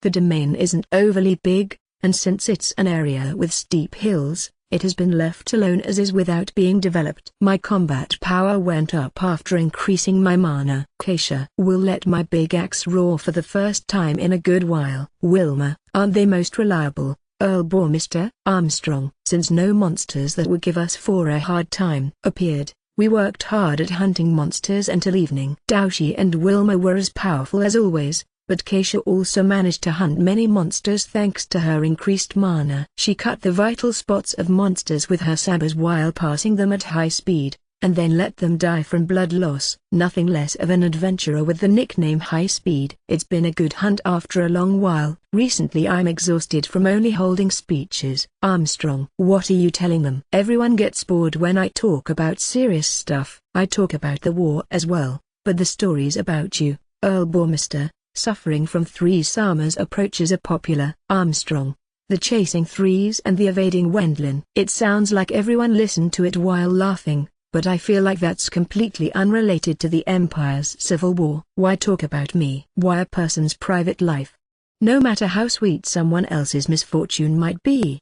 This is terrible. If I can make them laugh with stories at such a level, it means that the kingdom is peaceful. I'm not sure whether that's an answer. Right, hubby? Keisha. Vulsama, popular. Today's hunting safely came to an end, and another day finished peacefully. I confirmed that my private life has been disclosed to society, so I don't feel like it was actually all that peaceful. Chapter 04, Sunglasses. I just thought of it, but Wendlin. What is it, dear Elise? All of a sudden I thought of a certain something during our usual breakfast time, and Elise asked me what it was about. I have become a teacher, albeit a temporary one, haven't I? Wendlin. That's correct. What about it? Apparently not understanding what I want to say, Ina also joins the conversation. I'm afraid to say, but I feel like I'm still a bit young for being a teacher. Is that so? Isn't it alright as long as you can use magic? Louise, you're right that you can't become a teacher unless you can use magic.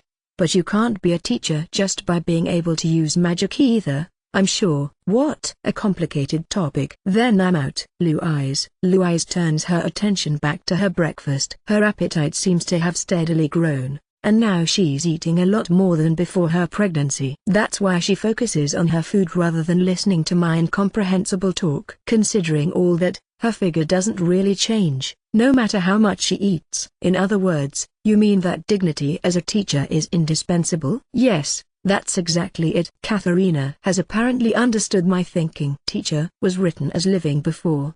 The kanji, teacher/sensei, consists of previous/before, and life. In the past it also meant previous existence. It's normal for elderly people to teach. I always believe that something similar to dignity, which comes from living for a long time, is more important for a teacher than knowledge and experience. Wendlin-san, it's going to take time for you to become like Doughty-sama and master. That won't take place in time for the period of your current temporary teacher position. Katharina. Vilsama, you can't actually acquire that unless you grow old. Wilma. Certainly, it's just as Katharina and Wilma say. It requires a suitable age for me to emit dignity. You're definitely correct there. But there's a method to resolve this issue to an extent. Wendlin. Such a convenient method actually existed. Dignity is needed for a ruler as well, isn't it? Consequently, young successors must consider it difficult in various ways. There's the option of having a father, grandfather,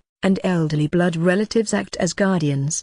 But using that method also bears the danger of being considered as a puppet. Threes, who has already reached the point of living in our mansion, says while implicitly asking, is there really such a convenient method? Yes, there is. I see. So what kind of method is it? Glasses. Right, it's glasses. Glasses are a strange item. By just wearing them, the wearer ends up looking as if their intelligence has gone up by a good chunk, and the glasses give one the impression of being diligent. Doesn't it feel like a school teacher will teach you very skillfully by them just wearing glasses? Me being a young teacher is a fact I can't hide. However, if I do my lessons while wearing glasses, my level of dignity and seriousness will get a boost. In my previous life and in my current one, I didn't wear glasses as my eyesight is one of the things I can be proud of. It's an item I don't need normally, but I believe it will have a tremendous effect if I buy fake glasses and wear them during my lessons. With that said, I'm going to search for glasses today. Wendlin. Have a good day.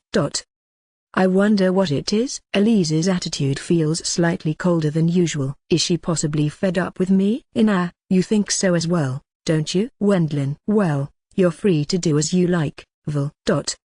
Huh? Even Ina's attitude is somewhat chilly. Louise-san, I don't quite get the evaluation that you'll be diligent by wearing glasses. Louise. Won't I look serious with them? Not at all. I'd think, a rich guy. Louise.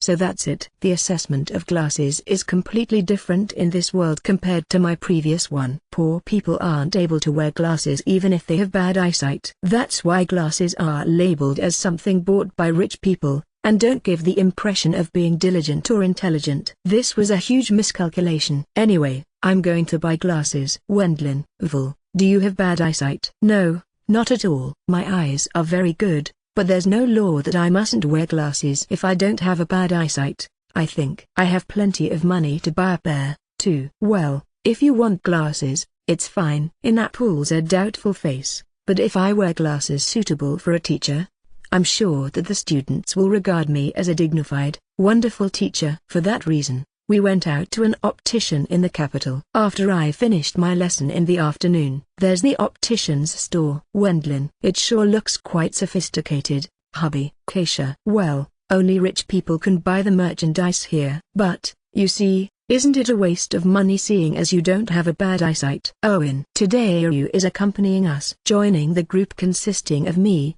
Keisha and Wilma, the usual school team, we stand in front of the capital's optician. Glasses are so expensive that only rich people can buy them. I hear that this optician runs a well-established store. Having been told so, I must admit that the store's design certainly got a high-class vibe. But, as the number of people buying glasses seems to be low, just as expected, the store feels compact and cozy. There's probably no particular need to have an overly large store. I suppose there's only few customers. It's not like the eyesight of humans as a whole is deteriorating like in my previous world. Since there are no TVs, PCs, cell phones, and smartphones, people here don't need glasses just because of a slightly bad eyesight, and even if they need them, they can't buy a pair unless they got enough money. The market range for glasses might be rather small. I can only wonder, won't they have troubles to live normally if they can't buy glasses despite having bad eyesight, though? Well then, let's go in. Welcome. Once we enter the store, a middle-aged man, who seems to be the shopkeeper, greets us. Is it a request for glasses? That is so, Wendlin, I answer with an arrogant tone. But since there are many situations where the other party will instead become confused if you don't speak like that once you've become an earl, I can't help it. Since I had been kowtowing to the clients and my superiors in my previous life, it's difficult to get used to this mannerism. It's a frightening habit in a certain sense, seeing how I had been a salaryman for merely 3 years. You're Earl Boar, Mr. Sama, aren't you? Indeed. I was right after all. Agnes has been indebted to you. Hey, Agnes. Oh my god, this optician's store is the home of the class president character, Agnes, whom I'm currently teaching magic. Given that she's a glass-wearing girl, I thought that it might be possible. But since I believed that there are a lot more opticians in the capital, I definitely hadn't expected to run into her here. What's wrong, Dad? Ah, Sensei. Hello. Agnes. Appearing from inside the store, Agnes is still wearing the same robe as she has worn at the prep school. Since she has a serious character, just as her class president look suggests, she likely doesn't miss out on practicing magic at home either. Sensei, do you have bad eyesight as well? She seems to think that I have the same issue as she has. No, ultimately it's just for ensuring dignity. Wendlin. You. What do you mean, Agnes? Agnes tilts her head in confusion upon my explanation. Vul, don't get a novice lady mixed up in your weird common sense. What he means. Owen. Iryu explains that I'm looking for glasses to obtain the dignity necessary for a teacher. I don't get the meaning behind it either, but it's something about looking intelligent and emitting dignity if you wear glasses, or such. Owen. Ah, I see. Many among the professors at the academy, and the appointed noble gentlemen, who always examine documents very carefully, wear glasses, probably because they are only looking at books and documents. Their eyesight tends to worsen over time. Moreover, since children often take over their parents' occupation in this world, there are many noble houses and technocratic classes that wear glasses across many generations. That's why bespectacled people might naturally look intellectual, Agnes replied. Exactly, because Agnes is the daughter of an optician. She seems to have the same value system I do. In Iryu's case, well, it's likely because there's few glass wearers in the countryside. It doesn't look like he can actually grasp the idea behind it. You see, that's why I will be more sensei-like by wearing glasses. Wendlin. Or rather, is it going to be alright with such an impromptu measure? Wilma, I don't get it at all, though. Keisha. Don't ask me. I don't understand it either. Wilma. Iryu seems to feel doubtful about dignity appearing all of a sudden by something at the level of putting on glasses. As Keisha and Wilma don't seem to know how to answer either, both are puzzled. Sensei. Agnes. What's up, Agnes? Sensei, I think it's fine for you to be more confident. Even though you're not that much older than us, you have been teaching us magic in a way that is much easier to understand than any other sensei that has come to our class so far. Agnes. Sensei, you don't need decorative glasses. You're a wonderful sensei even without wearing glasses. Agnes. Thanks. I'm happy. The day before the lecture, I prepared by repeatedly reading through Master's book, matching his points with my theories as a reference, and creating class notes, while cutting around 2 hours of my sleeping time. Those efforts have been properly recognized. A cute schoolgirl did so. I would be happy about a male student doing the same too, but it being a female student, and a cute one at that, doubles my happiness. Even if I say so myself, I do think that I have a calculating character, though. You're right. Glasses are completely unnecessary to Sensei. Wendlin. Haven't I been saying the same before? Owen. Owen says something, but I can't hear. Currently I'm going to ignore the opinion of a dude. Yes, even without wearing glasses, you're a superb sensei. Agnes. Thanks, Agnes. Sensei. Agnes and I take each other's hands, and continue to share the joy. Hubby. But, my robe is pulled immediately, returning me to reality. The perpetrator is Keisha. Doesn't the father of that girl look somewhat pitiful? No, I'm grateful for you taking care of Agnes. Even if I can't sell any glasses, I won't mind at all. Even though he says so, he's obviously disappointed, so I end up feeling sorry for Agnes' father. I will buy colored glasses to be used for hunting and fishing then. Colored glasses? I hear about such a merchandise for the first time. As expected, not buying anything and just feeling deeply moved inside a store will affect my reputation as Earl Bourmister. Hence I try to buy sunglasses that can be used during hunts and fishing. Hunting beneath direct sunlight during the day is fairly tough. It looks like there are every year adventurers that suffer embarrassing defeats against wild animals and monsters after being blinded by sunlight. Given that it's technically difficult to use shaded lenses blocking the sunlight, even sunglasses should be plenty useful here. I try to order that, but Agnes' father says that he has never heard of such an item. There are no colored lenses. Yes, it would be difficult to see with them. No, there are actually cases where it becomes easier to see by adding a color to glasses. I devotedly explained the theory behind sunglasses and shaded lenses to Agnes' father. Because they reduce the radiance of the sun by blocking out excess light, it becomes easier to look at things. I tell him, you add a color to the lenses for that reason? I think it's possible to implement, but I have to ask the workshop first. Her father leads us to the glasses workshop located in the neighborhood of the store. It's wrong to look down on them as just being glasses. Since glasses are a cluster of various high technologies, the optician's store employs a specialized workshop. Furthermore, the workshop's owner is a relative of Agnes. Our family has started to run an optician's store and a glasses workshop after falling out of nobility. Our techniques are a secret. Well, there are various other opticians around as well, though.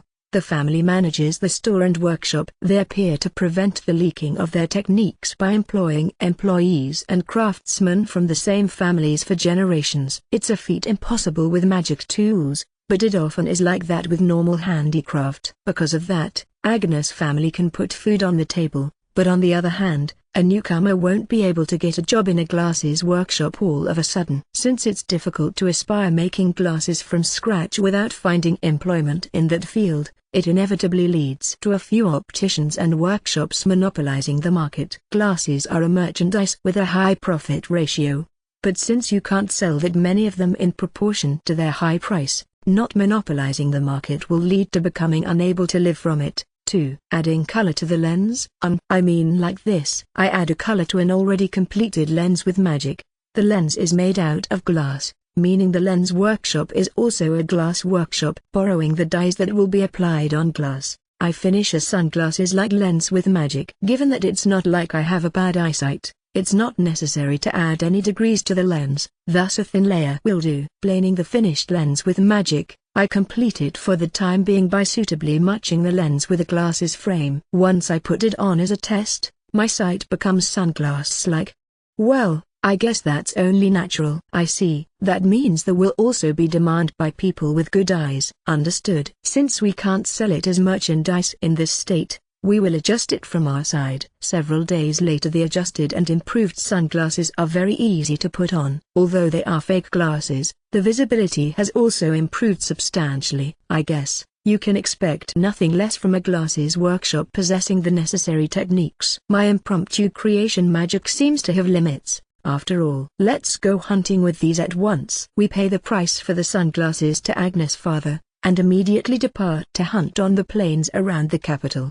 It's not as dazzling. Not being dazzled by the bright sunlight on the plains, I succeed in boosting my hunting results. It was a suggestion I came up with on the spot, but thanks to the glasses workshop's skilled techniques, the sunglasses' practical use is outstanding. I see, it does have its advantages. I wonder whether I should order a pair as well. Iryu admires the sunglasses that block the excessive, direct sunlight. I think I want a pair as well. Being able to reduce the brightness sure is nice. If my movements are delayed at the critical moment because of the sunlight, I'll be troubled. However, Their uses are limited, aren't they? As Wilma and Keisha seem to be interested as well, we buy several sunglasses to test them out, and return home. The girls decided to try putting them on as soon as possible, too. It doesn't suit you. Lou eyes, isn't that completely unrelated to its practical use? Keisha expresses her dissatisfaction with Lou eyes' frank comment. But sure, sunglasses don't look good on women unless they are adults. Keisha looks childish while being almost 20 years old, and because of her cute appearance, the sunglasses don't suit her at all. Shouldn't thou order a frame that fits thou? You might say that it's to be expected, but Three's sunglasses fit her very nicely. It gives her the feel of a mature woman. Three-san, it suits you. Elise, I think they will fit thou as well once thou become a bit older. Threes. That's what Threes says, but is it only me who thinks that sunglasses won't fit Elise even after she becomes older? Ina-san, they look good on you. Katharina. The same back to you, Katharina. Ina and Katharina feel like the sunglasses look good on them, and I must say, it's true. Lisa-san, for you they might be unsuitable unless you return to your former makeup and outfit. I'm a lost case in that regard, too. Sunglasses appear to not match well with Emily-san. She says that Lisa shouldn't put them on in her current state. Haruka-san. Scary Sue. It looks like I'm not suited for them either. Haruka, who's at the mansion by chance, ends up scaring Aru with her sunglasses look, and thus takes them off while sighing. Everyone played around with the sunglasses like that, but Vulsama, everyone, those are for blocking the direct sunlight during hunting and fishing for everyone. Come to think of it, that was the reason for getting them. Wendlin. Wilma calmly points out the real purpose of the sunglasses, but it can't be helped since it often happens that newly produced items are used in a way different from what the creator has intended. Well, I mean, it's fine as long as it's fun. Sensei, how were the colored glasses you bought the other day? Agnes asks about the sunglasses in the noon several days later after class has ended. She has probably been asked by her father to ask about it. I use them during fishing, and it was nice for the sunlight's reflection off the water's surface to not be so dazzling. Wendlin. Really? I'm glad to hear that. Agnes. I have gotten used to using the sunglasses as needed during hunting and fishing. They aren't as cheap as the ones you can buy from Japan's mass marketers, but their feel when wearing them isn't bad, seeing how they are close to an order-made item. Any adjustments will be for free, so please come to the store whenever you need. Agnes. The adjustment of glasses is for free? It's almost like Megain Upper. Megain Super, the optician chain in Japan. It's also great that they don't really slide down over time. My home has a good reputation for its frame production techniques. Once I praised the frame, Agnes looked happy.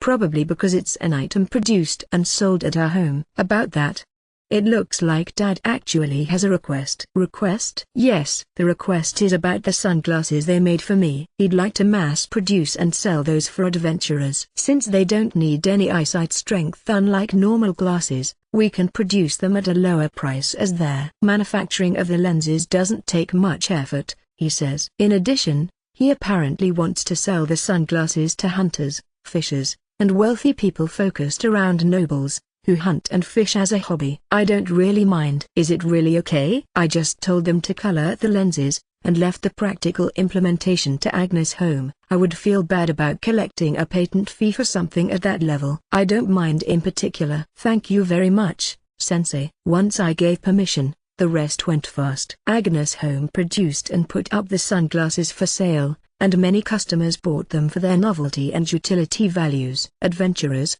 hunters, fishers, and nobles keep buying sunglasses. And the number of people ordering sunglasses with diopter strength among their nobles, who wore normal glasses so far, increased as well. We were able to draw an unexpected demand with the sunglasses. Thank you. Agnes's father thanks me while delivering several sunglasses to me. You can also make sunglasses with eyesight strength, huh? Yes, it's possible with our secret lens polishing technique. But the polishing takes an overwhelming amount of time. Oh, I get it. Sunglasses because the colored glasses block the sun's light. It's a good name. The time it takes to polish the lenses is also the reason for glasses to be so expensive. Incidentally, I ended up dubbing the colored glasses as sunglasses, even though I just unconsciously called them sunglasses as I did in my previous life. As long as an adjustment of the strength is unnecessary, we can sell them very cheaply. You could sell them as a fashion item as well then.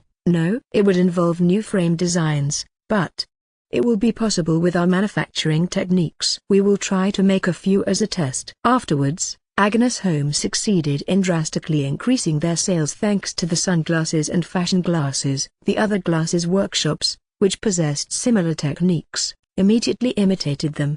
But since the demand for glasses had gone up as a whole, Agnes Home's sales didn't go down. However, it's not like it was all sunshine neither. Sensei, recently scary people often come to buy sunglasses. Agnes, scary people? Yes, scary people with large bodies. According to Agnes, only tall, muscular men with big bodies keep buying large amounts of sunglasses. Don't tell me.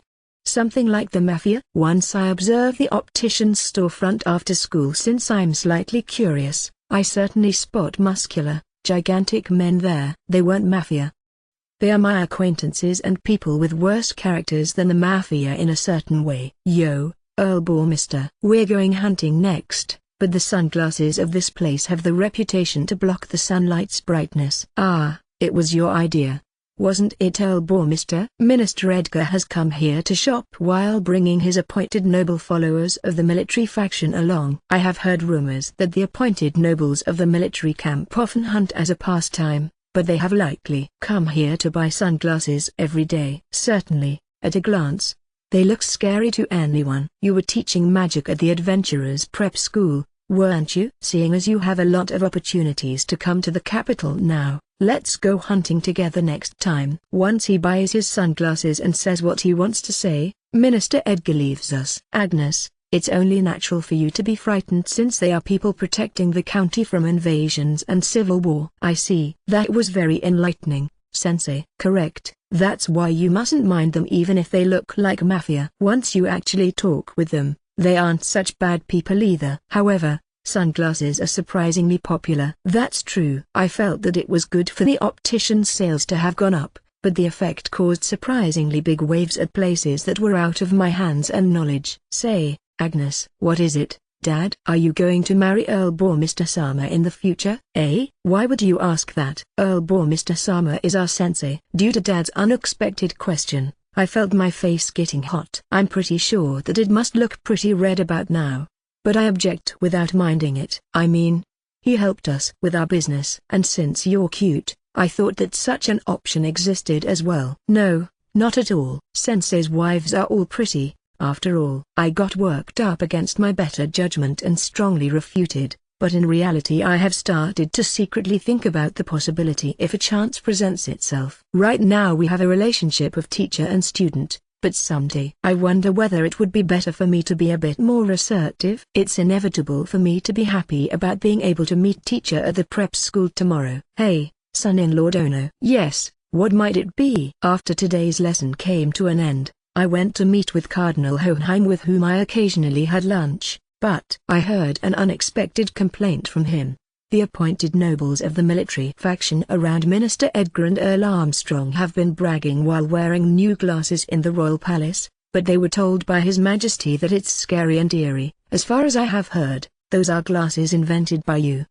You're saying that's my fault? Now that you mention it, I guess it's weird to complain to you about it. Please ban the wearing of sunglasses in the castle. I suppose that would be the quickest solution. Since then it was strictly forbidden to wear sunglasses in the royal castle. It was a secret that couldn't be disclosed that the biggest reason for that ban was the successive appearance of people that could be mistaken as mafia despite being nobles. Chapter 05, Wendlin gives flowers as a gift. Sensei, it's about those sunglasses. Given that we're in the middle of successively developing new products by changing the lenses color a bit or making the frames more stylish, we will give you the prototypes as well, once they're finished. Agnes, sorry for all the troubles. Wendlin, since you have come up with the idea for the new product, it's only natural, Sensei. Agnes, today as well I had a light chat with Agnes after the lesson came to an end. I managed to get on friendly terms with her, who's the best student in this magician class, through the sunglasses. At present,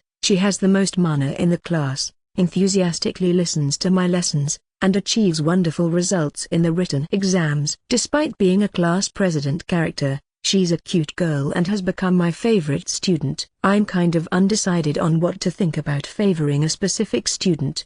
But since teachers are humans as well, it's inevitable. Also, it's not like I'm actually cutting corners in teaching the other students. That's how I decided to think about this matter. I wonder, did the school teachers in my previous life have such issues as well? Sensei, what are you going to do after this? Agnes, I think I will return home a bit early. My wives are waiting for me. That's a great idea. One of the reasons why I like Agnes is the fact that she's a really nice child. Without saying anything like take me along to play after school or similar as a girl her age would likely say, she's capable of taking into consideration that it would be better for me to go back home to my pregnant wives. I think that's amazing. When I was her age, I wouldn't have been able to pay attention to others' needs like that. I remember that I didn't think about anything else other than cute girls, continuing to read the popular, weekly published manga series, and playing the latest games. I wonder, should I go back after buying some sweets? Geez,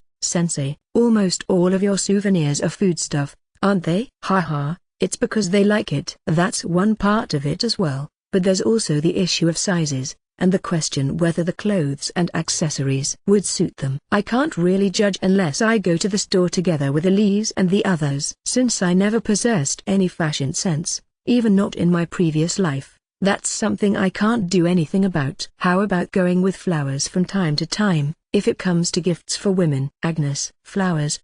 As expected of a woman. Agnes suggested to me that my wives might be also pleased if I were to come back home with flowers for them. Indeed, flowers are a present I haven't considered yet. You're right. I think occasionally giving flowers as a present will be nice as well. Yes, women will be happy if they receive flowers. Agnes, is it going to be alright to go with expensive, potted orchids? Or a bouquet of many roses? There are likely many other kinds of flowers around. I might end up worrying if I try to choose something specific. Sensei, as a matter of fact, Cindy-chan's family are florists. They run a famous, well-established specialist store with many pretty flowers. Agnes, Cindy is the youngest girl in this class. She's 12 years old. Come to think of it, I also enrolled at the Adventurers Prep School at that age. She's on good terms with Agnes, and actually ranks third in the mana ranking of this class. Moreover, it's not like there's that much of a difference between her and Agnes in regards to mana, even if she's ranked third. In other words, she's a promising, new magician. Because she has styled her black hair into a bobbed haircut, she looks even younger than she already is, but in reality, she's a bit taller than Blue Eyes. As expected, there aren't that many girls who look as young as Blue Eyes. Cindy, what, Agnes? They are 2 years apart in age, but both speak with each other casually. It's probably because they are in the same class and fairly close to each other. Sensei says that he wants to buy flowers over at your place. Agnes, really? Thank you very much. Cindy happily thanks me, who might become a customer of her parents' place. So, what kind of flowers are you looking for? Cindy. Being asked so by Cindy, time stops for me for an instant here. Considering it very carefully, I don't know much about flowers to begin with. Roses, tulips, orchids, chrysanthemum. No wait, chrysanthemum aren't suited as present for women. According to my meager knowledge, those are used as decorations for funerals and such. In addition, there are dolls made out of chrysanthemum flowers. Wait, that got nothing to do with anything. Which reminds me, are there any chrysanthemums in this world in the first place? If it's the Mizuho dukedom, I might actually find dolls made out of chrysanthemum flowers there, but I don't know since I didn't have any interest in it at all. Edible chrysanthemum. I wonder whether they have those. I will try asking Duke Mizuho about it later. Those are really delicious when you eat them together with soy sauce after boiling and drying them. At any rate, somehow other flower names don't come to mind readily. Margaret is a flower name.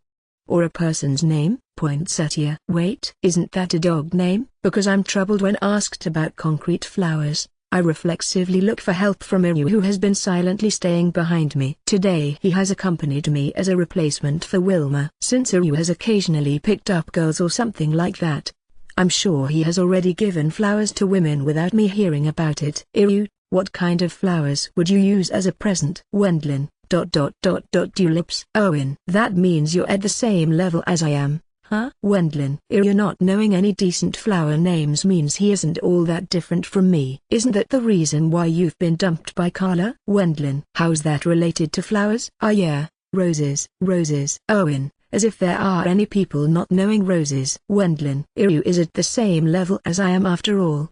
No, it might be much worse in his case. I think most men might actually be just like that. I guess I will ask Keisha here, seeing as she's a woman. Keisha. Me? Once I bring up the topic with Keisha as she's a woman as well, she also ends up brooding in the same way as Iryu for some reason. Were you given flowers by male adventurers or your family, for example? I don't think so. Keisha says that no one has given her flowers so far. Since her expression has obviously turned gloomy, Iryu and I sense that we mustn't probe any further. I think I have to ask Katharina or Lisa once I get back home. Well, I can't really imagine getting flowers from my old man or brother. If we're speaking of things I received, it'd be murumo or such. I see. Murumo are delicious, so they are quite popular with women. But even Keisha should want to receive flowers from time to time, right? Murumo are lacking on the romantic side. As you can see, the three of us have reached our limits as we don't even know flower names. It might disqualify me as sensei, but botany isn't my field of expertise, after all. Let's not mind it, sensei. It's not particularly unusual for people to not know. That's why flower professionals like us exist. Cindy. That's right, isn't it? Then I suppose I will have you choose something nice. Cindy. Wendlin. Yes, with pleasure. Let me guide you to my home. And thus Cindy led us to her home, a flower shop. Sensei, we have arrived. Cindy. This is a professional. Wendlin. Cindy's home is a big flower shop located close to the Lower Anking Nobles district, at a corner of the shopping street. They have set it up on a fairly large scale, not only dealing in flowers, but also garden shrubs and gardening-related tools. I'm home. Cindy. Welcome back, Oju-sama. Entering the store, Cindy is greeted by a young man who seems to be an employee. Considering that he has called her Oju-sama, it appears to be a fairly big, mercantile house. Renbrook, I have brought customers with me today, so I will guide them around. Cindy. Customers that have been personally brought here by you, Oju-sama. Wait. Earl-Boar Mr. Sama, the young employee seems to know me. He raises such a loud voice that he surprises us. Right now he's our magic teacher. Sensei apparently wants to give his wives flowers as a present, so he wants me to choose some for him. Cindy. Understood. It's best to leave this side to you then, Oju-sama. Being guided by Cindy, we head to a segment with cut flowers. Many beautiful flowers have been put on display there. Roses or tulips are there as well. I guess there are no dandelions. But yeah, those are wild plants after all. But, you can make coffee with their roots, can't you? I think I will give it a try soon. The rest are all flowers I don't know. They are beautiful, aren't they, Iryu? Yes, indeed. They are really beautiful, hubby. And sadly, Iryu and Keisha are at my level, as expected. We, who haven't lived in circumstances where we would give flowers to others as a gift, could only say that all of the flowers are beautiful. We have such a poor vocabulary that it's saddening. We're truly useless, aren't we? Sensei, what kind of flower do you like? Even if you don't know the flowers' names, it's not a bad idea to use flowers as a present which you consider pretty yourself. Cindy. Nothing less of the daughter of a florist. Cindy guides me skillfully while making sure to not make me lose face. Or rather, she's so level-headed that I can't really believe that she's 12 years old. She gives me a slightly more childish impression when learning magic from me, though. Let's see. This one is. I point at a certain flower. Somehow I feel like I might have seen this flower or maybe not. The flower is small, but I wonder whether this one might not be unexpectedly nice. This flower? Is it odd? I think it's beautiful, though. Wendlin. Sensei. This flower is called Silene. It means false love in the flower language. It looks like flower language exists in this world as well. Moreover, I have absolutely no clue about flower symbolism, ending up choosing a flower totally unsuited as a gift for my wives. Good job on choosing the worst possible one among this many flowers. Owen. Shut it. Try choosing one then. Wendlin, I think I will also bring home a bouquet that would please Haruka-san. Apparently plans to give Haruka some flowers as well. Since there are many kinds, he begins choosing flowers he believes to be suitable for a woman. That's so not like you. Wendlin, I don't wanna be told that by you, Val. Even while being angry at me, Iryu selects the flower he likes from among the many different flowers. If it's something like this, it might be unusual and interesting. Maybe I will make it into a bouquet by adding roses to it. Cindy, how about this? I try asking her about the flowers in the bouquet chosen by Iryu. This flower is called cyclamen. In the flower language it stands for suspicion and jealousy. You're a lost case as well. Huh? Jealousy and suspicion sound like the totally wrong flower symbol for a flower to be gifted to a woman. Cyclamen is a flower name that sounds familiar to me as well. To be honest,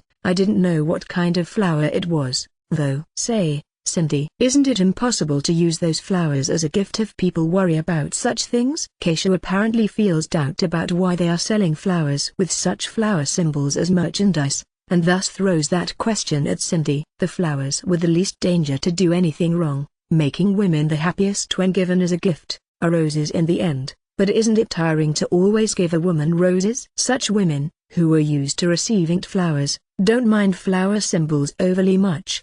But since there are also cases where the giver falls in disgrace after taking the risk with the flower they give as present for the first time, that aspect relies on the ability of the florist who makes the recommendation. Cindy replies fluently to Keisha's question. I see. I think I would be happier over receiving a beautiful flower than caring about its meaning in the flower language. Keisha, Cindy's family's flower store has been thriving. The young employees, with several being on shift, accompany each and every single customer, giving them advice. The customers are wealthy people who have the financial leeway to buy flowers. Since flowers are more expensive here than in modern Japan, a friendly service is likely indispensable.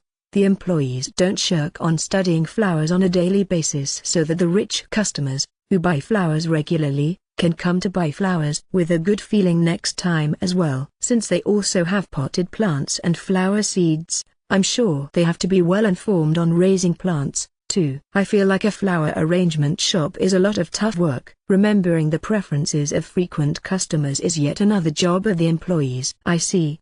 It looks like they have their work cut out for them. Cindy, it seems that you're quite well informed as well, though. Yes, I won't inherit this store since I have an older and younger brother, but I have been helping out around here since my childhood. Cindy, so it's something similar to you learn, without realizing it, from what is around you. Cindy is so knowledgeable about flowers that she isn't inferior to the employees in any way. The merits of service.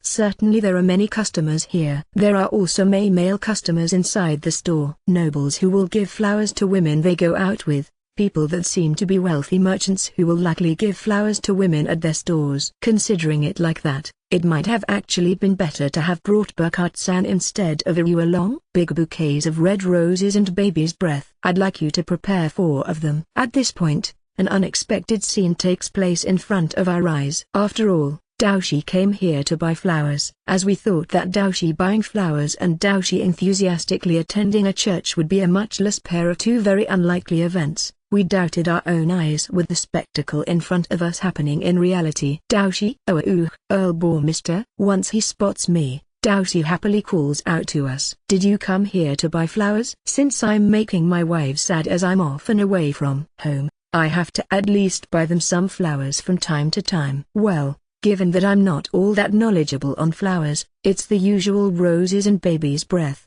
though. Daoshi-sama, will it be fine with this? Increase the number of roses a bit more, and make the bouquets big. For such things it's better if they look extravagant. As you wish. It might be rude to call it surprising, but Daoshi seems to be a regular customer of this store. At least that's the feeling I get from his exchange with the employee. But, it's better for the bouquet to be extravagant. I think that's Daoshi's character shining through the. I have greatly increased the quantity. This is what I call a bouquet. Well then, I'm off. With this, to give flowers as present to Elise and the others. Not bad, Earl Bourmister. I'm praised by Daoshi, but for some reason I somehow can't agree with it on an emotional level. Then Daoshi puts the purchased bouquets into his magic bag, and quickly returns to his mansion. Due his familiar way of handling this, Iryu, Keisha, and I end up feeling a tremendous sense of defeat. If it had been Burkhart-san or Margrave Brithhilda, we wouldn't have felt the same, I'm sure. Exactly because it's the Doughty who seems to be the one most disconnected from flowers, we suffer such a devastating blow. For some reason I feel a terrifying sense of defeat welling up within me. Owen, we're below Doughty-sama. Keisha, you mustn't say that, Keisha. I mean, it's the truth, isn't it? Irvin, even you think so, don't you? That's certainly true, but it's quite rude towards Doughty, but the damage to our hearts, which we suffered due to this, is quite heavy. And then, we had to go through yet another trial. Oju-sama, since Doughty-sama has bought up all of the red roses, they're out of stock now. Due to the crisis of the red roses, which are the safest choice, being out of stock, we, who don't know much about flowers, have been cornered even further. For there to be no crimson roses sure is troublesome. We are greatly troubled. In front of the poster stating red roses sold out today that has been put up in a hurry. Even if you call them cliched or stereotypical, there's no woman who won't be happy after being given crimson flowers. Now that it has come to this, what are you going to do, hubby? I will entrust it to the professional. Indeed, I'm an Earl-sama. It's not wrong to borrow the power of others when I can't accomplish something myself. Rather, for a noble, that's the correct way to handle things. It's definitely not because I have reached the end of my rope just because red roses are out of stock. Okay, please leave it to me. But, sensei, please properly consider what flowers you want to give as a present next time, okay? I guess you should expect this from someone used to it. Cindy skillfully arranges flowers, creating bouquets for Elise and the others.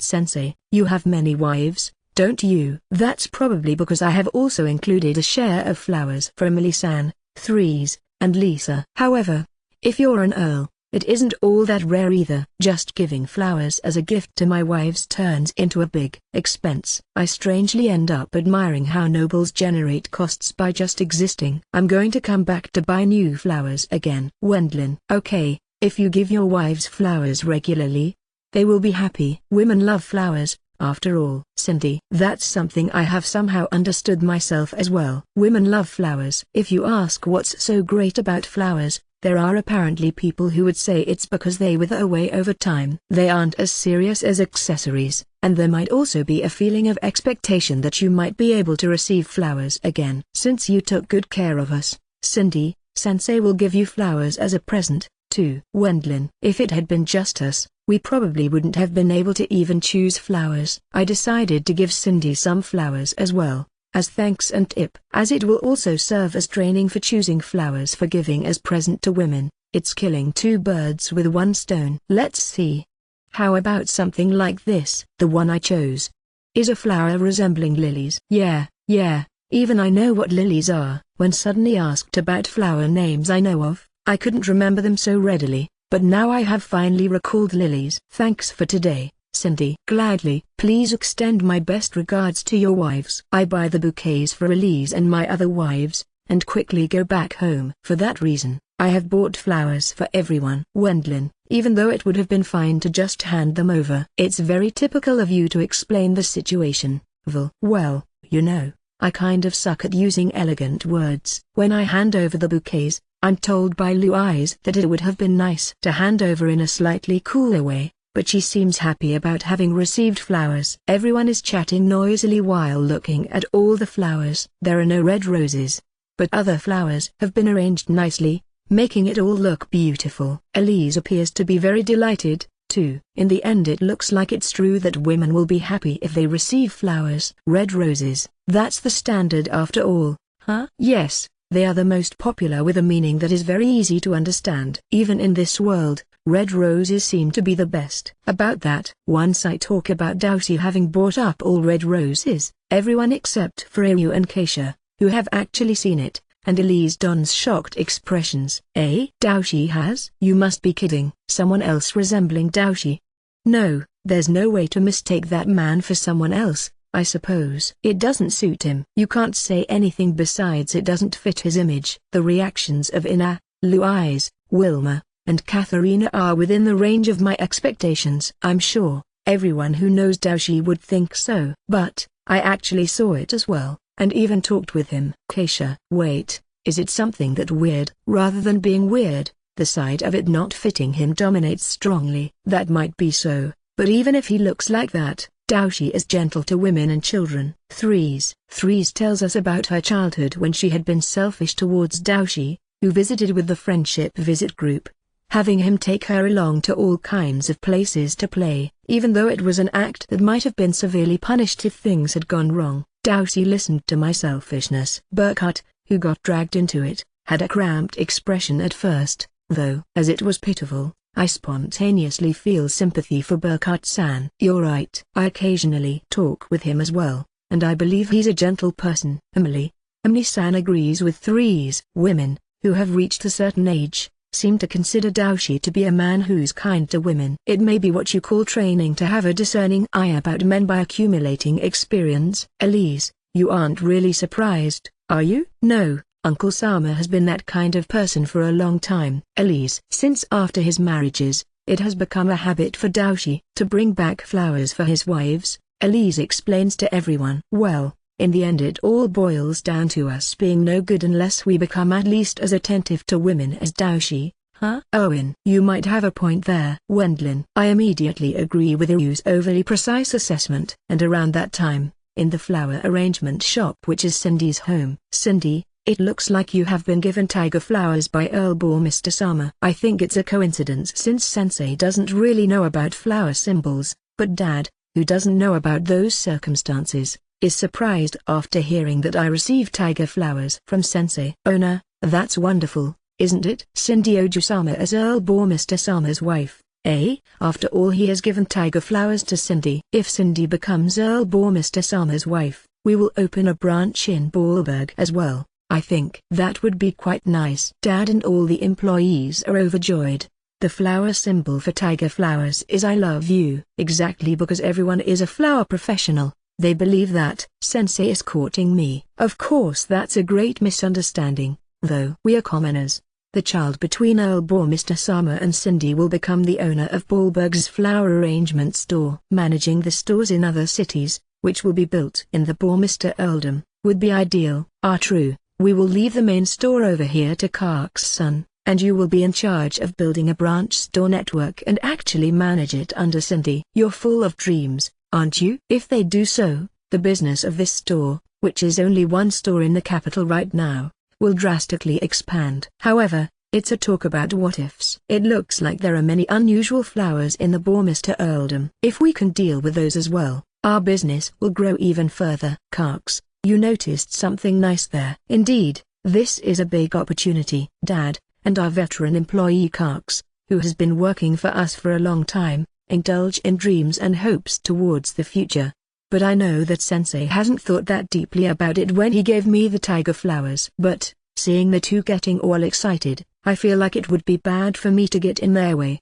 Dad. Kark-san. You're wrong. Sensei hasn't given me the tiger flowers with such an intention. I couldn't tell Dad, who was rejoicing so much, that he was wrong. It's because I know that he would be very disappointed. However, on the other hand, it's a great relief to know that my family would be happy and far from against it. Even if I were to marry Sensei, I will become very close to Sensei in this 1 year, and then he might propose to me. Sensei's bride, that might be really nice. I still only got to know Sensei, but maybe it's possible for it to happen within this 1 year. I think it's a gain to know that my family won't oppose it if it turns out like this. Starting tomorrow, I will be a lot more proactive about chatting up Sensei. Chapter 06, Wendlin helps out at a restaurant again. Now then, time to eat. Finally. Iryu, what are you going to eat today? I will decide on the spot, I think. Well, that makes sense. In a way, I have been continuing as a temporary teacher of the Adventurer Prep School's magician class at a rate of 3 days per week. Once the lecture in the morning comes to an end,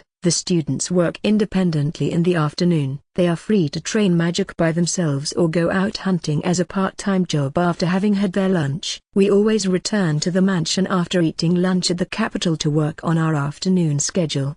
There's a lot of development work in the territory to be done since Elise and the others have become pregnant, but deliberately eating lunch outside before taking care of it is me wanting to enjoy eating out. Once I get back to the mansion in the Mr. Earldom, the cooks will immediately serve lunch. Those dishes are delicious as they always pay close attention to the ingredients and cooking methods. However, it's human nature to occasionally get an urge to eat out at times when you are away from home. So far I also hit upon a big number of restaurants that weren't overly delicious, but that also added to their surprise and doubled the happiness once I discovered little known good restaurants. Hubby, let's go with a restaurant that's slightly away from the prep school. Keisha, do you know the area around there? Wendlin, not at all. It's just that it's fun to go to places you've got absolutely no clue about. Keisha, oh, that's a surprise. I didn't take you for such a gambler. Well, adventurers have unexpectedly few hobbies,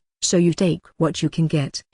Keisha, and I explore an area that's a bit further away from the prep school, looking for a restaurant that seems good for having a meal. It doesn't look as though there's a good one out here. Owen, you don't know that.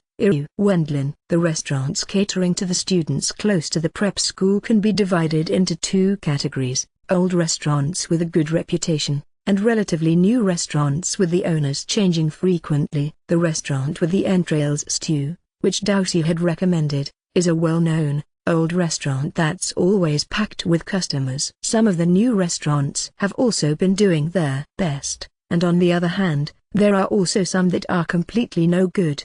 The latter ones probably believe that they will make a profit as long as they set up their restaurant in the vicinity of the prep school with its huge traffic of people. However, such restaurants have many people testing them out at first, but soon become deserted. The management of a restaurant is a big challenge in any world. Us going a bit further away from the prep school this time is for the sake of finding a new secret gem, since we have already visited the restaurants around the prep school to some extent. Hubby, what about that restaurant? Keisha finds a cozy-looking restaurant in a back alley that you enter from the main street of this area. The restaurant doesn't have the impression of being dirty as it seems to be cleaned frequently, but either way, it's a place that doesn't stand out. Restaurants like this might be unexpectedly delicious with their hidden gem-like flair. On the other hand, no customers are heading for that hidden gem, right? Iryu appears to be doubtful about not a single customer entering that restaurant. He's right. Customers usually make their way to hidden gem-like restaurants with good food. Otherwise, such stores would go bankrupt before being labeled as secret gems. Isn't it fine to give it a chance? Keisha. It's as Keisha says. Nothing ventured, nothing gained. Wendlin. Hubby, I don't think you have to go that far, but if it's a dud, we just got to go to another place. You're right, we just need to go to another place then. It's wrong to not search for little-known, good places by walking around yourself. Doushi seems to still do that himself as well at times. He's sensitive to delicious restaurants in the capital. Despite being a noble, Doushi is only well informed about commoner restaurants. This is also proof that he doesn't care what restaurant it is as long as it serves tasty food. In a certain way I admire him for that. Previously Burkhardt-san told us about Daushi's idolization of good food catered towards commoners. Doushi seems to have the hobby of searching for what's commonly called cheap, delicious food. The Doushi looking for restaurants while moving around incognito. I think it's impossible for a person, who stands out so much, to go around secretly. Well, I think no one will deliberately get involved with him, even if they spot him. Even if he enters back alleys with a somewhat bad public order, I doubt that there's anyone who would try to rob or extort Doushi. After all, no one wants to die. I'm hungry, so let's go inside. Welcome. Once we enter the restaurant upon Iryu's urging, we're immediately greeted by a person who seems to be the owner. It's a young man with amber, close to blonde, hair, who seems to be in the first half of his 20s. What's your order? Let's see. 3 portions of the specialty of this house. Very well, 3 portions of the house's specialty, it is. Whenever we enter a restaurant for the first time, we will order food like this. If it's a good place, they will serve the most popular menu, and a bad place will deliberately bring out the most expensive dish. It's a method that works very well to differentiate between restaurants. Thank you for waiting. The dishes are served after around 10 minutes, but it's a menu consisting of stew with big chunks of boar meat, bread, and salad. Nothing overly original, in other words. Now then, time to dig in. I begin eating at once. It has a normal deliciousness. The stew is good. The meat has been processed perfectly, and is tender after having been boiled well. The bread and salad are normal as well. It's delicious. isn't it? I think that it tastes well enough, too. Keisha. What's wrong, hubby? Keisha. Certainly it's okay if you eat it. It's even delicious, but I have started to feel that something's out of place about this restaurant. Customers. Does the food suit your taste? It's good. I think it's delicious. As I'm brooding, the owner comes over to ask about our impressions. Iryu and Keisha honestly tell him that they like the food. Since it's truly delicious, I don't think that they are wrong to feel about it like that. That's good to hear. Dear customer, the young owner is happy after the good reviews by Iryu and Keisha, but he seems to immediately feel bothered by my behavior. He calls out to me, Vul. Is there something that bothers you? The sense of discomfort I feel is about the reason why this restaurant has no customers despite serving delicious food. Right now it's not outside of hours. By all rights, if it's not crowded at lunchtime, it's weird. I have almost grasped what's bothering me. Wendlin. What might that be, dear customer? The owner seems to be very interested in what I want to say. He leans his body forward in my direction. Previously, in a restaurant like this. Right. That's it. It's that restaurant. In my previous life, when I was working as a humble salaryman, I visited a certain restaurant with a trade partner. The owner over there was a man who had been the head chef of a famous, high-class hotel, and was now working independently, trying to hold the place by himself. Since he was a celebrity in that business field, I was asked by the trader of another client to sell him expensive, high-quality ingredients. He also allowed me to sample the food. And I must say, his cooking was truly superb. Everyone believed that the restaurant would become a hit, but in the end it was closed down in no more than a year. If you were to ask why, I think your cooking skill and the food's taste is good. But, I wonder if I'd become a frequent customer. The cooking is good, but it's a common menu. It's not like it has any other peculiarity beside being simply delicious. Daoshi's Entrails Stew Restaurant sold stew that boiled entrails over a long period of time. Since it uses entrails as meat, its quality is probably below the dishes of this restaurant. And yet, the stew has a peculiar taste due to the restaurant carefully processing the entrails and boiling them for a long time.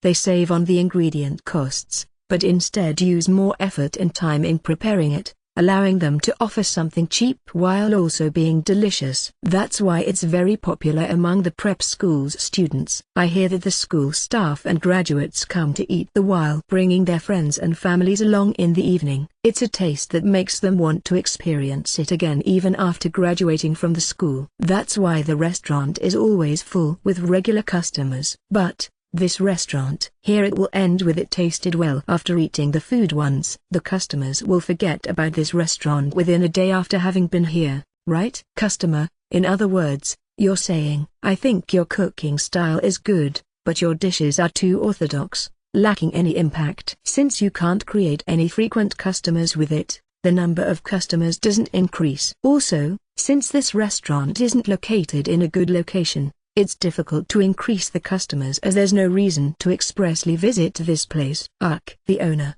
who listened to my argumentation, hung his head on the spot. He's probably aware of it himself, too. Hubby, aren't you kind of harsh on him? Keisha. That might be true, but giving an evasive answer along the lines of it's strange for no customers to come here, despite the food being so delicious would be the easy way out here.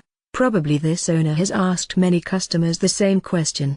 The number of customers not having grown despite that is probably owed to the customers having given him safe answers. It's different when it's family or friends, but it takes courage to give painful advice to the owner of a restaurant you entered by coincidence. No, hubby, I do understand that part, but Keisha. What is it? You're not acting like yourself, Keisha. I feel doubtful about Keisha's hesitant attitude, even though she always says what she wants to say without holding back. At that point, Anai-san, I brought ingredients over today as well.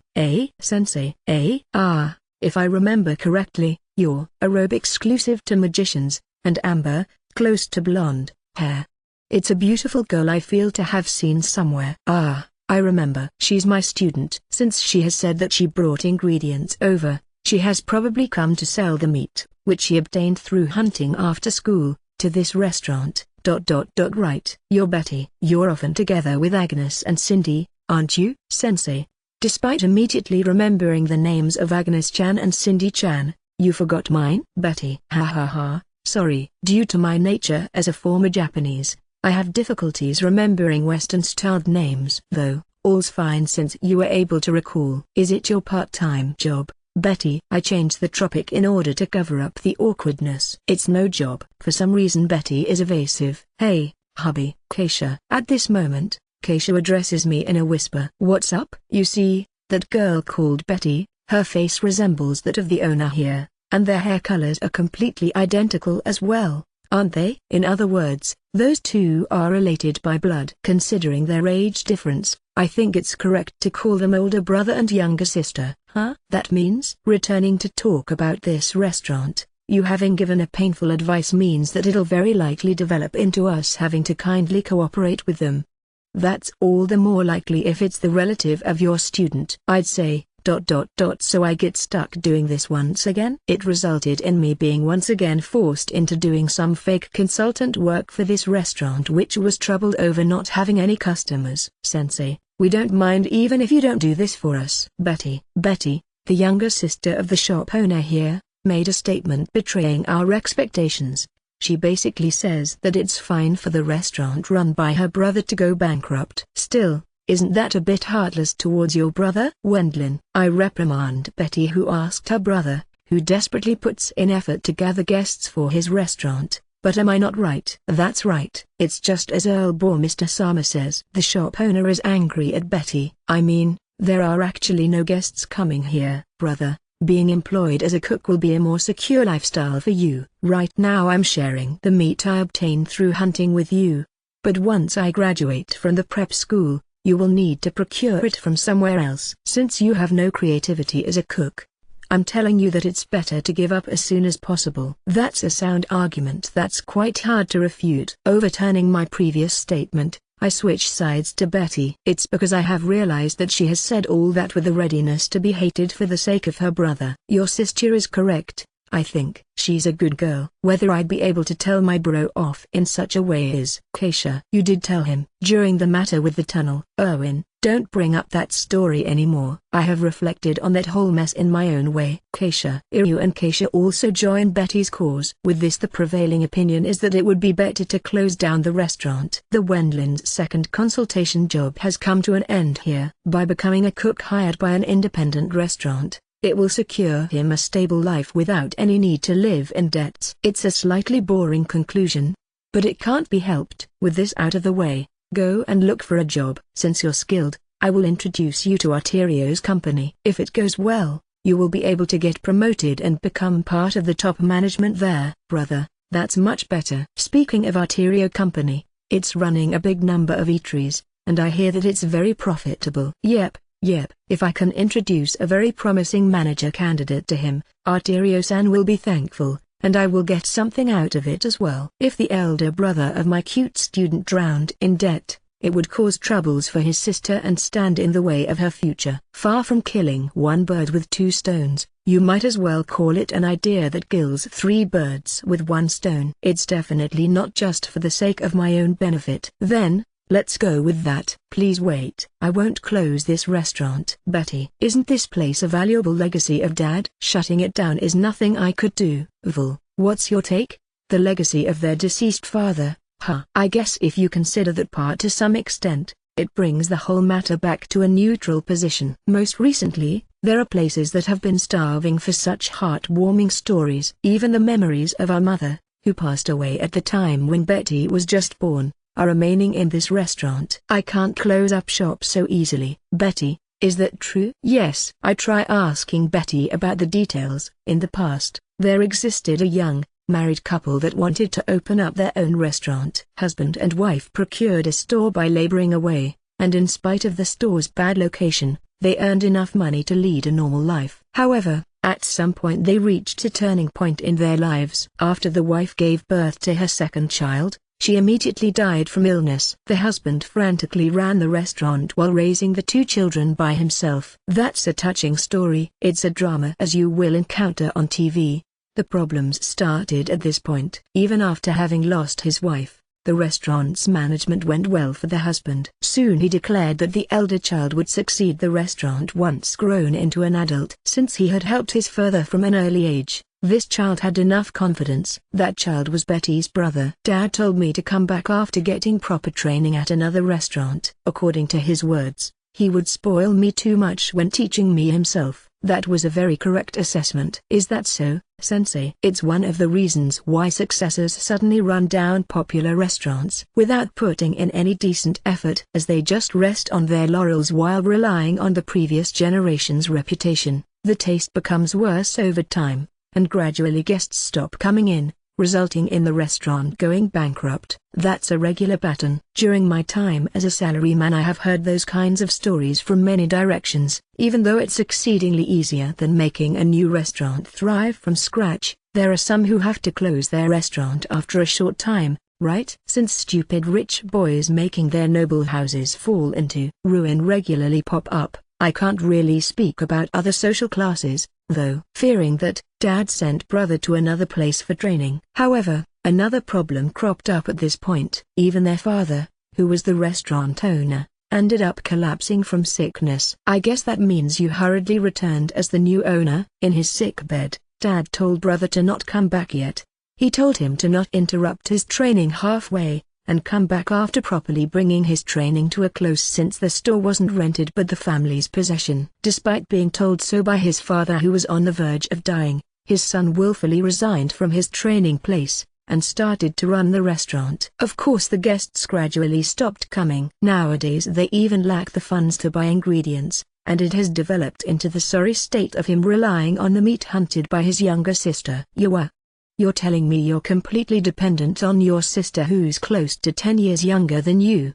No way. Don't you have any pride as an big brother, dude? In the past, Iryu has gone through rough times thanks to his elder brothers. Keisha's brother never placed any financial burden on his sister. That's why both openly showed their disgust towards Betty's older brother, who was naively dreaming about his dead father's memories in this restaurant, even though he was fully relying on his younger sister. It's probably because they believe that something like that can only be said by someone who somehow manages things by himself without depending on others. I mean, this is my father's restaurant. As you said yourself, your father told you to reopen the restaurant after finishing your training, didn't he? This restaurant is owned by you, so you don't need to pay any rent. As long as you don't have any turnover, you won't have to pay much taxes either. Wouldn't it have been fine to continue your training while maintaining the store so that you could reopen it at any time? That's Betty's brother falls silent as he can't return anything against Iryu's just argument.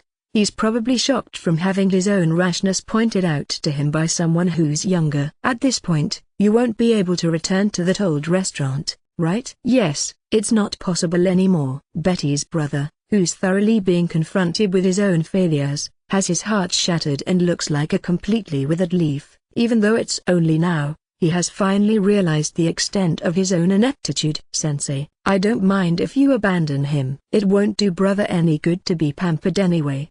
Having said that, it looks like Betty can't help but to be worried about her brother. I can't see anything else but the wish for me to do something about it on her face. I have already started this, so I won't quit now. I will make sure that Betty's brother will be able to make a living by managing this keepsake of his parents properly. Believing that I might as well give it a try since there's nothing to lose anyway, I decide to begin with the reformation of this restaurant. Mr. Sama, you say you came up with a new business? New, huh? I'd say it's a combination of existing businesses. On the next day we're in the middle of remodeling Betty's brother's restaurant. Of course, I have asked Arterio-san, and as expected, he seemed to be very curious what kind of restaurant it would become. But, isn't the location slightly bad? The bad location will be compensated by another component. We will sell alcohol. A tavern? If it's a tavern, I think the management will be difficult. Yep, the management of a tavern is troublesome. It's because they have a wide range of dishes, and that would take quite a bit of time and effort. If no guests show up, the loss of ingredients will grow, putting even more pressure on the management. It also has the contrivance that the ones managed by a company are more profitable than those run by individuals. Bigger companies can lower the costs by stocking up in bigger batches all at once, and have the advantage of being able to flexibly shuffle lacking resources and manpower around between the branch stores. Is that why you have increased the places at the counter? There's no chairs either, Huh? We're going for a setup where guests drink while standing. What I have come up with is a restaurant where people dine and drink while standing. Alcohol with a high profit ratio and side dishes going well with the drinks will be served. It's a store targeted at people who want to grab a drink on their way back home after work. There will be 1 to 3 side dishes, and up to 3 cups of alcohol from a wide range of different sorts. The drinking while standing is for the sake of increasing the turnover rate. We will leave those guests who would sit down to drink normally, to taverns. This store is scheduled to become a standing bar like the one in Japan's Shinbashi. Since the idea here is for the guests to drink a bit and go back home afterwards, I guess it's okay to not care that much over its location. Actually, it's better for the location to be slightly bad instead. The guests will have a drink for a short time after work before heading home, and come for quick drinks during their days off and after the sun goes down. Since I'm estimating for those cases to be our targets, it's rather better for the store to be situated in a place that doesn't have many people looking at it. If the regular customers increase, the bad location won't be a handicap any longer. Once the regular customers come here to drink with their friends, the number of guests will increase even further. I see. The remodeling results in establishing counter seats by narrowing down the cooking area. As there are no chairs despite there being tables set up, the guests will be able to drink while chatting with several peers. The lack of chairs aims at increasing the turnover of guests. We will also leave the guests, who stick around for a long time, to the taverns. Oh, so you're narrowing down the quality of the customers. And what's my part in this? Arterio. The menu. Wendlin. The food will be served a la carte suiting the alcohol, and I want to increase the types of drinks and side dishes as much as possible. We will use the seasoning and the menu of the restaurants run by Arterio-san. Cold tofu, green soybeans, pickled vegetables, and all kinds of salads. Various fried foods are possible as well, right? Deep fried food will work as well, no? In addition, fried vegetables and meat on skewers, bird in teriyaki, yakitori. Since bamboo skewers can actually only be procured through Mizuho, they are expensive. For now we have no other option but to swindle our way through by placing the fried food on tables without using skewers. I think the menu will grow, as long as we provide various small dishes with salt taste and dipping sauces. Fish might be nice as well. Wendlin. Earl-sama, fish is unexpectedly expensive. I've got a connection, right? I will try to talk it over with them. The one I discussed it with was the owner of River whom I previously taught the method of cooking eel. Earl bore Mr. Sama, long time no see. It's the Eel King. The Eel King is here. Just as you said, that nickname got stuck to me. Earl bore Mr. Sama. Nowadays the owner of River has set up several branch stores, and is even called Eel King in the capital. Eels would be a bit difficult, but if it's freshwater fish cuisine, I can provide the ingredients. Since I got connections to the river fishers, the prices will be slightly lower as well. Let's see. The menu will be. It might be fine to go with the standard fried and deep fried fish and river shrimps. Even sweetened boiled fish and deep fried fish marinated in spicy sauce should go very well with alcohol. There are plenty of other fish dishes that will work as well. Given that it will take time to prepare all of it, it will be alright to buy finished dishes to some extent. The menu has drastically grown, hasn't it, Earl bore Mr. Sama? With this we can reopen once the owner has familiarized himself with cooking the dishes on the menu. And, if it all goes well, it will allow him to open another store with the same concept at another place in the capital. That's how it is. I will have him open a branch in Ballberg, too. This will yield a hefty profit again, won't it? No kidding. Arterio-san and I laugh at each other while clapping our shoulders. For some reason I feel like my opinions and feelings on this are being ignored here. Betty's brother, I don't know whether you do it for the memories of your deceased father or whatsoever, but there's no point in a restaurant that yields no profit. If your dead father heard that you have your sister sponsor the meat, he'd roll over in his grave while lamenting, I think. If you want to run the restaurant in your own way, you got to earn money first. Or, are you going to run a half-baked restaurant for the rest of your life while sponging off your sister after Betty becomes an excellent magician? Since Betty's brother is still complaining, I argue him down with logic. Because he might become a shackle for his sister, who has a promising future ahead of her. I've told him that I would cooperate. That might have a charm of its own as well though, if you're going for the easy way out. You are. Even I have pride and backbone as her big brother. I mean, My skills aren't bad. I will make a restaurant again after making this place succeed. There's a method to serve the dishes you've made up until now, though. Really? Since the bar is going to be opened in the late afternoon, it's okay for him to serve a limited lunch menu. Given that food preparation for a standing bar will likely be quite hard, he will need to narrow down the menu to 1 or 2 daily specials. If he uses that method, he might become busy, but it won't be impossible. For example, like this, I have him run a trial run of a limited lunch, but this is no more than a reuse of his basic menu. It's an improvement of a stew we ate the other day. The sauce is almost perfect. I will make you complete a stew including plenty of cheap sinewy and leftover meat without relying on Betty's hunting. You will serve it on a big plate together with rice, and garnish it with pickled vegetables. He will need to carefully dish out everything on one plate, and not several. It's no good with bread, but as long as he uses rice, it won't be a problem since the dish will become like beef stroganoff rice or hashed meat with rice. The vegetables are added for a good nutritional balance, and if you use pickled ones, it won't be easy to incur a loss of ingredients as they can be stored for a long time. It might also be fine to serve the pickled vegetables as a side dish for the alcohol or as a standalone item. With this the price becomes 7 cents. You will serve water for free, and if people want fruit juice added to their water, add another cent to the total.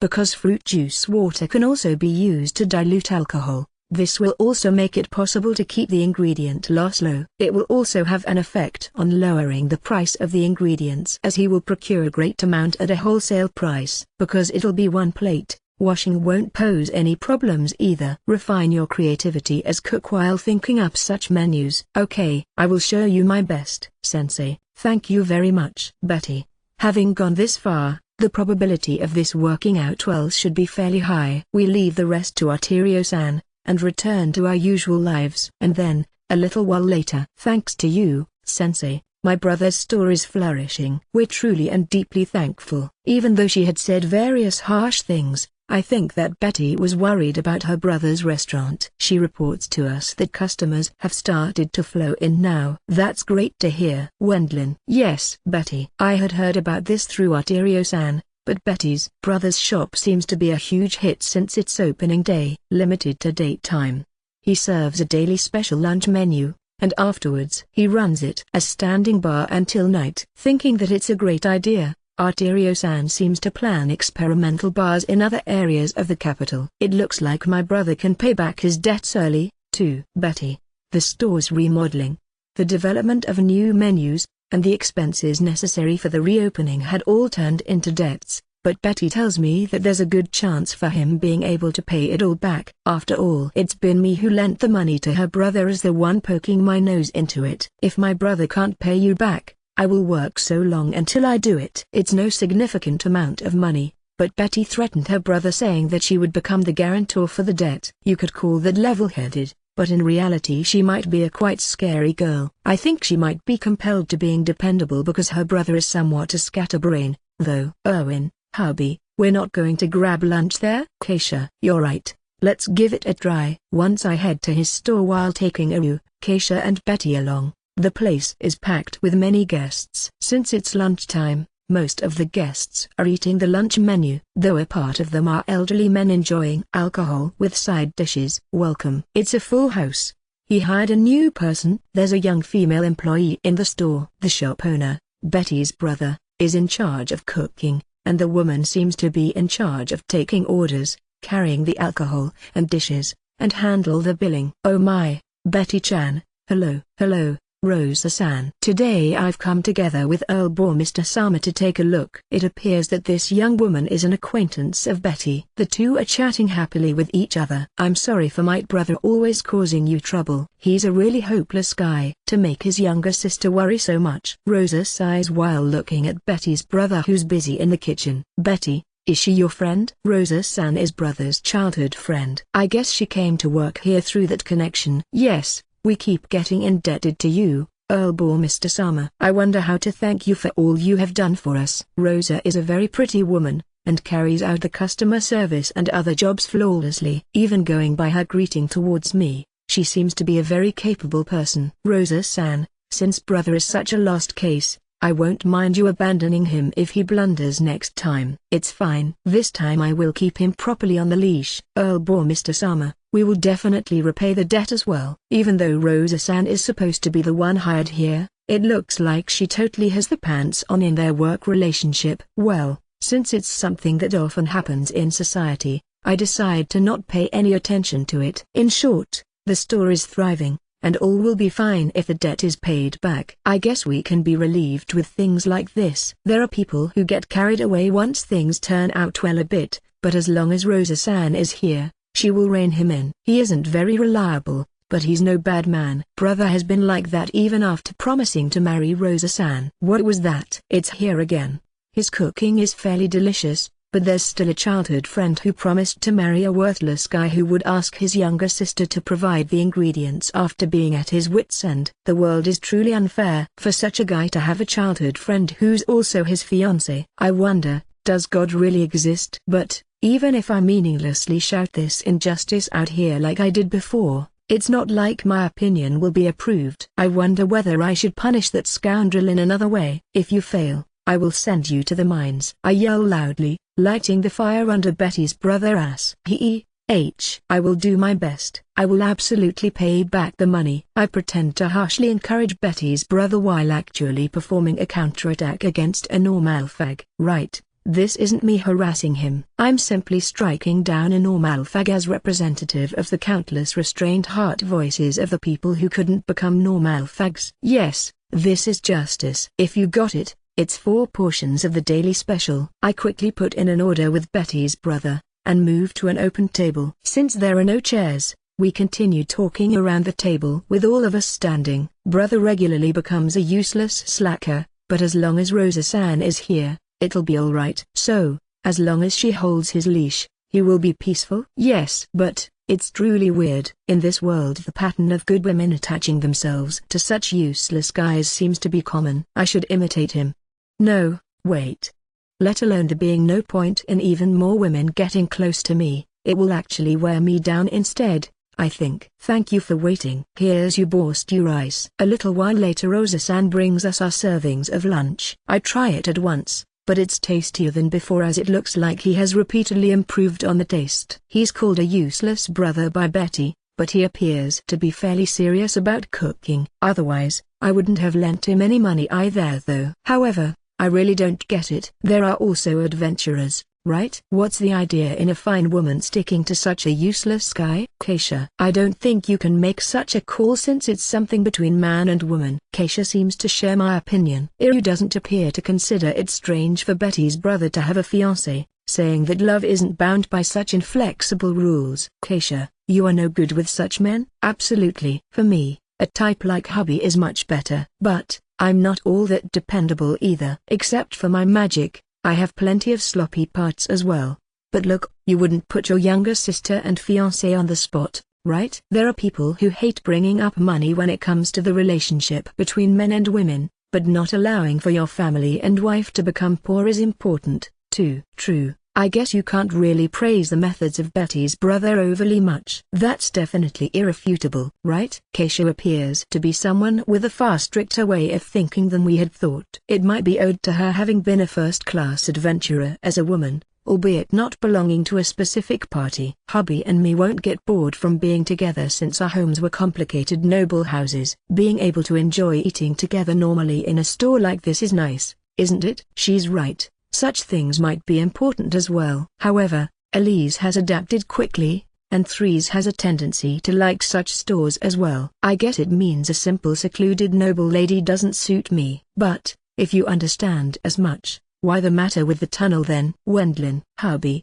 don't bring this topic up. Keisha. Later on the management of Betty's brother's store would get on track, and he would quickly repay his debts to me. He entered under the umbrella of the Arterio Company, and ran several branch restaurants in districts highly contested by many stores. He made a name for himself as a successful man. Of course, it went without saying that it was owed to the existence of his scary wife who remained in the back. Rather, it was her who became a celebrity in the business world, but that was something everyone had imagined happening. Betty, sorry. I will definitely make this store a success and pay back the debts. Otherwise, it would affect you as guarantor. At night of that day brother came to me to apologize while I was helping with the cleaning of the store. You do understand that it will put Betty-chan in trouble if the repayment is delayed, right? I will do my best tomorrow as well. I feel jealous when I see Rosa-san and brother getting along so well. Even if she scolds brother, it makes me wonder what kind of person I'm going to marry in my future. Once I try to imagine it,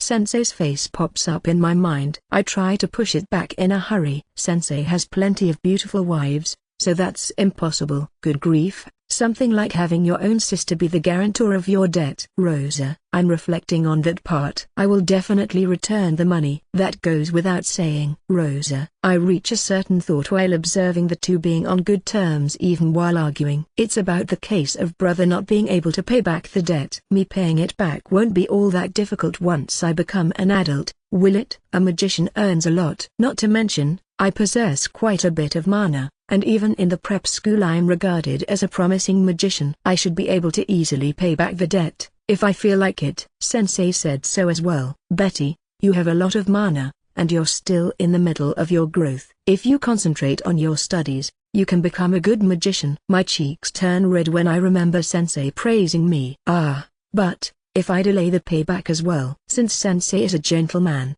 he would probably tell me that it's fine to repay the debt after becoming an adult, but if I caused the payback to delay because I prioritized using the money for equipment necessary as magician and adventurer such as an expensive wand or robe, even he would make demands. If he told me at that time that my body is the collateral, if I couldn't repay the debt, I would become Sensei's property. That might actually work. When I come up with a very neat idea, I get totally happy all by myself. And in order to realize that plan, I address my brother. Even if you fail to repay the debt, I won't have any problem with it. It's okay. I will definitely pay it back. Or rather, just how little do you guys trust in me? Until now there haven't been any reasons allowing us to trust you, right? While watching brother getting scolded by Rosa-san, I end up thinking that it'd be nice if brother is unable to return the debt instead. Chapter 07, Memories and Reality. My lord, what shall we do? Let's see. Eliasberg, Innerberg,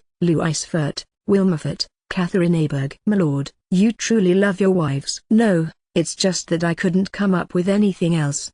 Moreover, it's a naming limited to German-styled names. My lord, is something worrying you? No, it's nothing.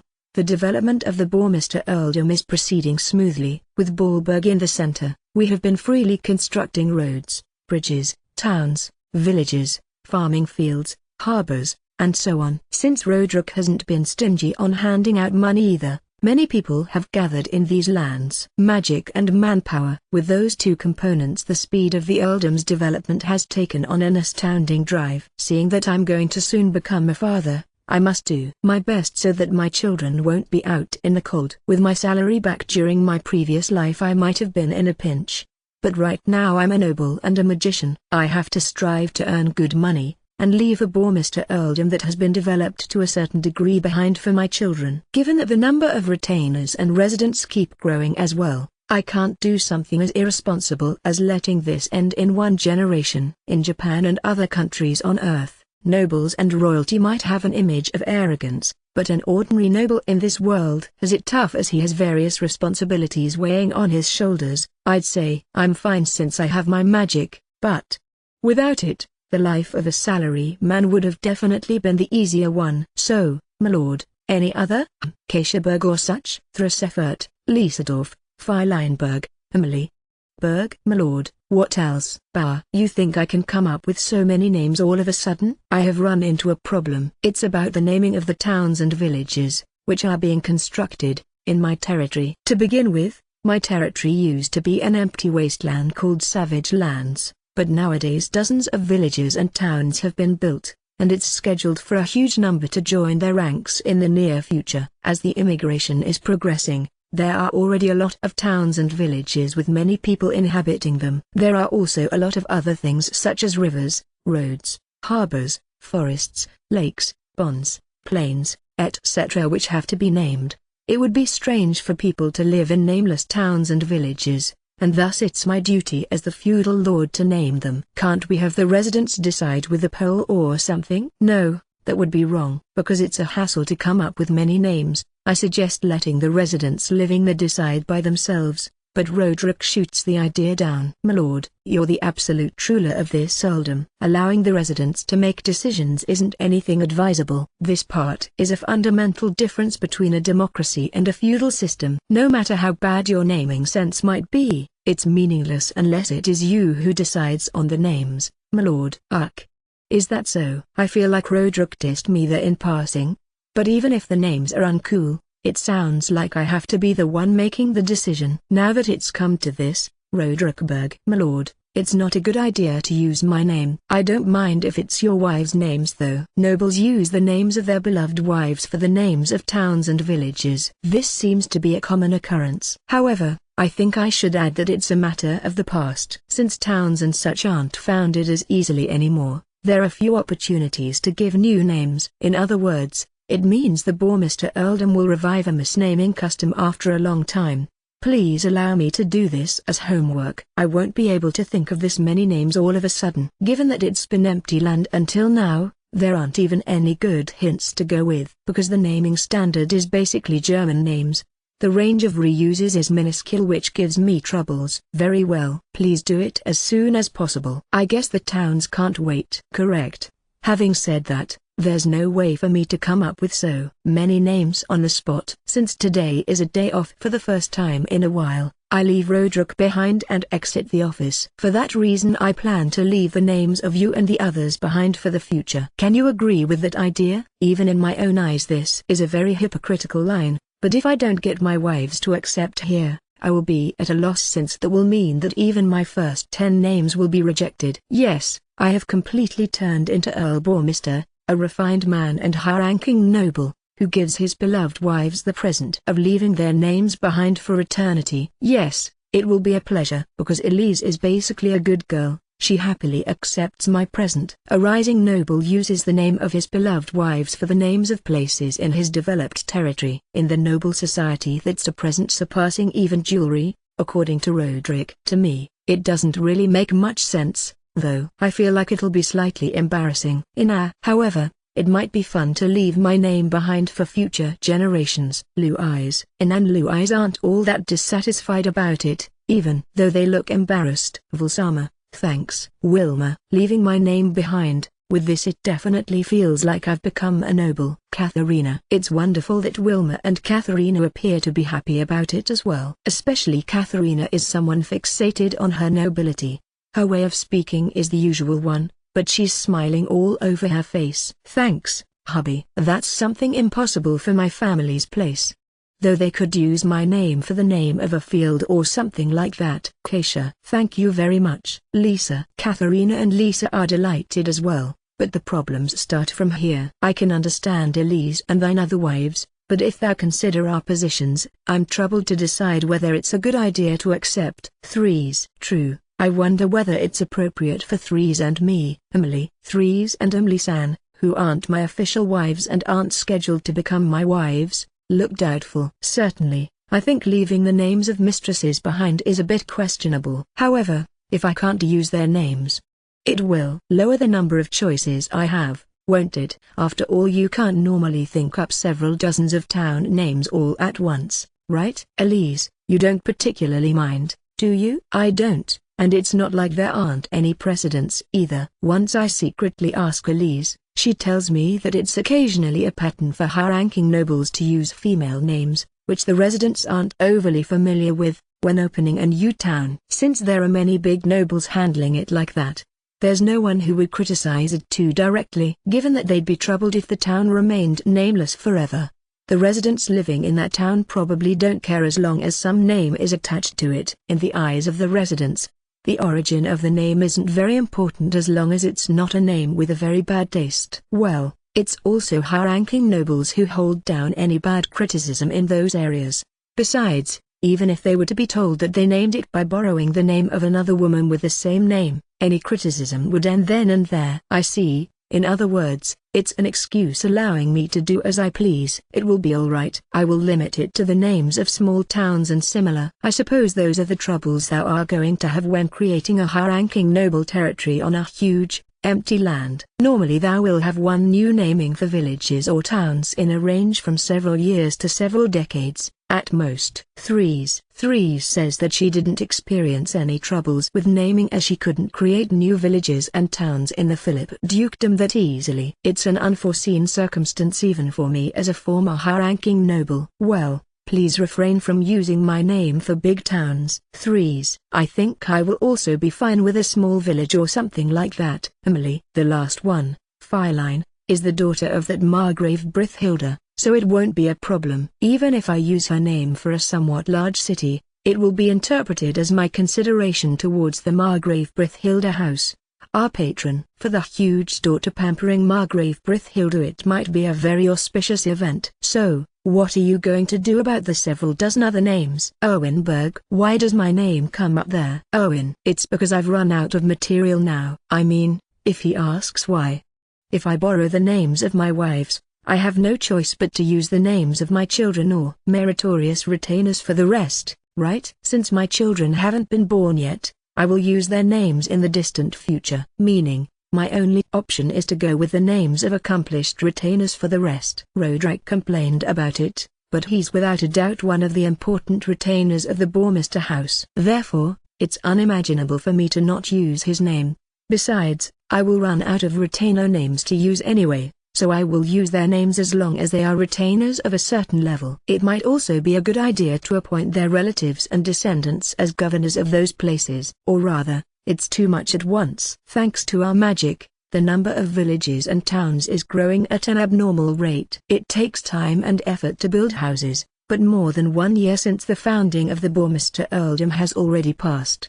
Baron Rembrandt has relocated a huge amount of used houses, and seeing how the Bourmester earldom is in a good condition, carpenters gather here, constructing new homes at a quick pace. There are areas in the kingdom where carpenters struggle because of the recession, hence many of them move here or work away from home. The Bourmester earldom has as much work as they desire, after all. Those hating to work away from home build a house at home, and then Baron Rembrandt relocates that house. There exists such an option as well. The lack of housing is.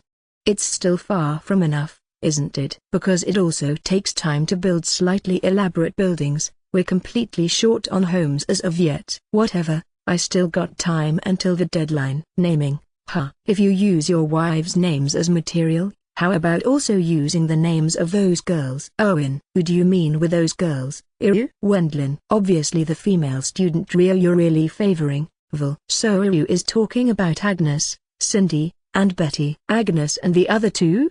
They are my students. I can't use their names for something like this. Wendlin. I have to make a clear distinction in that area. They are girls I'm particularly favoring among those I'm teaching magic for the first time, but those girls aren't part of the Bourmester house. If I don't draw a clear line here, I will get scolded by Roderick. You won't take those girls as your wives in the future, Iru. Now listen. I end up flabbergasted by that absurdity. Certainly, those three show promise, but that's ultimately as students. I have a duty. That is to turn all of my class students, and not only those three girls, into fully fledged magicians.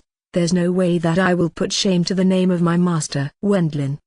Love affairs have been out of the equation from the very start? Don't ask the obvious. Yes, as master's sole pupil, I will properly raise my students. After all, I need them to pass on the greatness and achievements of master to future generations. It means that I'm not doing this for fun. So can I have you stop with the sleazy suspicions of ulterior motives, Erwin-kun? Whatever.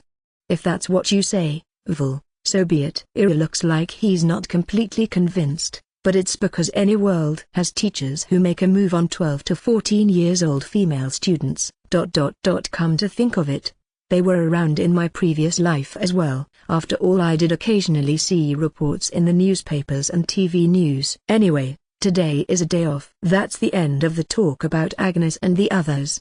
Having said that, since Elise and my other wives are pregnant, we can't go out to a distant place. Accordingly, we decide to hold something like a picnic in the courtyard of the Bourmester mansion. At first, it was an empty courtyard, but in order to give it an appearance appropriate for an earl, We have added suitable furnishings and employed a gardener. Flowers and trees for the scenery have been planted with the gardener properly caring for them. Employing an exclusive gardener is truly the act of a high-ranking noble. Back at my family's home, Mother, Amni-san, and our servants were the ones planting flowers in the flower bed. After a table and chairs have been set up in the middle of the courtyard, we spend some leisure time there while enjoying a light meal and tea. Somehow this isn't really for me. Keisha, who has more of a tendency to be frugal than me, appears to be bad with spending time leisurely like this. She's already restless. If you get pregnant, you will understand, Keisha-san. After all, it will become more difficult to move around. She's saying all that,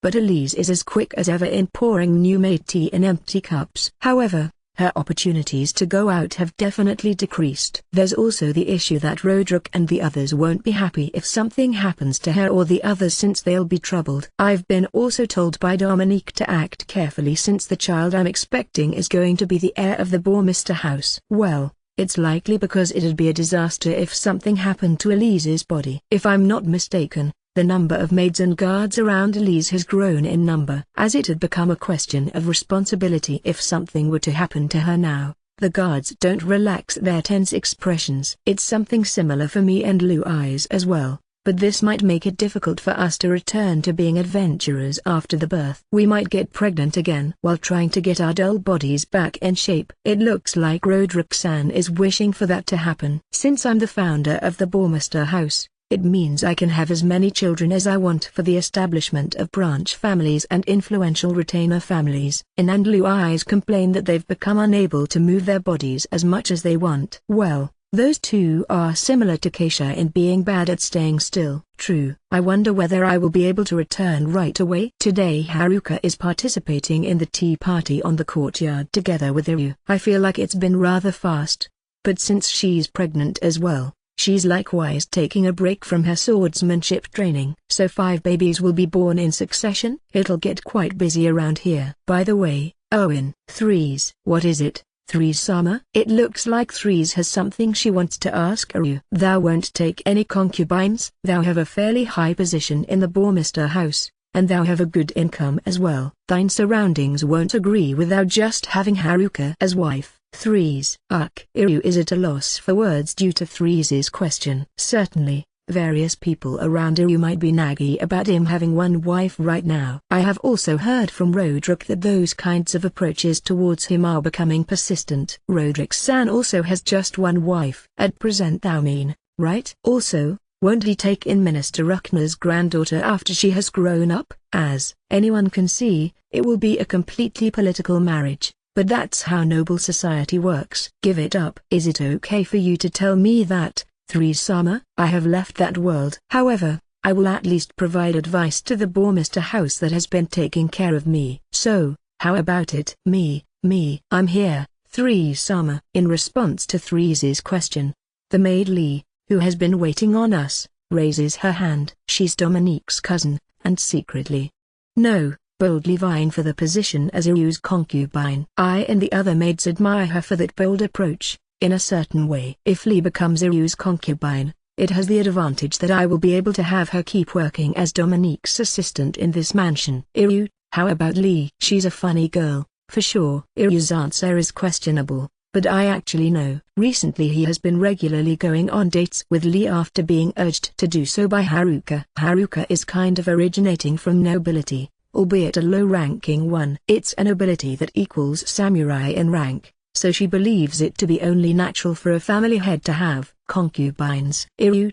your wife is the perfect superwoman, isn't she? I think so as well. Iryu and I consider Haruka to be a high-spec wife that won't even lose out to Elise. I understand. I suppose I worried unnecessarily. Threes. It's not like it has already been Desi. Owen. Am I disqualified for being Owen-sama's wife? Lee.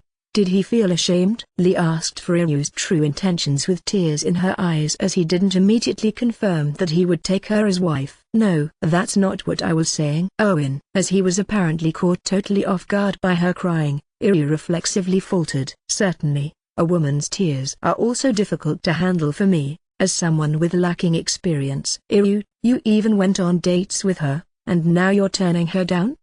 Yeah, don't you feel sorry for Lee? Blue Eyes next to you was harshly rebuked by In and Blue Eyes, who have been his friends for a long time now. It's not that I'm not considering it. It's just that I thought how much of a hassle the various preparations are going to be when it comes to marrying. Iryu objects that he simply hesitates because he can't tell her to marry him so easily. I see, then it's fine. Those are wonderful news, right Lee? Yes. And that settled Iryu's second wife after he was cornered into making a promise to Lee with Blue Eyes and In apparently having been her accomplices from the very start. Just when I thought that I had a déjà vu, as it was a scene I had seen somewhere before, I recalled that something similar happened to me as well. I have to write a letter to Mom and Dad. Various preparations have to be handled before the ceremony. The schedule taking the least time is, even without hurrying so much. However, Iryu really is a man who doesn't learn to believe that he'd have a grace period after having agreed to the marriage even though he had me as an example. As long as nothing extraordinary happens, she will continue to push the issue on her own accord so that no other woman can steal a march on her. If the man himself accepts it, that's the end. The rest will be handled by his surroundings without him having any say in it. It will make him doubt whether he had actually accepted all of this out of his free will. Iryu, you have also reached that kind of social position. Wendlin, is that something to be happy about? Owen, that's nothing I can answer. Would it have been better to have stayed the eighth son of a poor noble? Or is it better to be Earl Bourmister? It's not like I can experience both at the same time. Well then, cheers to the marriage between Iryu and Lee. Cheers. It's just mate tea, but after clinking cups with everyone, I decide to enjoy another light meal and some tea cakes. Iryu has an indescribable expression, but although there's a difference in intensity between people, everyone suffers from marriage blues. Once the marriage ceremony is over with, things will immediately return to normal. It was the same for me as well. Dear, congratulations. Haruka. Thanks. Owen. And it's Haruka who boldly congratulates Iryu. I end up admiring her for her Mizuho-style Nadeshiko mannerism. However, it might be good that she isn't my wife. Somehow I can't put it into words well, but I experience the optical illusion that Haruka is skillfully pulling the strings attached to Iryu's hands and feet. Still, I don't say anything because Iryu himself seems to be happy with that. Your lordship. What's wrong? Wendlin. As I'm pondering about such matters, the person in charge of the mansion's security suddenly calls out to me. Actually, there's someone saying that they have business with you, my lord. Without an appointment it's a no-go. Recently the number of people wanting to meet with me has been profusely growing. Given that the reasons are mostly within the range of what one can imagine, I don't really need to explain it at this point. But if I were to meet with all of them, my day would need to have 48 hours. Hence it has taken the shape of me leaving most of them to Roderick, only meeting a selected few myself. The people allowed to meet me without an appointment are Margrave Brithhilda, Burkhard-san, Daoshi, and the highest ranks among the kingdom's leaders. My lord, while you listen for an hour to stupid nonsense, the magic-based public works were dressed. Since most of them seem to be worthless matters according to Roderick, I make sure to not meet those folks as much as possible. He is kicking up a fuss in front of the mansion, but he has actually introduced himself as Baron Legatsama. Even if the person is a noble, no appointment still means a no-go, though. Having said that, it's rare for nobles to personally show up in front of the mansion without appointment. That's probably the reason why the guard captain has come here to request me to make a decision. So, what kind of business does he have with me? That's the problem. It looks like it's something he wants to personally discuss with you. Can't be helped then, I guess. I go to our mansion's front gate by myself. Upon arriving there, I spot a young man who appears to truly be a noble. Going by his appearance, he looks to be around 20 years old. Earl Bourmister Dono? Correct, but isn't this a method going against etiquette? Baron Legat's current action is against the rules of nobility. I give him a warning about that part. I think so. But if I can have you accept my proposal, you can expect an increased development of the Earl Bourmister house. Let's hear that proposal or whatever of yours. Gladly, future father-in-law. Huh? Future father-in-law. I have a bad feeling about this, but Baron Legat begins to talk about his suggestion on how to make the Bourmister house grow without any break. It looks like your noble wives have become pregnant, so allow me to congratulate you on that. If a daughter is born. No. If it's the number of wives, At least a single girl should definitely be born. Would you allow me, Baron Legat, to take one of your future daughters as a wife? In such a case, the relationship between the Bourmester house and the Legat house will be strengthened. I had expected it as a possibility, but for him to actually request to marry one of the children who are still in the bellies of my wives. Moreover, at the time when a possible daughter reaches adulthood, this Baron here will be a middle-aged guy in the middle of his 30s. Even on a personal level, I'd like to be spared from a son-in-law who's older than me. At the very least, I want to refuse this Baron who seems stupid and frivolous. Further-in-law, I will definitely bring happiness to the daughter and mother-in-law. Don't ever show your face here, Aga. Flipping out in an instant, I blew away Baron Legat with wind magic up to the main street of Baalberg. He collapses in the middle of the street after fainting. Don't allow that moron to ever bother us again. Submit a request to Roderick to draw up a termination letter for his family. Yes, it will happen at once, your lordship. Normally it would be commonplace to make such a request through someone as messenger, but Baron Legat has tried to get the upper hand by negotiating in person. Of course, he just offended me with his shallow thinking. To deal with such rule-breaking nobles, you can use the format of cutting off any relations. It's a system where you send a letter, stating for this and that reason we will never associate with your house again. It's rarely put to use, but accordingly its effect is tremendous. Man, in just what world would you find a guy speaking about wanting to marry a girl who's still in the womb of her mother? When I'm complaining while looking at the fainted Baron Legat, I see someone speaking with the gatekeeper. On a close look, it's a beautiful girl who's slightly younger than me. I hear Erwin Sama is staying at this mansion. That's certainly true, but it's impossible to meet with Erwin Sama without an appointment. But I don't have much time left anymore. Since she's mentioning Erwin,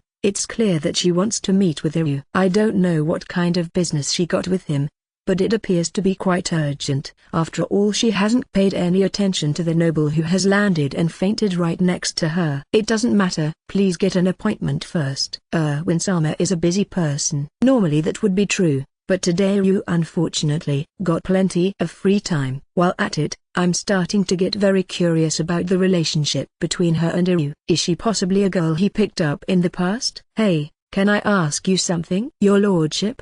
Do you happen to be Earl Bourmester Sama, Erwin Sama's lord? Indeed, but what is the relationship between Iryu and you? I'm his childhood friend. Iryu, I will never forgive you. I decide to allow this girl to enter the mansion on my authority as lord. Why, you ask? Because of my deep kindness urging me to allow old childhood friends to meet. As if it's for the sake of thoroughly investigating when he got to know such a beautiful girl. Of course. Iryu, I'm disappointed in you. What's it all of a sudden? Huh? Anna? Yes. It's been a while, Erwin Sama. Anna. I led the girl to the courtyard, and it looks like she's really Iryu's childhood friend. They immediately start to speak like old, close friends. At this point in time, Iryu is as guilty as charged in my mind. His crime is a considerably heavy one. How did you get you all the way here all of a sudden? Erwin, I used long-distance carriages with the money I owned. Anna, it must have been hard on you. Erwin, Iryu's home lies in the western part of the kingdom. To come to the Bourmester earldom, she had to pass through Brittburg. If one boards a magic airship, it won't take even a week, but if it's a long-distance carriage, which isn't as expensive, it'll take more than a month. Seeing how Anna took all that upon herself for the sake of meeting with Iryu, she's an amazing girl. In my mind, Iryu has been flagged as a criminal deserving a life imprisonment. I mean, a beautiful girl going this far to meet with me probably doesn't exist, I think. Iryu, unforgivable. Since I'm busy with listening to Anna about her circumstances, I'd like you to wait a bit longer with your usual spasms. My verbal attack is easily avoided by Iryu. Within my mind, Iryu has just qualified for lifelong slave labor as a criminal. What? How cheeky for the likes of you. I didn't hear anything about you having a childhood friend. Wendlin, because you'd have become pitiable if I had told you about her. Owen, now listen. Even though you're not that much different from me as the fifth son of a poor noble, why do you have a beautiful girl as a childhood friend? I didn't have one. You know, I didn't even have a male childhood friend. While thinking back on my long life as a loner, I realized that I'm simply cursed by the god of fate. Well, let me tell you about my circumstances then. Sure, I will set aside this sadness and anger for later. I'm Earl Bormister. I must at least show as much generosity as listening to a situation calmly. It's not such a complicated story, though. Because he was the fifth son, Iryu had gone through a series of hardships by being exploited and harassed by his elder brothers at home. The only ones treating him normally were the commoner children. You had surpassed me at that point. Wendlin, be quiet and listen to his story. Okay. Wendlin, for some reason I ended up getting scolded by Threes. I focus on listening to Iryu's story. The one closest to him among those commoner children was Anna, the third daughter of the owner of the only shop existing in the territory. In other words, this beautiful girl here. It's a story you hear often, but you never told us until now. I'm a man who cast away his past. It's not that Erwin is just trying to show off. If it's the daughter of the local store, and even if it's the third daughter, Iryu would have been forced to live in that territory after marrying her. She's in a position where she couldn't refuse her father if she were to be told by him to marry into some family. I was someone who would leave the territory. It was impossible for me to take Anna with me. It'd likely just piss off my old man and Anna's father. What could I have done back then when I was only 12 years old? I had my hands full with surviving by myself. Rather than that, Anna, didn't you marry Becca, the second son of the village headman? Owen. Iryu has already attained the social standing of being a retainer of the Earl Bormister house. He sternly questioned Anna, who had apparently run away from her birthplace on her own accord. That marriage didn't take place. Even though the marriage was decided by both parents, despite them being commoners, there are many cases where such arrangements are cancelled for various reasons. As a marriage is ultimately something between both families, the opinion of the family heads plays a big role in this. If a modern Japanese learned of the current situation in this world, they might laugh at it for being too formal and classical. However, that's how this world works. It's impossible to have the freedom to not marry or not give birth to children, as it exists in modern Japan, readily accepted over here. The fear of a family line dying out doesn't exist in this world. Didn't take place? Yes. It looks like Leela and Isama will marry him instead. Why did that happen? That's Jeltz-sama, the successor of the village headman, has died from illness. That Jeltz died. Hearing that an acquaintance has died, Iryu's expression becomes slightly gloomy. However, it's not a face that you'd call sad. Because he was the heir of the village headman, he had probably stuck close to Iryu's elder brothers. He might have been a nasty to Iryu. I'm not really all that sad about it. So, Becca has become the new heir in a hurry, huh? Yes, as such it turned into a talk about my social standing as the third daughter. Her elder sister, who's higher in the ranking, will become the wife of the successor of the village headman's family. It's something that often happens in rural territories. So, what happened to you then? It's been decided for me to become the village headman's second wife. Huh? For what reason?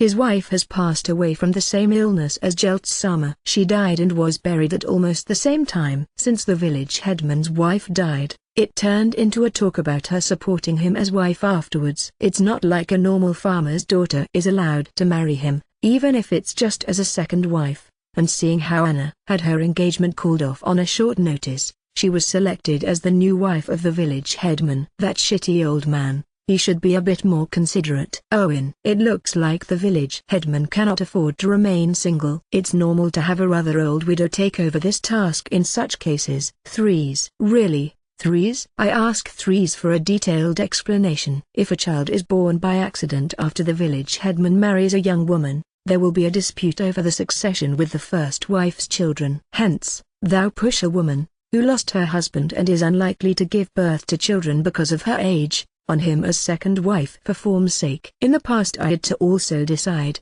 or rather, mediate during such a case. That guy was an elderly chief retainer, though. I remember endlessly worrying back then why I had to concern myself with such a matter as an unmarried woman. Threes invested great efforts to find a second wife for an old retainer well above 60.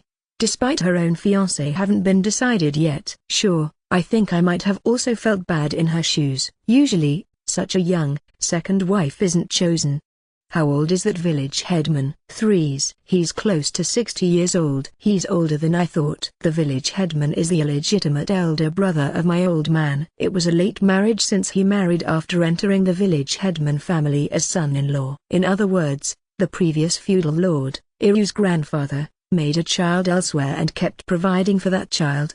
But since the opportunity to marry into the village headman's family presented itself, he pushed his bastard onto them. 2 sons were born, but the eldest son died from illness, resulting in the second son succeeding the family. The old village headman, who had become all alone after his wife and eldest son died of the same illness, wanted a young second wife. That seems to be the situation here. Since the village headman family has ties with Iryu's home, Anna's home couldn't reject the request either. Still, Anna hated the prospect of marrying an old geezer, and ran away to this place to rely on her childhood friend. Those are some complicated family backgrounds. You sure? It's actually the same for everyone in rural noble territories. It's a story that would be harshly criticized as anachronistic in my previous world. So, what are you going to do? Louise asks Iryu in a straightforward manner. Now that the circumstances have become clear, it's a question what Iryu is going to do next. What do you expect me to do? I can't tell her anything but to go back to her territory and get married. Owen. No way. Owen-sama. Anna, both of us are no children anymore. You're aware of that, aren't you? Owen. The second wife candidate of the village headman family, relatives of the feudal lord, has selfishly run away to rely on her old childhood friend. If Iryu was still a free adventurer, he could have chosen the option of escaping together with her. After all, it's not like Iryu's home possesses the leeway to search for an eloping couple. However, right now Iryu is a retainer of the Bourmister house. If Iryu sheltered Anna, it would have the potential to develop into a feud between the Knight Armin house and the Earl Bourmister house. It would be great if it only ended between our two houses, but it's troublesome because it's easy to imagine that the leading house of the West, the Margrave Homer house, would get involved as well. Anna, you and I were close in the past. Yes, me and you, Owen-sama, had been treated as outcasts after all. Anna, you were still better off since you were considered as someone to be married off. Or not. A fifth son whose future departure was set in stone with his home being poor nobility, and a girl who was considered a tool for marriage as third daughter while unable to leave because she didn't have the makings of an adventurer even if she tried to leave the countryside. It was probably only natural for both of them becoming close friends. Their contact broke off after Iryu left the Armin knightdom, but even now Anna hasn't forgotten about him. Otherwise she wouldn't have come all the way to the Bourmister earldom by herself to rely on him. In the past I jokingly asked whether you'd marry me in the future.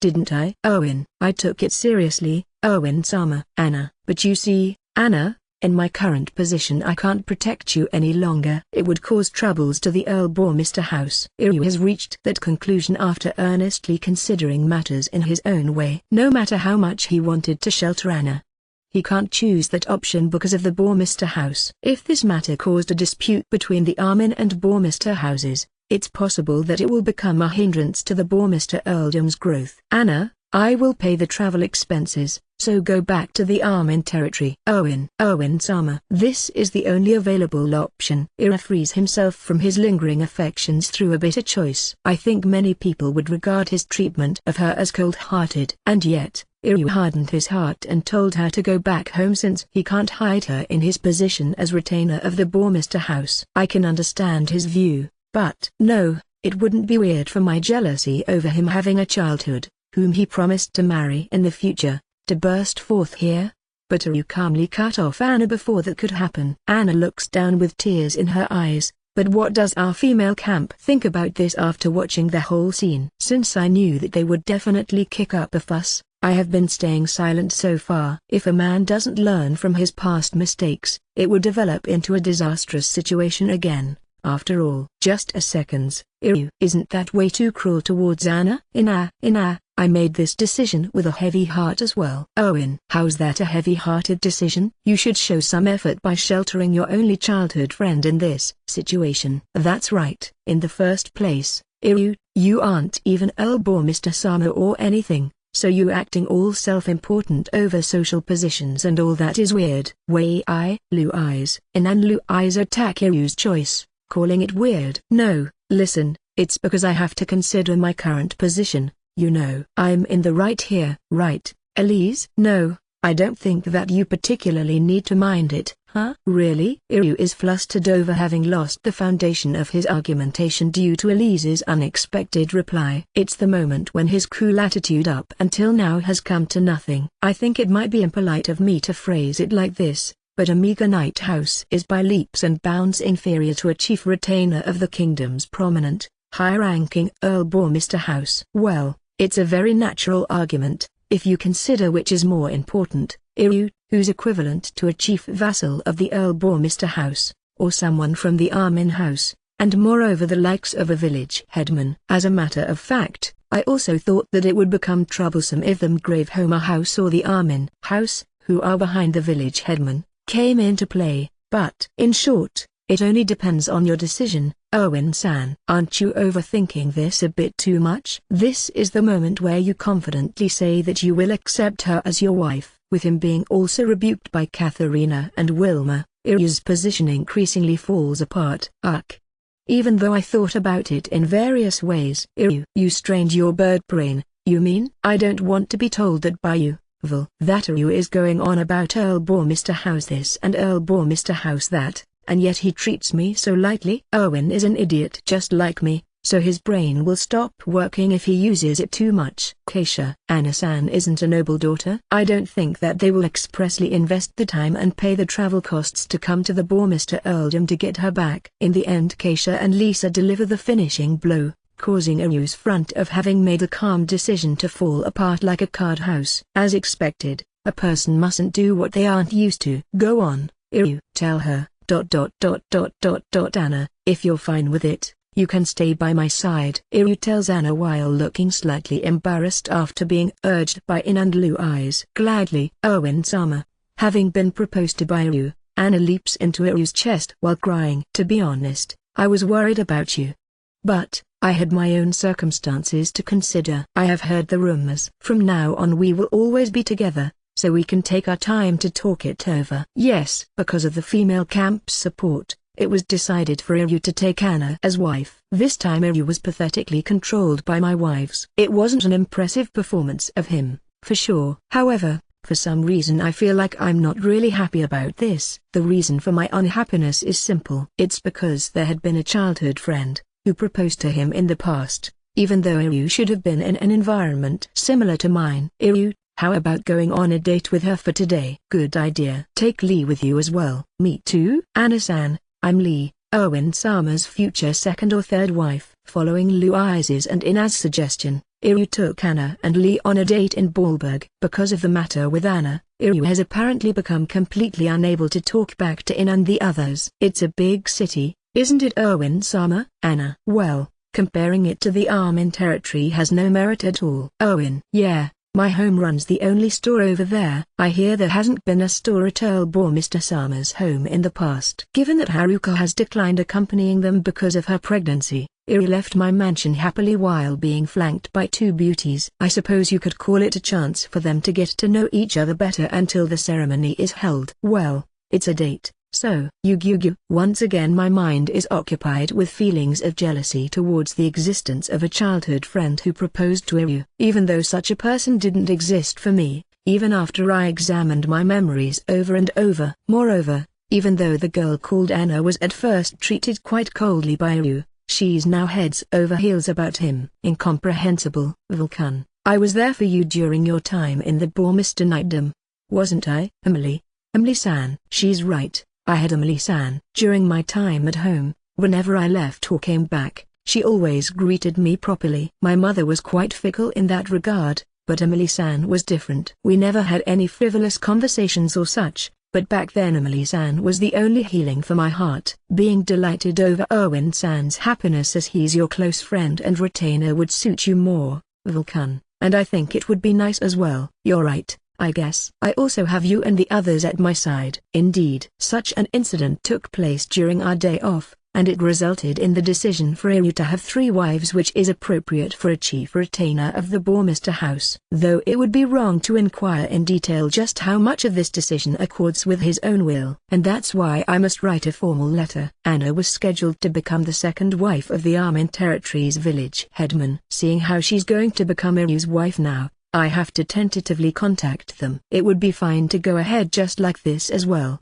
but because I'm a high-ranking noble, it's necessary to send a skillful, formal letter so that the other party won't take any advantage of this. I decided to ask Roderick about the etiquette and rules in regards to such letters. I don't mind telling you, but you also have the option to ask Threes-sama, who has practical experience with this. Oh, true. Threes should be accustomed to such things. Following Roderick's advice, I decided to have Threes teach me how to write such a letter. 2 letters will be necessary. 2? Wasn't there that retarded baron who made a fuss over wanting to take one of the children, who are still in the bellies of Elise and the others, as his wife before the matter with a girl called Anna? True, there was someone like that. What's the point in thou forgetting about it? Threes. I felt completely refreshed after blowing him away with magic, and there was the matter with Anna, so I have completely forgotten about him.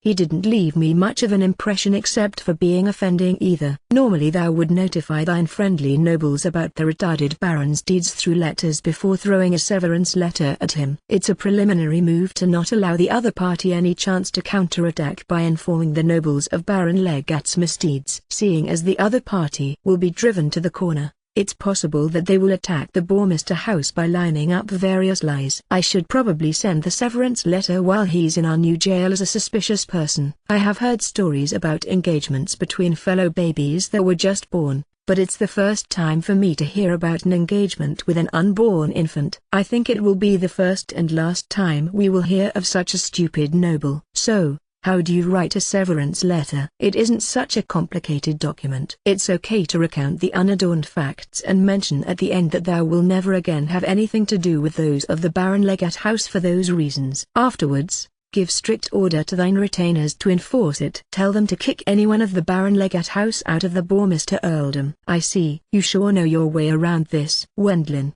all high-ranking nobles do this. In extreme cases, half of the nobles are thine allies, and the other half thine enemies. Well, not all of the opposing half is going to regard thou as hostile. After all, there are situations where thou associate with someone even while being on bad terms with them, right? Among them there will be some noble houses which are hopeless cases. Breaking off relations is necessary for them. Threes mentions that she has sent severance letters in her time as Duchess Philip as well. There is a plethora of noble houses in the kingdom and the empire. Even if thou break off relations with 1 or 2 of them, it won't have much of an impact. Threes laughs, but she's right. To me, who can't quite remember the names of the nobles yet, it won't make much of a difference even if I cut relations to a single baron house. That's all about the severance letter. Next, how would you write the letter to the Armin house? Wendlin, this is something thou write with a condescending attitude at full display. Don't make any promises to the other party, that's all. Threes, is it going to be alright with that? Yep, it will be. Don't ask for their opinion or anything. The other side will only use that as a chance to attack. Owen's home is a night house, isn't it? Also, it's only about snatching away the second wife candidate of a lowly village headman. If the other side starts to complain, thou will just need to cut down the trade with the West a bit. Since the other party will likely think so as well, I don't expect them to answer in the first place. You think their patron won't take the stage here? Wendlin, there's no way that he could, is there? Wendlin, have thou restricted the business with the West? No. The trade is going on normally without any preferential treatments. Thou call them patron, but the direct patron of Irwin's home is a Viscount house, right? If I remember correctly, he mentioned something like that. I recall having heard something along those lines from Irw a while back. The patron of that Viscount house is the Margrave Homer house, so it's a talk about the marriage of a vassal's vassal, not to mention that it's a marriage of the vassal's village headman. Correct? They won't say anything. The Margrave Homer house hasn't so much time on their hands either, and it would affect their reputation. Also, the village headman is the feudal lord's half-brother, so their family relation is weak. Don't worry about it. Threes. That makes sense. Wendlin. Listening to Threes' opinion as reference, I wrote up a formal letter to the Armin house. Given that there are many bothersome rules about letters to nobles, I decided to jot it down here while summarizing those points. I've heard that there's a fine spring weather in the west around now. I hope you're doing fine over there. You know, my retainer has actually decided to take a girl from your territory as a wife. I don't really have any duty to tell you about this, but I'll humor you out of courtesy. I don't expect that you're going to have any complaints, but if you do, feel free to get back to me, okay? Given that she's not a girl directly descending from your family, we'll kick up a big fuss if you tattle to your patron or something like that. You don't need to send congratulatory gifts or attend the ceremony. Of course I didn't send it out just like that. I gaudily decorated the sentences in accordance with the rules, but this is the content if you summarize it. I think it's a through and through rude letter. Going by what I heard of thine previous exchanges with the Armin house, it's very likely that they will become impudent if our side handles them modestly. Being hated by a night house is a normal occurrence for an L house. Don't mind it. Threes. As expected of you, Three-sama, it's a magnificent letter. Roderick. It's just that I had more than enough opportunities to get good at this. Roderick checks the letter's contents, but it looks like he's happy. He gives high praise to Threes. It's because I simply wrote down what I was told without thinking too much about the contents. Still, since I don't have the habit to write letters, it has tired me out. Wendlin, thou have low motivation for anything besides magic and thine own interests. Time is limited. After all, because I'm not that skilled, I just narrow down the things where I invest my full power. Thou are a childish man. Well, it can't be helped. Lisa, Emily and I will follow up on thou. Occasionally it's good to have older women around, isn't it? Threes, you know, I'm older than him as well. Keisha, thou don't look like it. That's why. Threes, you're evil. Keisha, thou have to become a little bit more of an adult woman. The letter supervised by Threes was delivered to the Armin house, but in the end, they didn't send a reply. In other words, we got their tacit consent. Thus it was decided for Iryu to marry Lee and Anna. Chapter 08, Troublesome matters are increasing in various ways even while I work as teacher. My lord, the future prospering of the Earl Bourmister house depends on how many children you make who will then form our household. Too many children becomes a source of strife in noble houses with long histories. But the Earl Bourmister house has been founded by you. Therefore, there's no need to worry about those things. Oh, really? My lord, treating it as if it was someone else's problem. As you're still young, you must do your best as long as you can. It's been 3 months since I have taken up my job as a temporary teacher with summer being at its early stage. Given that the Bourmister earldom has a climate close to the subtropics, the temperature here is high all year long. But we're going to soon enter midsummer, which is a lot hotter. That's why, or rather, it's completely unrelated, but I have taken Roderick's words, to whom I have outsourced all decisions in regards to governmental affairs as household manager, as something similar to encouragement, and not so much as sermon. To be honest, it's not like my motivation gets boosted when hearing all that, though. Elise and your other 3 wives are already in their 5th month of pregnancy. And the prospect of a long-awaited heir makes us retainers sigh in relief. Because Elise, Ina, Louise, and Katharina got pregnant at almost the same time, there's almost no worry of the Bourmister house going extinct even if something should happen to me. There are cases where the lack of an heir leads to unnecessary troubles over the inheritance of the peerage and territory. In the eyes of the retainers who have been able to find work at long last, a lack of a legitimate heir could cause a downsizing of the territory, directly connecting to their dismissal as retainers. I suppose, it's only natural for them to feel relieved. Following, Wilma-sama and Keisha-sama have. As a matter of fact, those two have become pregnant as well. Wilma has turned 15 years old, and since Keisha is going to soon be 20 years old. With her mana having stopped rising, there have been pressing demands for her to bear a child by her family. It's not like that was the reason, but I did put in some effort. Wonderful. With this the Bourmister house will be Faye. After having told me all this, Roderick started to cry, getting all emotional by himself. At such times I'm perplexed how I should deal with the situation. Well, it's not like I need to treat a guy kindly just because he's crying, right? Thanks to that, I've become unable to go hunting in monster domains, though. Of course. After all, we can't form a party that can guarantee your safety. My lord, under these circumstances, almost everyone in the Dragon Busters female camp has entered maternity leave. Therefore, I'm stuck with occasionally hunting in the nearby forests with Iryu. In addition, Iryu always brings several guards along. Guards and all that, this is way too formal, you know. What are you saying? Wouldn't it turn into an irreversible situation if something happened to you? My lord, becoming an important person has its downsides as well. However, Roderick will only allow me to act freely if I take Elise and the others with me. That means, it's a necessary evil for the moment. Even threes, In the end, after she had raised her mana capacity to a level ranging in the middle of the advanced level, she stopped choosing contraception on her own initiative, and got pregnant with my child. According to herself, even while pregnant, I can still practice magic, right? I'm already 21 years old, and I want to give birth to at least one child. In regards to 3 Sama, there are no real problems. Given that she's a person with a good discernment, she's very easy to deal with. Her child won't have any succession rights,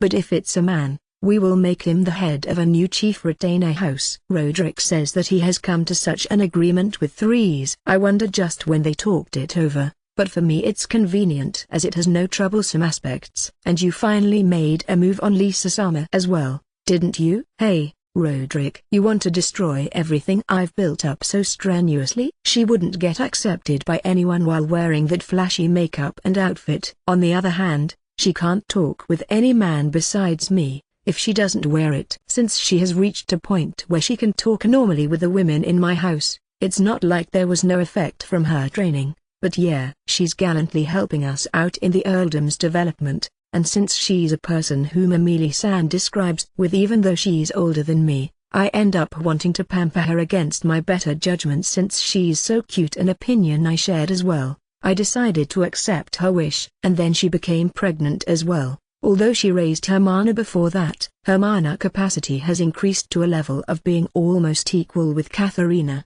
but since she's been a top-class magician to begin with, her room for growth seemed to be low. Isn't Lisa-sama happy with it? Certainly. Nowadays she's spending her days sewing baby clothes together with Elise and the others. For her, who's soon going to be 30 years old, it must appear like a miracle took place. In Japan it's not overly strange to get pregnant at that age, but in this world it's doubtlessly considered a childbirth at old age.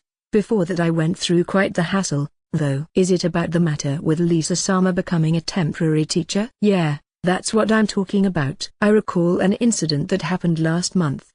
Construction work? I have no time today. It was before Lisa's pregnancy was detected. On that day I would have a lecture at the prep school, but Roderick begged me to urgently construct something with magic. Since he said that it was dire, I was about to delay the lecture to the next day.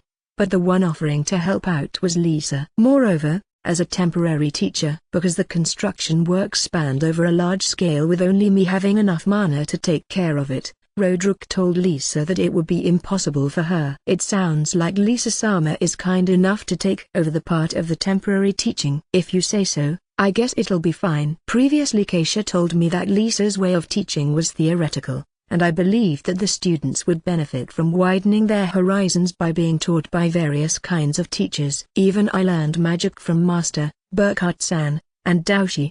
It was very useful for me as a magician to have various approaches as reference. For my students it should also be helpful to also experience this early on. I guess I will leave it to her then. Wendlin. Okay. Roderick. This was how it was decided for Lisa to act as temporary teacher on that day. Lisa? You're that Lisa the Blizzard? In the morning of that day I escorted Lisa to the prep school and explained the situation to Headmaster Hendrik, but he stared at Lisa in amazement. I could fully understand his feelings. After all, she had turned into a completely different person compared to before. Please take care of me. Lisa. Earl bore Mr. Dono, you have my deepest respect. Hendrik apparently believed that I had reformed Lisa, though I think it'd be more precise to say that I exposed or unmasked her true nature. If Earl bore Mr. Dono has urgent business to attend to, I will gladly request your help. Hendrik. However, the current Lisa had a decisive flaw. Until this very day, she couldn't even hold a decent conversation with a man besides me. Even if they might be minors, half of the class consists of male students.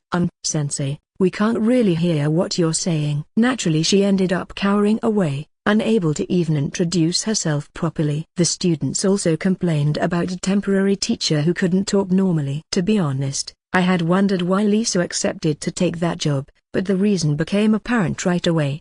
But then again, it was a fact Hendrik had learned after visiting the class to check the situation. since I wasn't present at that point anymore as I had headed over to the construction site. "Excuse me for a moment, Lisa." While the students expressed their dissatisfaction about today's temporary teacher, Lisa left the classroom after quietly excusing herself, and came back after around 10 minutes. She had put on her previous makeup and flashy outfit. "I'm Lisa the Blizzard." "You little shits. You should be grateful that I'm the one teaching you today." The classroom instantly transformed into a picture of hell and pandemonium. Well, I suppose that made sense.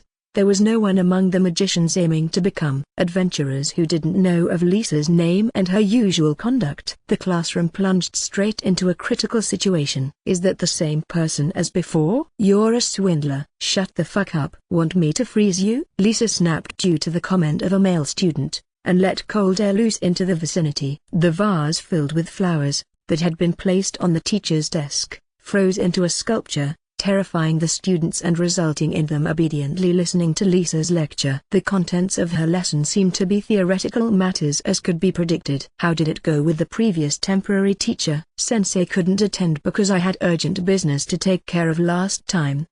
"Wendlin, it was very useful as a reference, but also quite scary." "Since the flowers on Sensei's desk ascended to heaven, I brought new flowers." "It was a useful lecture, but I was frightened." The magic theory about the water and wind attributes was magnificent. However, it was frightening. Agnes, Cindy, Betty, and the other students were apparently terrified after experiencing Lisa in that get-up. All things considered, I strangely ended up admiring Lisa for still having kept that attire around. "Lisa, I'd really like to see you in that get-up once more." "Sorry, I can't show it to the person who's my husband." Such events took place as well. I didn't know the full story behind them, but I took Lisa as a wife. Taking women as wives after defeating them in a duel, I somehow had the feeling that it'd result in me taking many women as wives until my death, if I were to continue doing something like this. Still, it's a blessing that Emily-sama is here. Certainly, it's just as Roderick says. The number of my wives has increased up to this point,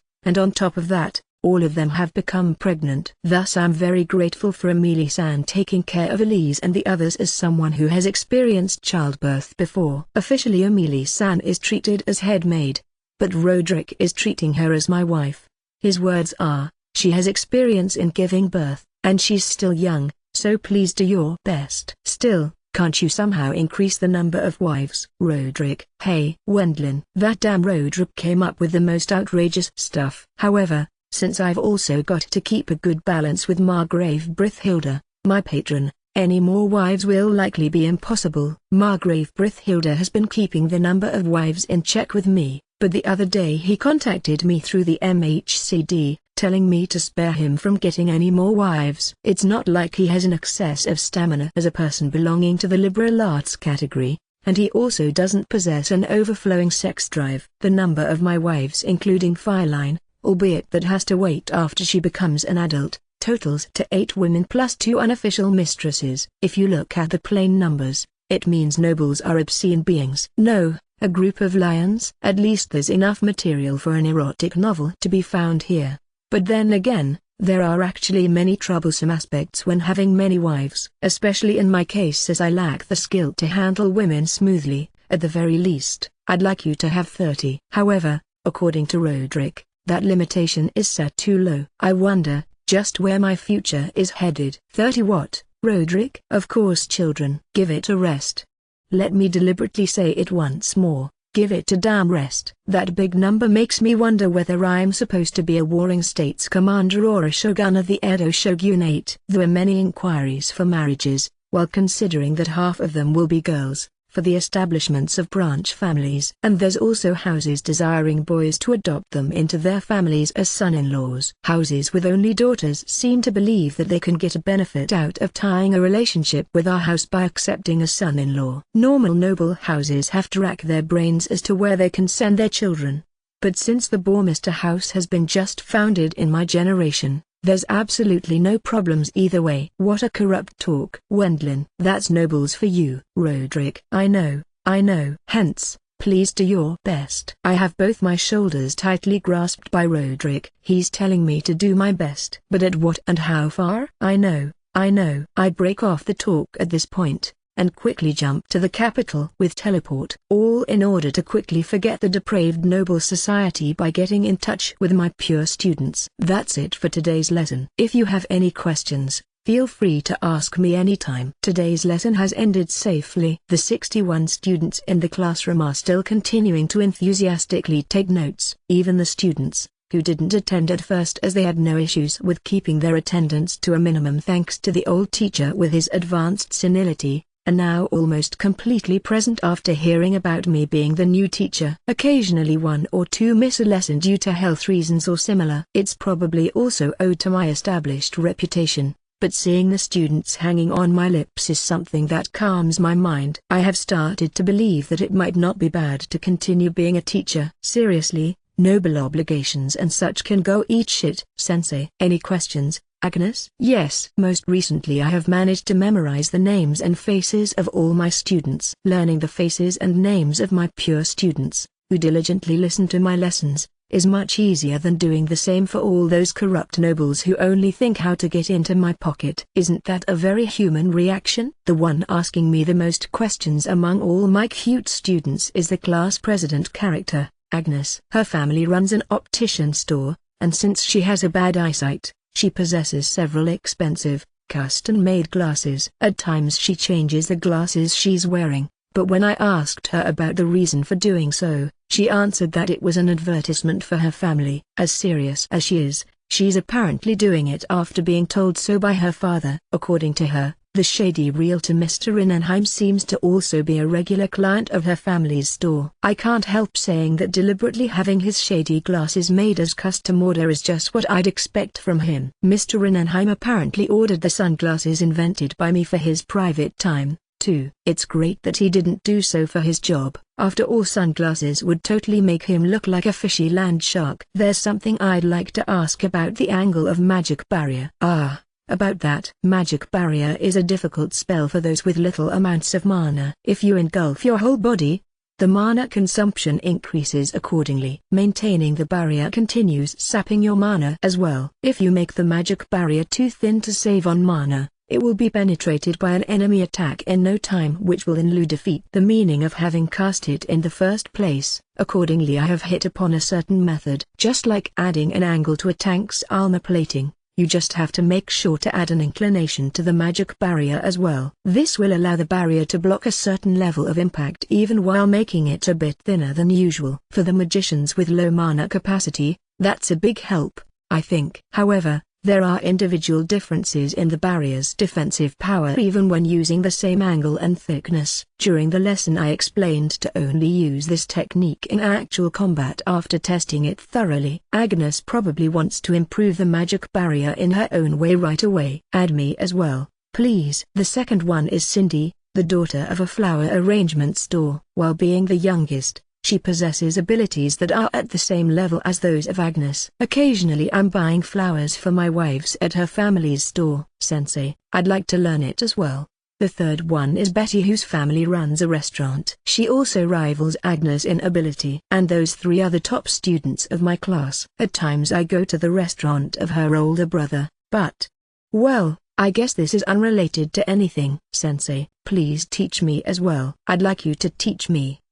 Me too. Since many other students have started to raise their hands as well, I decided to hold an extracurricular lesson outside, starting now. Once we arrive on the prep school's courtyard, I immediately demonstrate how magic barrier works. I have added colors to make it easier to see. Wendlin, it's not all that difficult to add colors to magic barrier, since it'd be a disadvantage in battle against other people if the barrier's thickness is obvious. Everyone only deploys barriers that are almost transparent. It's still up to question whether monsters grasp the thickness of a magic barrier, as the research on monster intelligence is still in progress. Also, if you're working as an adventurer, it's possible that you'll clash with other people. Because of that, there's few magicians who would deploy a colored magic barrier, as it will have the disadvantage that you will need to deploy the barrier a good while ahead of time if you're going to add too much inclination. Around 45 degrees should be the limit, I think. Or you go with I make my magic barrier take on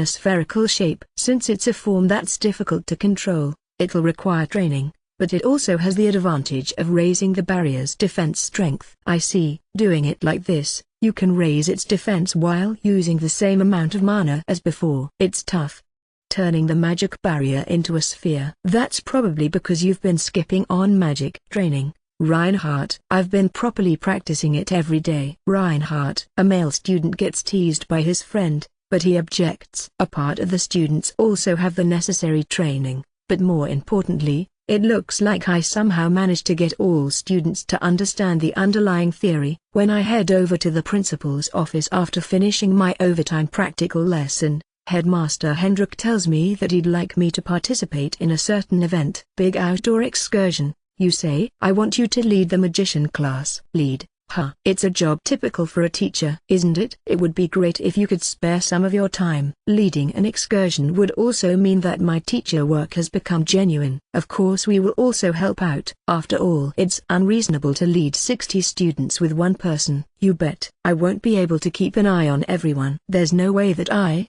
who isn't even a professional teacher, could watch 60 students by myself. As expected of Headmaster Hendrik, he's taken that part fully into account. My schedule is open, so it's okay with me. That's a big help. Don't mind it, I'm a teacher after all. I agree to lead the excursion. Once I got back to the mansion and told Elise about the big outdoor excursion, she was already aware of it. I know the gist of it since several priests are usually dispatched by the church. And then she explains to me what it's about. According to her, the big outdoor excursion is an event where everyone will go to a hunting ground in the capital's outskirts and hunt there. It looks like it's a far more active event than the excursion I had in mind. It kinda makes me think that it'd be fine to call it Big Hunting Festival instead. Given that it's only underage students and students close to graduation, it naturally won't be held in a monster domain. Everyone competes for hunting spoils in a normal hunting area. The priests appear to be volunteers, helping out whenever there are any injured students. Elise says that she has once participated in the event as well. Occasionally there will be some lightly injured students, but I hadn't a turn when I took part in it. Well, that's only natural, seeing how it's a hunting ground in the capital's outskirts. There won't be any adventurers, and it's such a safe place that people come to pick wild grasses there. What are you actually going to do? Monitor them, I think, so that no danger gets close. I explain my work of that day to Eru. Quite overprotective, the prep school in the royal capital. It's an event that doesn't happen at the adventurer prep school in Brittburg. Since we rarely went to the capital's prep school, we didn't even know of its existence. My schedule is open as well, so I will tag along. Owen. Eru decides to come along to help out and serve as my guard. Hunting, even just a guard duty sounds nice. We can't attend it any longer. Since teleport is forbidden for pregnant women, Ann and Louise are disappointed that they can't join in. They might have accumulated a bit of stress since they can't move around overly much nowadays. I do understand your feelings, but please refrain. It would be dangerous for both mother and child. I know. Becoming a mother is really lots of work. Amelie-san gently warns the two who can't sit still. She probably thinks that it'd be disaster if there were to be a miscarriage. Besides, it's not like you can't move around as much as you say, right? Though I'm sure that it's equal to staying still if compared to the amount of practice as an adventurer. My wives, including those two, can freely move around the mansion and its vicinity, and they still train, albeit centered around magic training. Therefore, it's not like their range of activity has been restricted to such an extent. Vulsama, you will watch 60 people consisting of only magicians? No, I think that's not quite right. Of course the magicians will join parties formed with other adventurer apprentices. I've heard that there are already parties who work together after school, and temporary parties formed for the sake of this event. For the rest, the teachers will set up parties on site after gathering soloers and parties with insufficient numbers. My job is to watch all of them. No doubt. Wendlin-san, why are you looking at Lisa-san and me? Katharina. It's because Katharina and Lisa look like they'd participate in the excursion as loners, objecting to the party system. Only loner apprentices would form a group made out of fellow leftovers. When being told, please form a group with by the teacher in charge, going against such a call and acting by yourself is the true essence of one called a real loner. Since I attended a Western prep school, an event like the big outdoor excursion didn't take place. There was a hunting ranking system in place, though. Katharina. It seems to be a system where the hunting results over the period of 1 year are tallied, and the top achievers get an award, while enrolled there. In that year one was far and away the best with a huge lead on the second place and those below. Katharina. You're amazing, Katharina. In what kind of parties did you hunt? If you've reached my level as a magician, you can easily deal with everything by yourself. Katharina's face freezes while she apparently endured Wilma's question. I'm pretty sure that she has always hunted by herself without ever forming a party with anyone. What about you, Lisa? Since I graduated from the capital's adventurer prep school, I participated in the event. Wilma asks Lisa next, but Lisa falters to continue with the second half of her answer. If I consider Lisa from the time when I met her for the first time, it's a safe bet that she has participated by herself. An excellent magician will be able to handle it, even alone. I can understand that as well. 3. An adventurer apprentice incapable of using magic will be helpless by himself. But a magician can also achieve good results alone. That means, Katharina and Lisa are the typical loner magicians. No, in this case it'd be better to call them isolated magicians, I think. Though, I'm in no position to talk about others. However, I don't understand. Even if only at such times, it would be fine to join a random party, right, Keisha? 3. I was a solo adventurer, but I often joined temporary parties. Keisha. That's because 3 and Keisha belong to that side. In case of 3, she can form a party by becoming the leader. Keisha may look like this, but she's capable of quickly making friends with anyone. Normally she was a solo adventurer, but it looks like she regularly hunted with temporary parties. She also got many friends from her time at the adventurer prep school. Her communication skills are truly remarkable. Keisha, I think you're quite amazing. Eh? Really, hubby? I'm basically in the same camp as Katharina and Lisa, which is also why I consider Keisha to be enviable. I also took part in the big outdoor excursion. But since there's little danger in those plains and forests, I think it's fine to go at it with the feeling of a picnic. Keisha. Rabbits, deer, badgers, civets, ducks, and guinea fowls. With that range of game that can be caught there, it's rare for people to get injured. It looks that's the reason why it's called Big Outdoor Excursion. So a happy-go-lucky event? To me it sounds like a half-holiday. Iryu seems to take it carefreely, but the next day we got dragged into an unexpected tumult. Oh my. You're Mr. Sensei, right? I'm Joseph, a lecturer. Usually we don't get much opportunity to speak with each other. I'm Rudolph. My teacher at school in Japan said, an excursion lasts until you're back home. Same could be said for the big outdoor excursion, but the adventurer prep school isn't an official school. Since the gathering and wrap-up takes place on site, there's immediately students who came in late. This state of affairs, even though it's not that far away from the capital. However, such adventurers aren't particularly rare. After all, they can still earn their money as adventurers even if they are slightly late. Of course, such guys are no good if it comes to working for a noble house. As I'm waiting for the students while considering all that, many regular and temporary teachers come to greet me. I'm dealing with them politely, but as there's so many of them, it's a pain to entertain all of them. Everyone is fairly desperate. Iryu whispers next to me. Why? To greet me, a temporary teacher? Dude. Have you taken a proper look at Roderick's plans? I did, but what about it? It's scheduled to build an adventurer prep school in Ballberg. I saw that part as well, but the school should be scheduled to open in a year. No matter how fast you can construct stuff with magic, it's still not like you can get everything and anything done with a swipe. The regular teachers probably hope for a position as headmaster or top brass of the school, and the temporary teachers likely want to become regulars. Unlike temporary teachers who work only for a short period of time like me, there's also many people continuing to work as temporary teachers while waiting for an opening among the regular staff. In their eyes, the establishment of a prep school in Ballberg equals the hope that the number of available regular teacher positions increases. I plan to leave all the stuff like recruitment etc. to the future headmaster, though. Still, the Lord's word holds importance, right? I suppose you might be right. Since we're going to lead a big number of students, a big number of adventurers participate besides the teachers, too. For them it might be a part-time job, but they are also staring at me as if having found a treasure chest. What about them? They're the children of nobles and similar, aren't they? They became adventurers to make a living, but if possible, They want to work for some noble house. As it seems that people like this have sneaked in by accepting this part-time job, they continue to frantically show off. Somehow, it's tough to get used to this. I'm troubled since they only look at me. Just ignore them. If it's about serving our noble house, they just have to apply through the official channels. I feel uncomfortable as many people keep staring at me, but at long last all students have assembled. Since the big outdoor excursion is a school event, there's an opening ceremony first.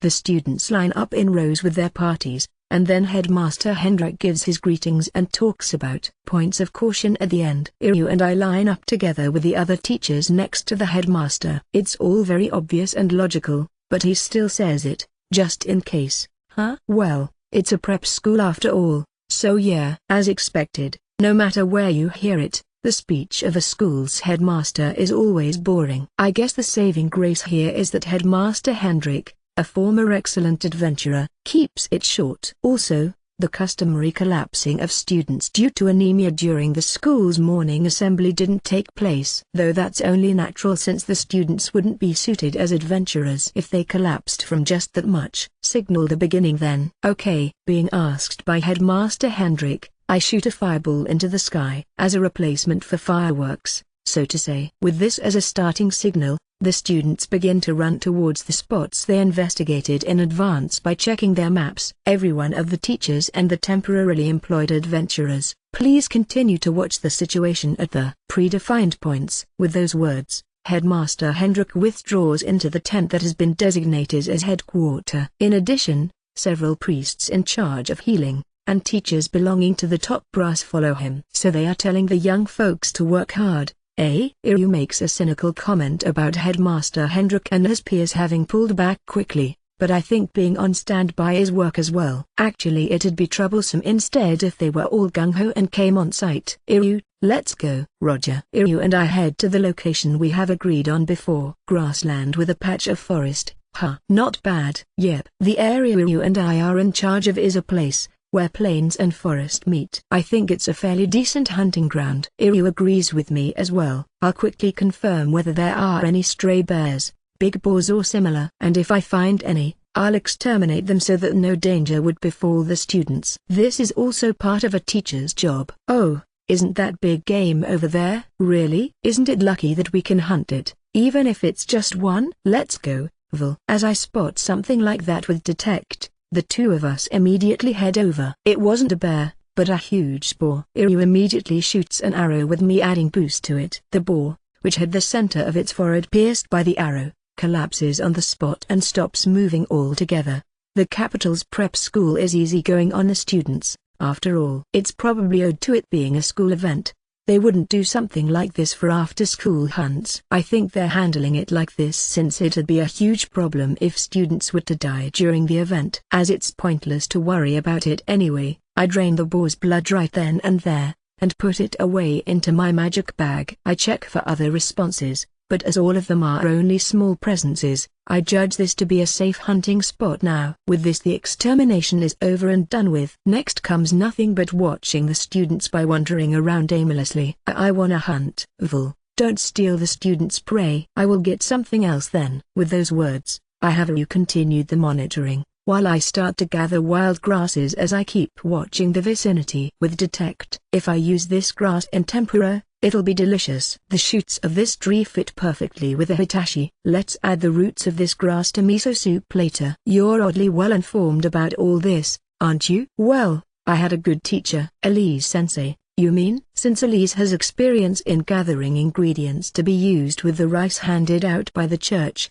she's also well informed about wild grasses. I've got her to teach me some of it, allowing me to reach a point where I can spot good wild herbs to some extent. Those aren't poisonous or something, right? It's fine, I will only pick up herbs which are okay and grow everywhere. I can also detoxify with magic, but since there also exist unknown poisons with magic not working on them, I'm cautious about that part. Earl Bormister has deceased due to wild grass poisoning.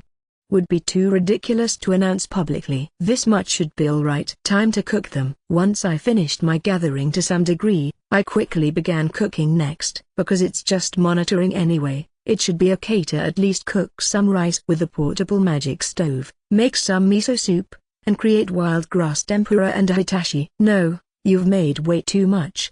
The main dish will be what I'm carrying with me. It's not the boar we caught earlier, but the stew of cubed boar meat that had been prepared in a big pot beforehand and which I'd brought with me. It's not pig meat, but since it's Elise's work, it tastes superbly. I decide to heat this up as well. I prepared a lunch that looks great, didn't I? In the far distance, students are earnestly hunting. It looks like the top-ranking achievers will get a commendation and a prize. After all is said and done, all those called famous adventurers have apparently brought in good results at this big outdoor excursion. Of course that leads to the students aiming for great results as well. It's only reasonable for them to go at it earnestly. Rice, miso soup with wild roots, wild grass tempura, wild shoots hitachi, stew of cubed boar meat. I'd say that's a well-balanced lunch. Vul, I'm pretty sure you'd be the only one to worry about something like this in a place like this. Since it doesn't look like the students are in any particular trouble, we begin to carefreely eat our lunch. Headmaster Hendrik and the others are likely taking their lunch around now as well, and the other teachers should have brought their own bento with them as well.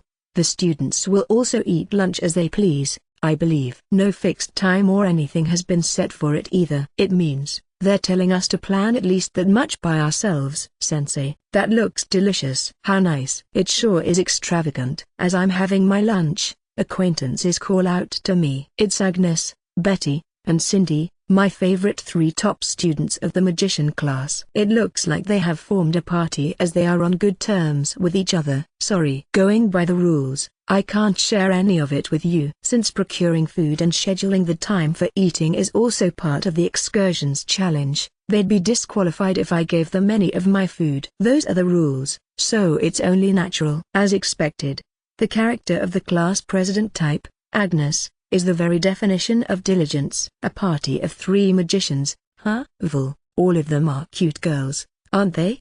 I'll tattle to Haruka, you know. Why? Is simple praise of women treated as cheating? Man, to make a pass at someone else's students. Those are completely unfounded accusations, though. Leaving the sighing alone, I ask the 3 about their hunting results. We should be able to aim for fairly high rankings. That's great to hear. Since all of 3 of them are decent magicians, that's no particular surprise. There were some idiotic teachers kicking up a fuss over this year being a poor one since there are no high-level magicians among the students. But the mana of those girls is still growing. I think it's wrong to one-sidedly judge them at this point in time.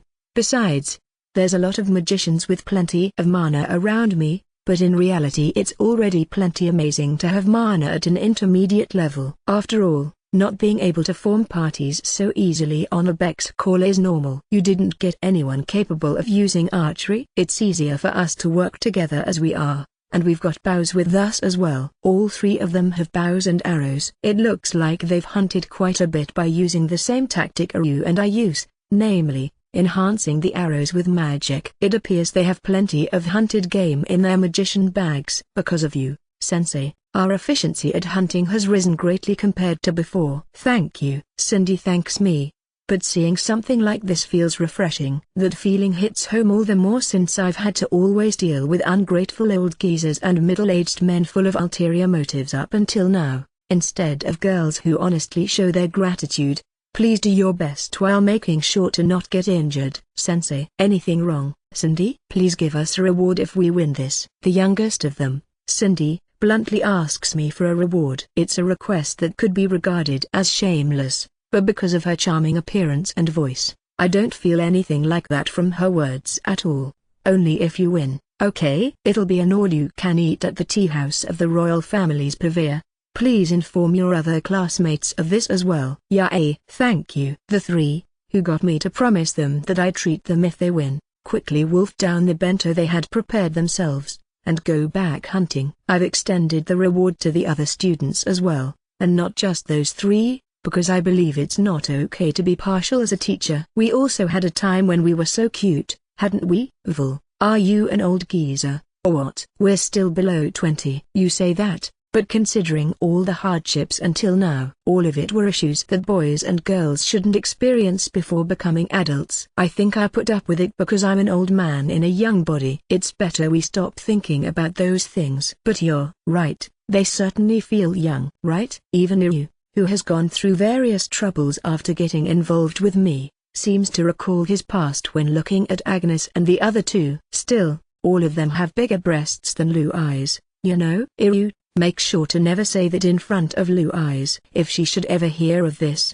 I'm pretty sure that she'll beat him black and blue. I would hesitate to even voice out such a dreadful taboo. That's obvious. I mean, in Lou Eyes' case, even her going easy on someone hurts damn a lot. After taking a healthy lunch, we kept monitoring the students in the afternoon as well, but before long fail parties started to stand out. People who became unable to hunt because they didn't prepare enough arrows, or people whose movement got really sluggish as they had been too enthusiastic in the morning. All of those were mistakes happening because of lacking experience.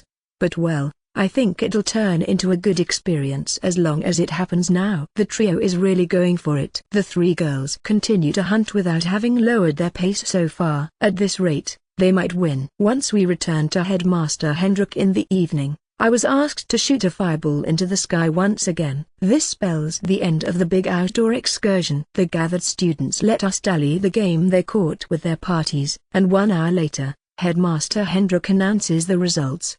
The champions are Magical Triangle. Just as I had anticipated, Agnes' party has won the competition. It's an overwhelming victory with them pulling far ahead of the group in second place. Moreover, Magical Triangle is the party name of the three girls. Since all three of them are magicians, the name contains no pun or anything. I think that it suits them quite well. Additionally, many of the parties, which had magicians with them, achieved great results surpassing those of last year. My teaching might have been a little bit of use to them. While looking at the three girls receiving the honorable certificate and prize on the winner's podium, I alone am deeply moved.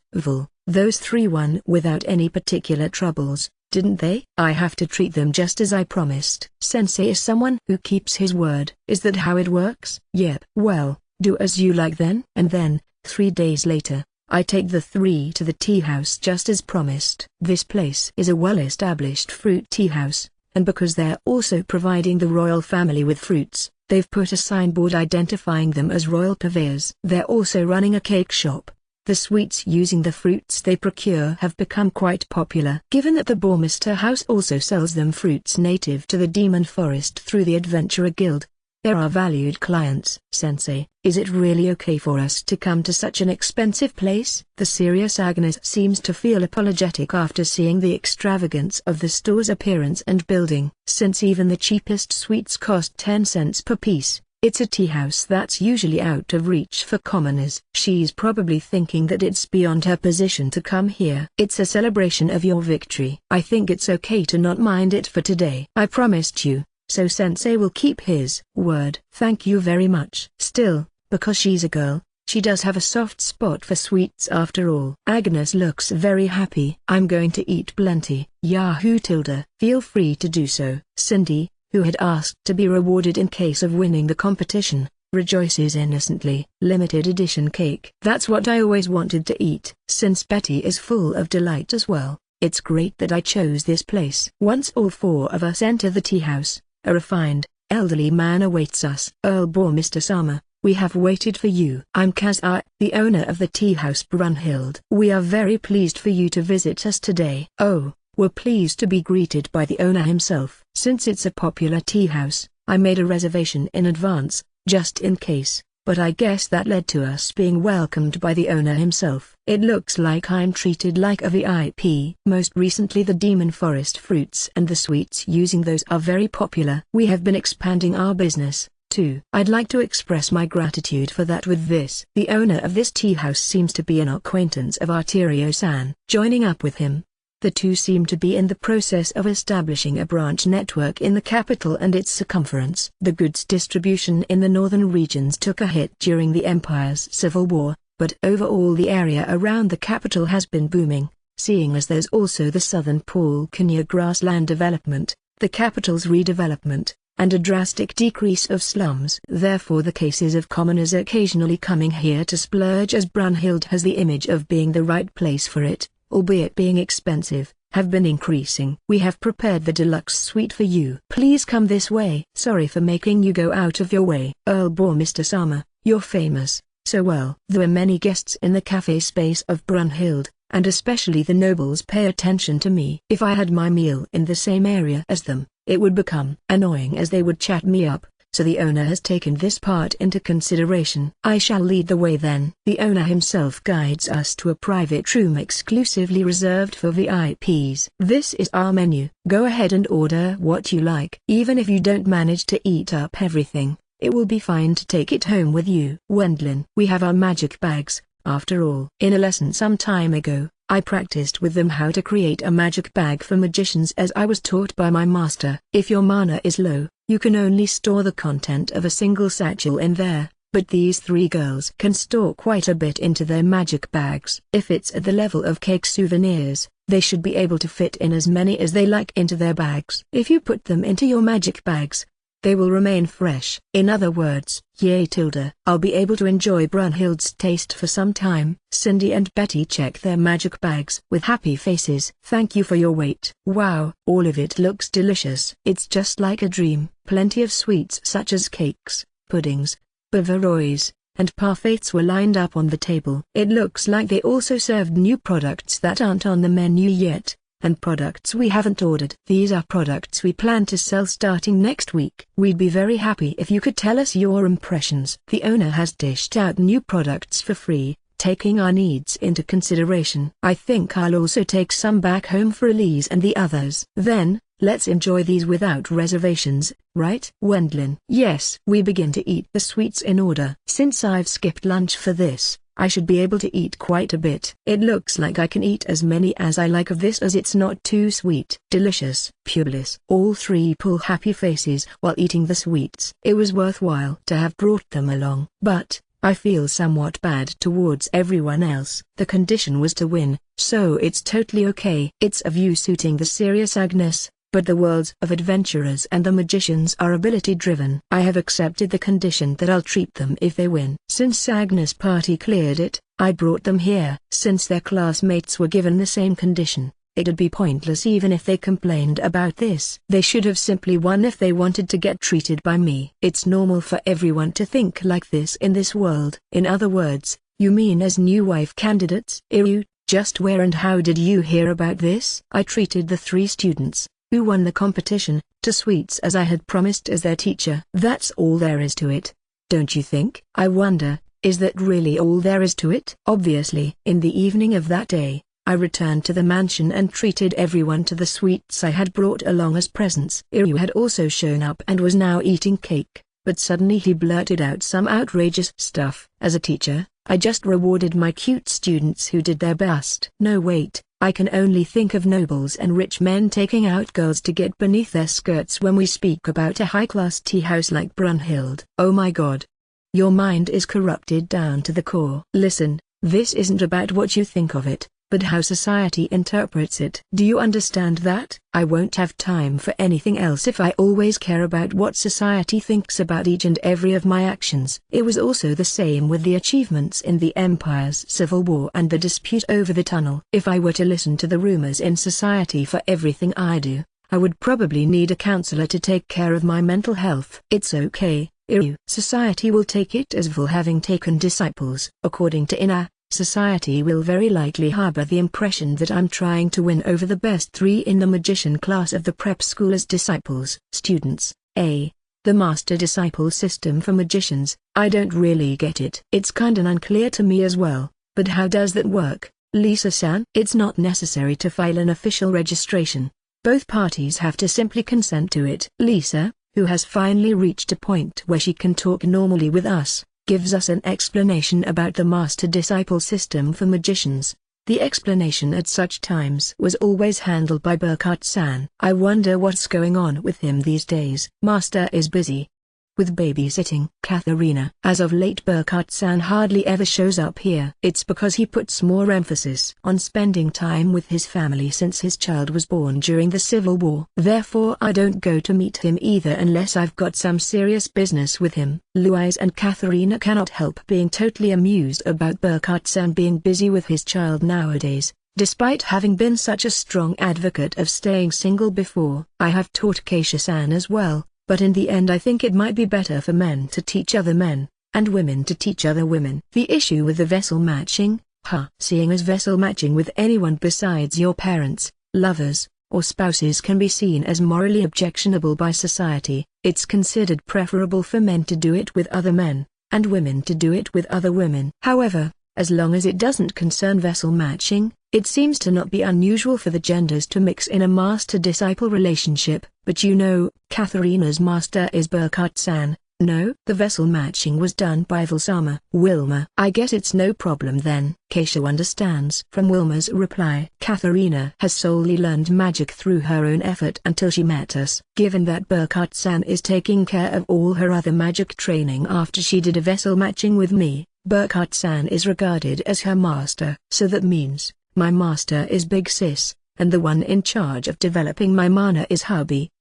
Keisha. Even though she has said it herself, Keisha's cheeks blush. She probably got embarrassed by the implications. Katharina, you're really amazing. Even though you're younger than me, you've learned magic by yourself to such an extent that Big Sis praises you for your skill. Keisha. I have also been taught the basics by Burkhardt-san. Even Lisa received training from Burkhardt-san before becoming an adult. Keisha admires Katharina, who has become a top-class magician by learning even those basics by herself. That's Katharina is. Wendlin-san, what is it that you want to say? It's nothing. How suspicious. Since she doesn't have communication skills at the level of someone like Keisha, Katharina had no choice but to somehow teach herself. It's what you'd call driven by necessity. Though that's nothing I could voice out in this situation. Elise, for you it was the church, wasn't it? Yes, I was taught the basics by the healing magicians. And, before doing a vessel matching with me, she had mostly reached the limit of her mana growth. Afterwards I increased it with a method that can't be talked about in front of others, though I'm thankful to Burkhardt-san since he taught me various tricks as well. It's the same for Louise-san, Ina-san, and Wilma-san as well, isn't it? Daoshi is regarded as Louise's master, but she has occasionally received some coaching from Burkhardt-san as well. Ina and Wilma, who became magicians after getting married to me, have been taught by Burkhardt-san from scratch. I'm the same, and since it looks like it applies to hubby as well, we've got many of Burkhardt-san's disciples here. Keisha. Since he also taught the Imperial magicians during the Civil War, he might have the biggest number of disciples on the whole continent. I hear, because of that there were also talks about headhunting him, though. Elise, is that information you've obtained through Cardinal Hohenheim? Yes. It sounds like there existed plans for the kingdom to make Burkhardt-san into an appointed noble and entrust him with the post of headmaster for the capital's adventurer prep school. It's something Elise has heard from Cardinal Hohenheim. However, Margrave Brithilda Sama wasn't happy with that, and Burkhardt-san himself also hated it. He's someone who considers nobility to be bothersome, and his treatment by the Margrave Brithilda house isn't bad either. Even the matter of him becoming the headmaster of the capital's prep school was apparently a plot by nobles trying to place a noble on the seat of headmaster by turning Burkhardt-san into a noble and pushing the job onto him. As always, there's people scheming troublesome things. Burkhardt-san apparently didn't want to push headmaster Hendrik, to whom he was indebted, aside, turning it into a question whether they really wanted to have someone who did his job well and was capable on top of it, retire for such a reason. Because Burkhardt-san turned them down, that matter was shelved. What an annoying story. But, what are you going to do about those 3 magicians? What, you ask? What's the to ask? I'll teach them until the end of my year-long curriculum, praise them for a job well done alongside the other students, and then simply have a deeply emotional farewell like some teacher in a TV drama. Once that finishes, it'll spell the end of my period as temporary teacher. I might take care of some as their master even after their graduation, but this will be a case-by-case decision, I think. I'm pretty sure that the other nobles are eager to sink their fangs into them. Since they're talented, young magicians, they will try to somehow win them over for their own houses, but if I gave them special treatment, it would be seen as me planning to secure them for the Bourmester house, wouldn't it? Elise predicts that the nobles' thoughts might head in that direction. Even without them, we have too many magicians for an alehouse. Since all my wives are magicians, on top of me the family head, we can't really complain. However, if I were to run around securing other magicians left and right, nobles considering it unforgivable would appear. Elise warns. I will teach them for the designated period of time, but afterwards I'd like them to decide their future path by themselves. Of course I will give them consultation and guidance anytime they want, though. That's what I'm thinking, but I guess it's the fate of excellent magicians to be bothered by their surroundings in various ways. And yet, I'd like Agnes and the others to freely do whatever they want. I end up thinking so all the more since I'm currently leaps and bounds away from being free myself. They should be able to decide on their own career. Sensei won't spare any effort for that sake. You really got used to acting like a teacher in this short span of time, didn't you? Don't call it acting. I reflexively bark back at you. But several days later, there was a change at the prep school. Agnes-san, won't you join our party? As a result of the outdoor excursion, Agnes and the other two were often invited into parties by other students. Sorry, but we work together as a team of 3. However, believing that their current party is plenty for them, the 3 have been turning down each and every invitation. A party consisting of 3 magicians is rare. But since they produce results and if all 3 are happy with it, there's no reason for third parties to butt in. But there's also some weird folks around. Putting 3 people possessing the valuable talent of a magician together has a very bad efficiency. I'll split them up and reorganize the parties. For some reason such condescending idiots regularly pop out, but once Agnes' group asked why they have to entrust their party setup to someone, whom they only met just now, while having to take on life-threatening jobs, that guy got angry at them instead. It's obviously because it's more efficient to have 3 parties with 1 magician than 1 party with 3. You can believe me since I excel at such knowledge. Okay, leave it at that. I restrain the idiot who's shouting at Agnes. It looks like he's several years older than me, but for some reason he acts very arrogant with his age being the only thing he has above me. Who are you supposed to be? Adventurer parties are something decided upon freely, and not something you force on others. You don't even know something like that? I'm talking about the most efficient method here. After all, I'm someone from the Baron Bayer house. I'm gradually starting to see where this is heading. It looks like these idiots have been sent into the prep school in order to get hold of Agnes and the others. Since he has just arrived here, it seems like he doesn't know my face yet. You talk about efficiency,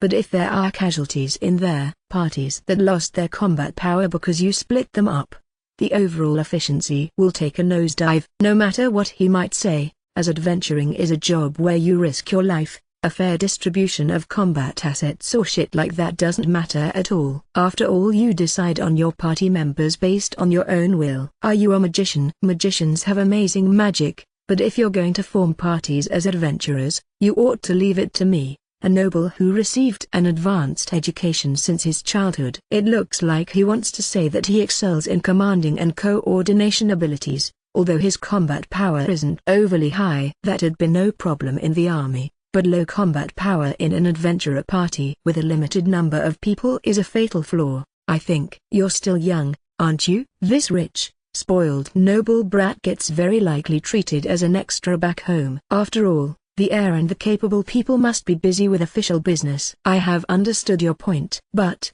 in the end, adventurer parties are something decided by the individuals.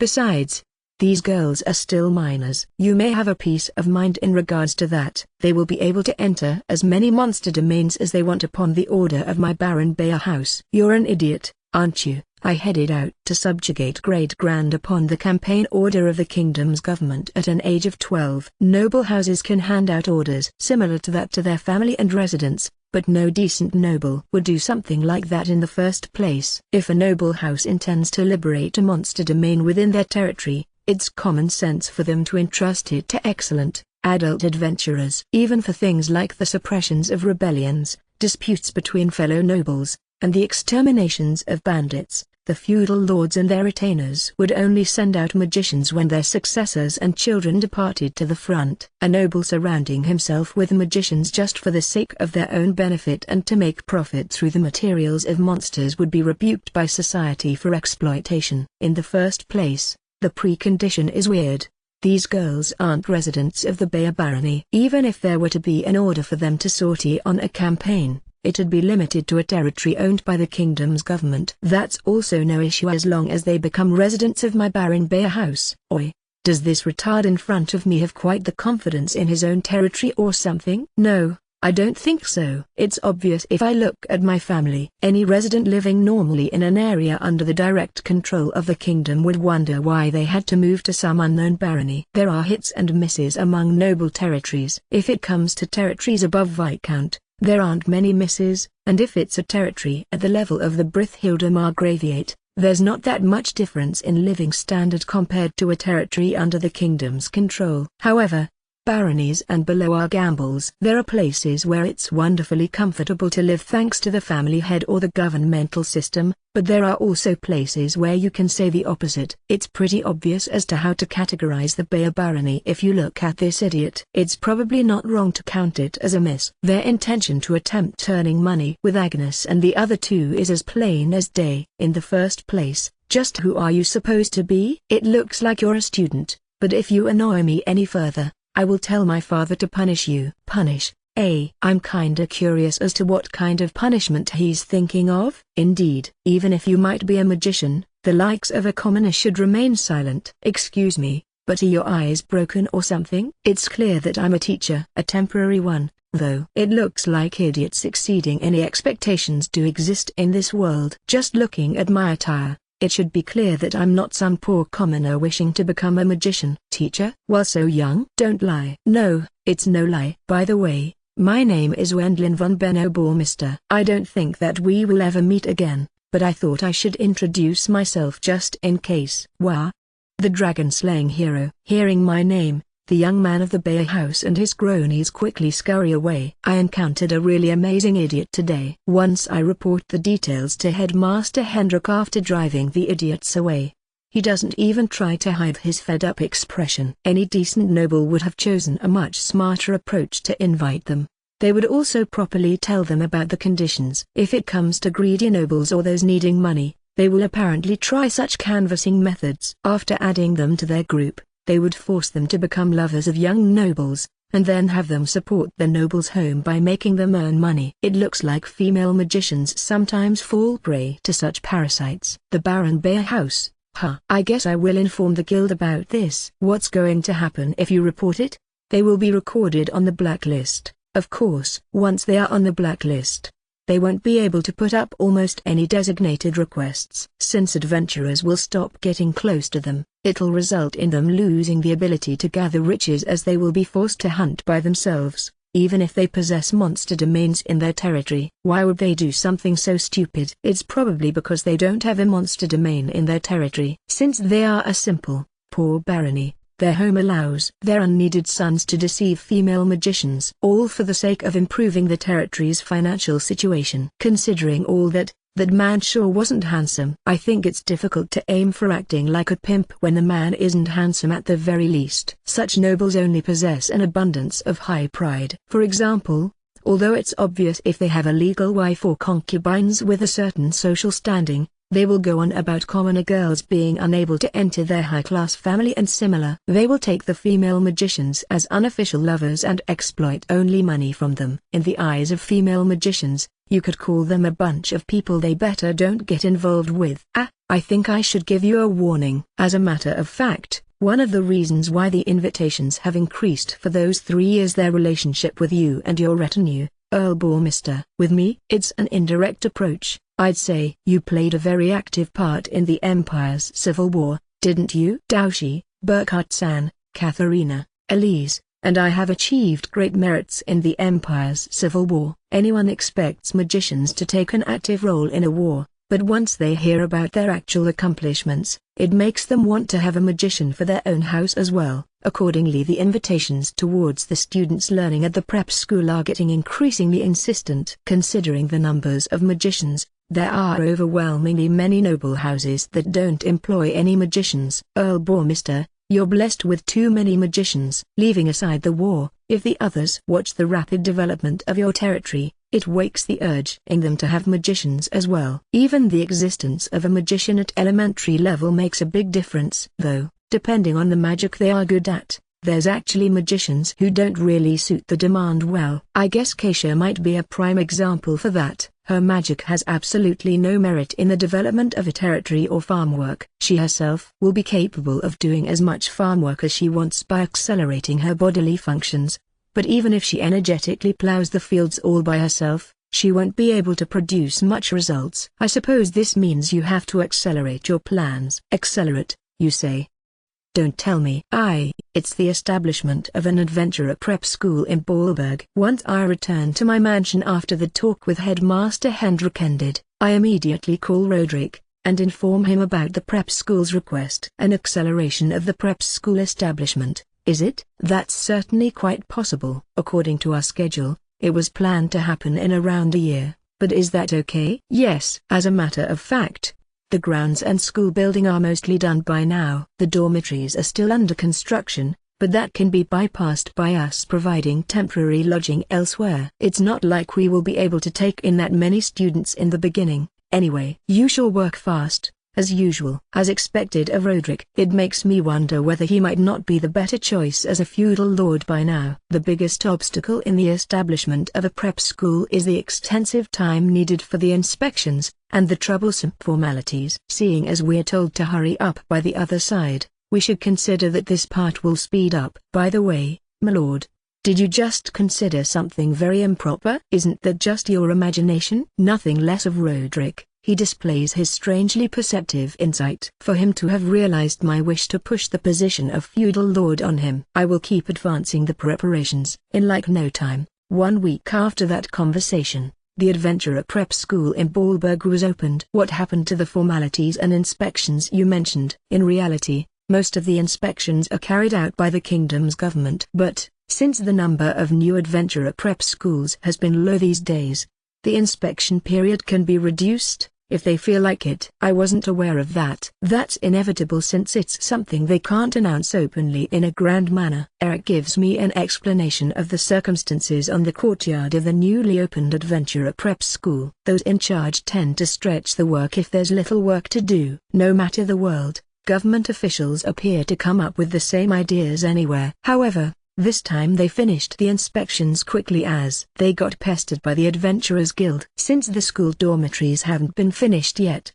there's a limit to how many students the prep school can accept. Also, since it's not the time for enrollment yet, it'll only be transfer students for now, but with this the Ballberg prep school has started its activity. The headmaster is an acquaintance of Headmaster Hendrik, a former adventurer. The teaching staff has been handled by promoting the temporary teachers, who have been employed at the capital prep school, to full-time teachers. Even the students mostly consist of transfer students coming from the capital's prep school. While starting like this for the time being, I hear they will get everything ready to accept new students as soon as spring next year. Since 1 week is naturally unreasonable, the formalities and inspections are still continuing right now, but as there were no special issues, they gave their formal approval. Even if they were to prolong it, it looks like they will be forced to finish until the enrollment of new students. That's a big help, Eric. I haven't done anything. Today I'm just acting as messenger. Once an adventurer prep school is opened, it'll receive subsidiary aid from the kingdom. Eric, who came to Ballberg in regards to that, gives me an insight on the situation behind the scenes. It's to protect the magician hatchlings from weird nobles. I understand that part, but I wonder what to think about me being suspected of massing those magicians in my territory. Once people hear about the younglings of the capital's prep school having transferred to the Ballberg branch, there will be a flood of applications. In particular, all the magicians have made requests to change schools. I kinda feel like the numbers gathering over here are big. Vul, your wives are on maternity leave, but they can work as teachers if it's the prep school in Ballberg. can't they? With their addition to the teaching staff, this branch might not even lose out to the capital's branch. It will be fine as long as you don't keep the students here against their will. As a matter of fact, a request about the matter with the teachers has come in from the Adventurers Guild's side as well. Accordingly, it's planned for Elise, Katharina, and Lisa to deal with it while making sure that they won't do anything unreasonable. If it's Ballberg, they can receive teaching in a safe environment, and it's better in regards to part-time work as well. It's just as Eric says, there's plenty of game in the vicinity of Ballberg which has still lots of untouched nature as it's in the middle of developing. That will make it easier for the prep school's younglings to earn money through part-time work, too. Still, all of the magicians, the number of students at Ballberg's prep school is around 200. But close to a third of them are magicians. It's a number of magicians unbelievable for other prep schools. It's because it will be possible to invite them anytime once they stand on their own after graduation. As a location for hunting, the Demon Forest is top-notch. Even the graduates of other prep schools will eventually head over to the Demon Forest. Given that there's a shortage of native Demon Forest materials and produce, their sale prices are high. It's only natural to pick a place where you can make money. If you're going to put your life on the line anyway, they will be looked after during their time as minors, but after becoming adults, they will be free to accept the invitation of any noble they like. What turned the invitation by the Baron Bear House into a problem was that they tried to solicit Agnes and the other two girls, who are still fledglings at the prep school. Legally it's not an issue, but it's being prohibited by an unspoken rule. The Adventurers Guild won't hesitate to enforce that rule through punishment if it comes to a poor barren house. You've still got lots of work ahead of you until spring, don't you? It looks like it. There's the teaching of the magicians who transferred to Ballberg's prep school, and also my job as teacher at the capital's prep school. Since the number of magicians attached to the capital's prep school has become 0, it has created the necessity for me to teach magicians in the range of 10 to 11 years who are still too young to enroll. Headmaster Hendrik has gathered magicians from somewhere with the idea of strengthening their basics before they enroll at his prep school. It looks like he doesn't intend to let me go until Elise and the others give birth to their children. This will also last until Elise and the others give birth. You really think that it will come to an end then? Your teaching receives high evaluations from the prep school, doesn't it? Besides, you're being idolized, aren't you? As I'm talking with Eric in front of the new prep school, Agnes and the other two girls run up to us. Sensei, it's about time for our lesson.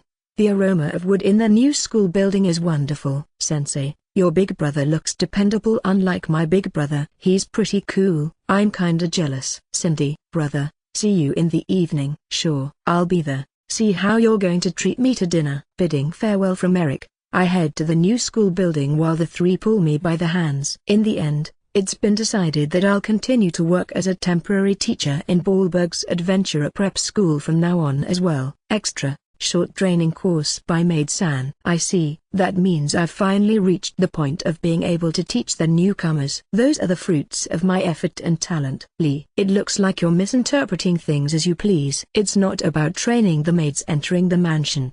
The construction of the dormitory of Ballberg's Adventurer Prep School is close to finishing, but the Bourmester Earldom is fundamentally short on hands. It looks like no one is applying to run the dormitory, and thus, even after the official opening of the dormitory, the students must prepare things like meals etc. while managing the dormitory by themselves for a while. Dominique. In short, you're saying we're going to teach those children, who don't know how this world works, basic housework. That's quite the condescending attitude you've got there, but I guess you're principally correct. Originally it's not necessary for us to do something like that, but this is also an expression of our master's deep compassion. Got it. I'll give them a strict training regimen.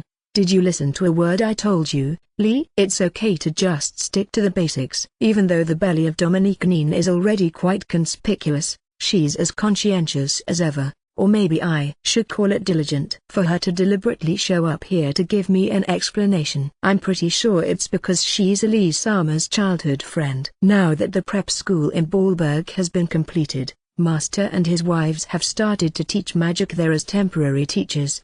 Probably because of the quick opening of the school, the dormitory hasn't been built yet, so the students are staying at inns all over Baalberg. It looks like all of them will move into the dormitory once it's done, but if that happens, there will be yet another problem. Since the Bourgmeister Eldon lacks manpower, there's no dorm mother available who would do stuff like preparing the food, clean, and do the laundry. To be honest, one could wonder whether it's really necessary to go so far for the students, but Master is a gentleman. I think he's trying to properly take care of the students he has been entrusted with. As long as there's no dorm mother, the students, who will live in the dormitory later, have to prepare the meals and similar in alternation. There are many restaurants in Baalberg, but since they are expensive, it'd be difficult on the wallets of the prep schools students to live only by eating out. I think this is a golden chance to teach them cooking, cleaning, and doing the laundry, and I'm the one who has been ordered to take over that temporary teacher role. I shall do my best with my first important duty in order to meet Master's expectations. Although I came here while thinking that, once I head over to the almost completed dormitory,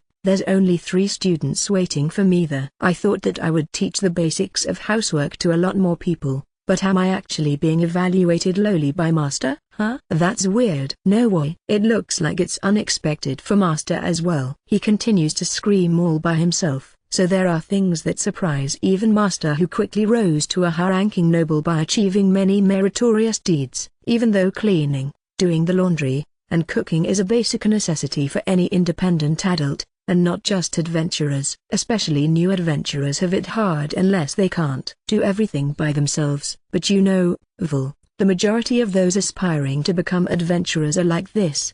There aren't that many fellows who would attend a special training course that's not required for graduating. Owen-sama points out the naivety of his anticipation to Master, who continues to clamor around in front of me. It looks like the good intentions of Master haven't gotten through to the students. Isn't that odd? I mean, to not realize that it will be useful for camping after they've become adventurers, if they can cook for themselves. It's the same with doing the laundry. Not all of them are fellows with a family background that would allow them to let servants handle it, right? Well, it's not all that unusual. I took care of it myself as well. But, once I started to live in the capital, I left all of it to the mansion's maids. What are they going to do if they've got to camp out in the process of their job? Don't they intend to eat what they've bought in advance? It's kinda doubtful whether a weakly city kid could actually start a fire and boil some water. There's no loss in learning it early on, is there? If he puts it like that, he's surely right. There should occasionally be times when adventurers would hunt for several days in monster domains and savage no-man lands. Whether they're capable of preparing a warm meal,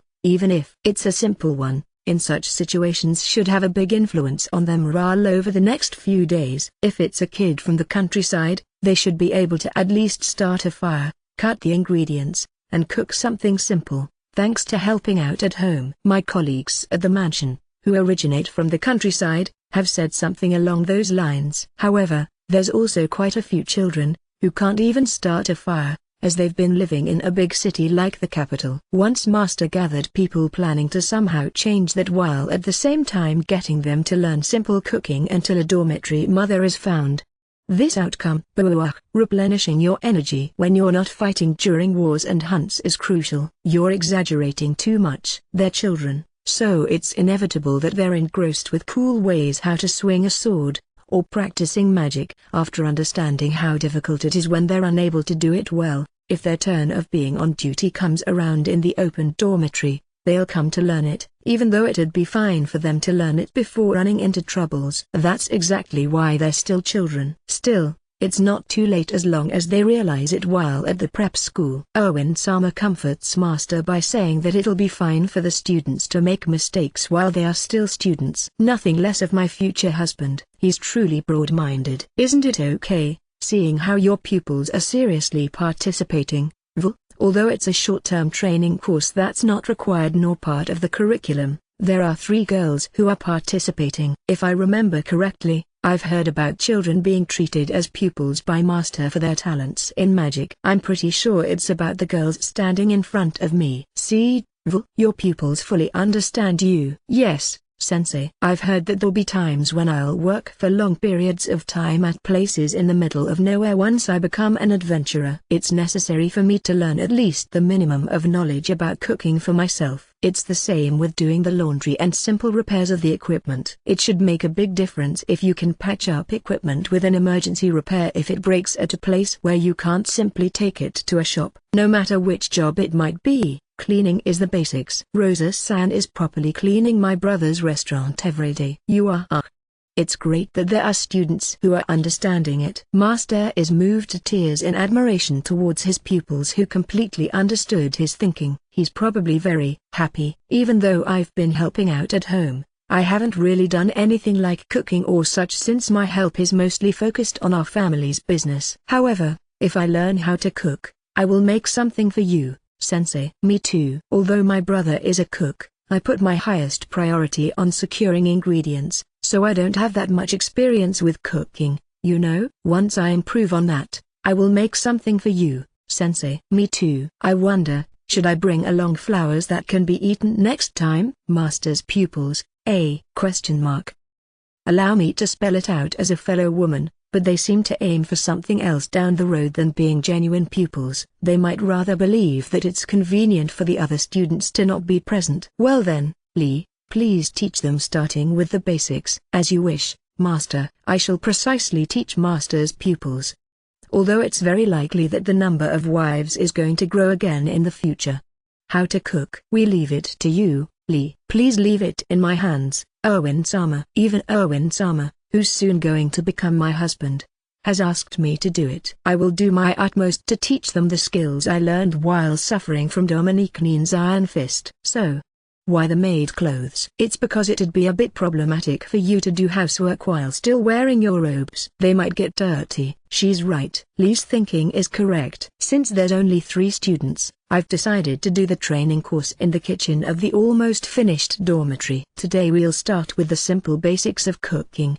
But first comes the form. Since they'd likely be in trouble if their robes were to get dirty, I immediately got them to change into outfits, which can get dirty without any problems. It seems like Master is considering that to be strange, but it's the basics to wear maid clothes when doing such work. I mean, I'm a maid after all. Just consider them as working clothes. We have none of Master's newly invented maid clothes left, but there's still plenty of the old maid clothes we're keeping as spares. Since we have improved them a bit while using Master's design of the new maid clothes as reference, they should be easier to move in than before. Having shortened the skirts is the biggest change, I think. It's that. The idea that short skirts might be highly popular with men. Since it's at the level of the hem reaching down to below the knees, it's not like we've shortened them that much either. If it's a skirt reaching down to the ankles as it's been usual in the past, the hem will easily become dirty. Once they become dirty, the clothes must be washed,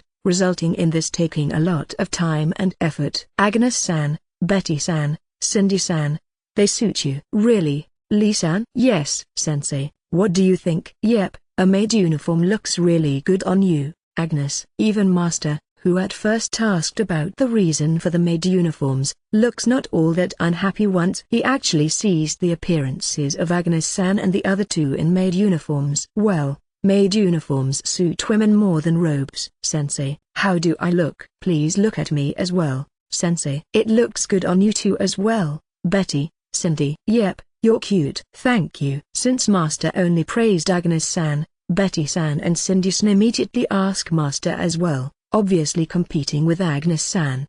They want to be praised by the man they love. This is definitely no simple relationship of master and pupils. Master doesn't seem to harbor the slightest intention in that direction, but it's plain as day that the girls are seriously aiming to become Master's wives. Sensei, I'm not cute. You're mistaken. Agnes, you're cute as well. Thank you. Master soothes Agnes-san who's pouting as she hasn't been called cute by him. As always, Master isn't accustomed to handling women, despite having a big number of wives. Lee, wouldn't it be better to start soon? At this point, Owen-sama skillfully changes the flow of the conversation. We'll first start from how to handle a kitchen knife. This kitchen knife has been produced in Mizuho, but since it's handier and sharper than the kitchen knives we used before, a great number of those knives have been bought for the mansion of the Earl Bormister house. Because it looks like Agnes-san and the other 2 possess magic bags, I think it's better for them to carry and learn how to use that kitchen knife rather than the small knives for cooking often used by adventurers.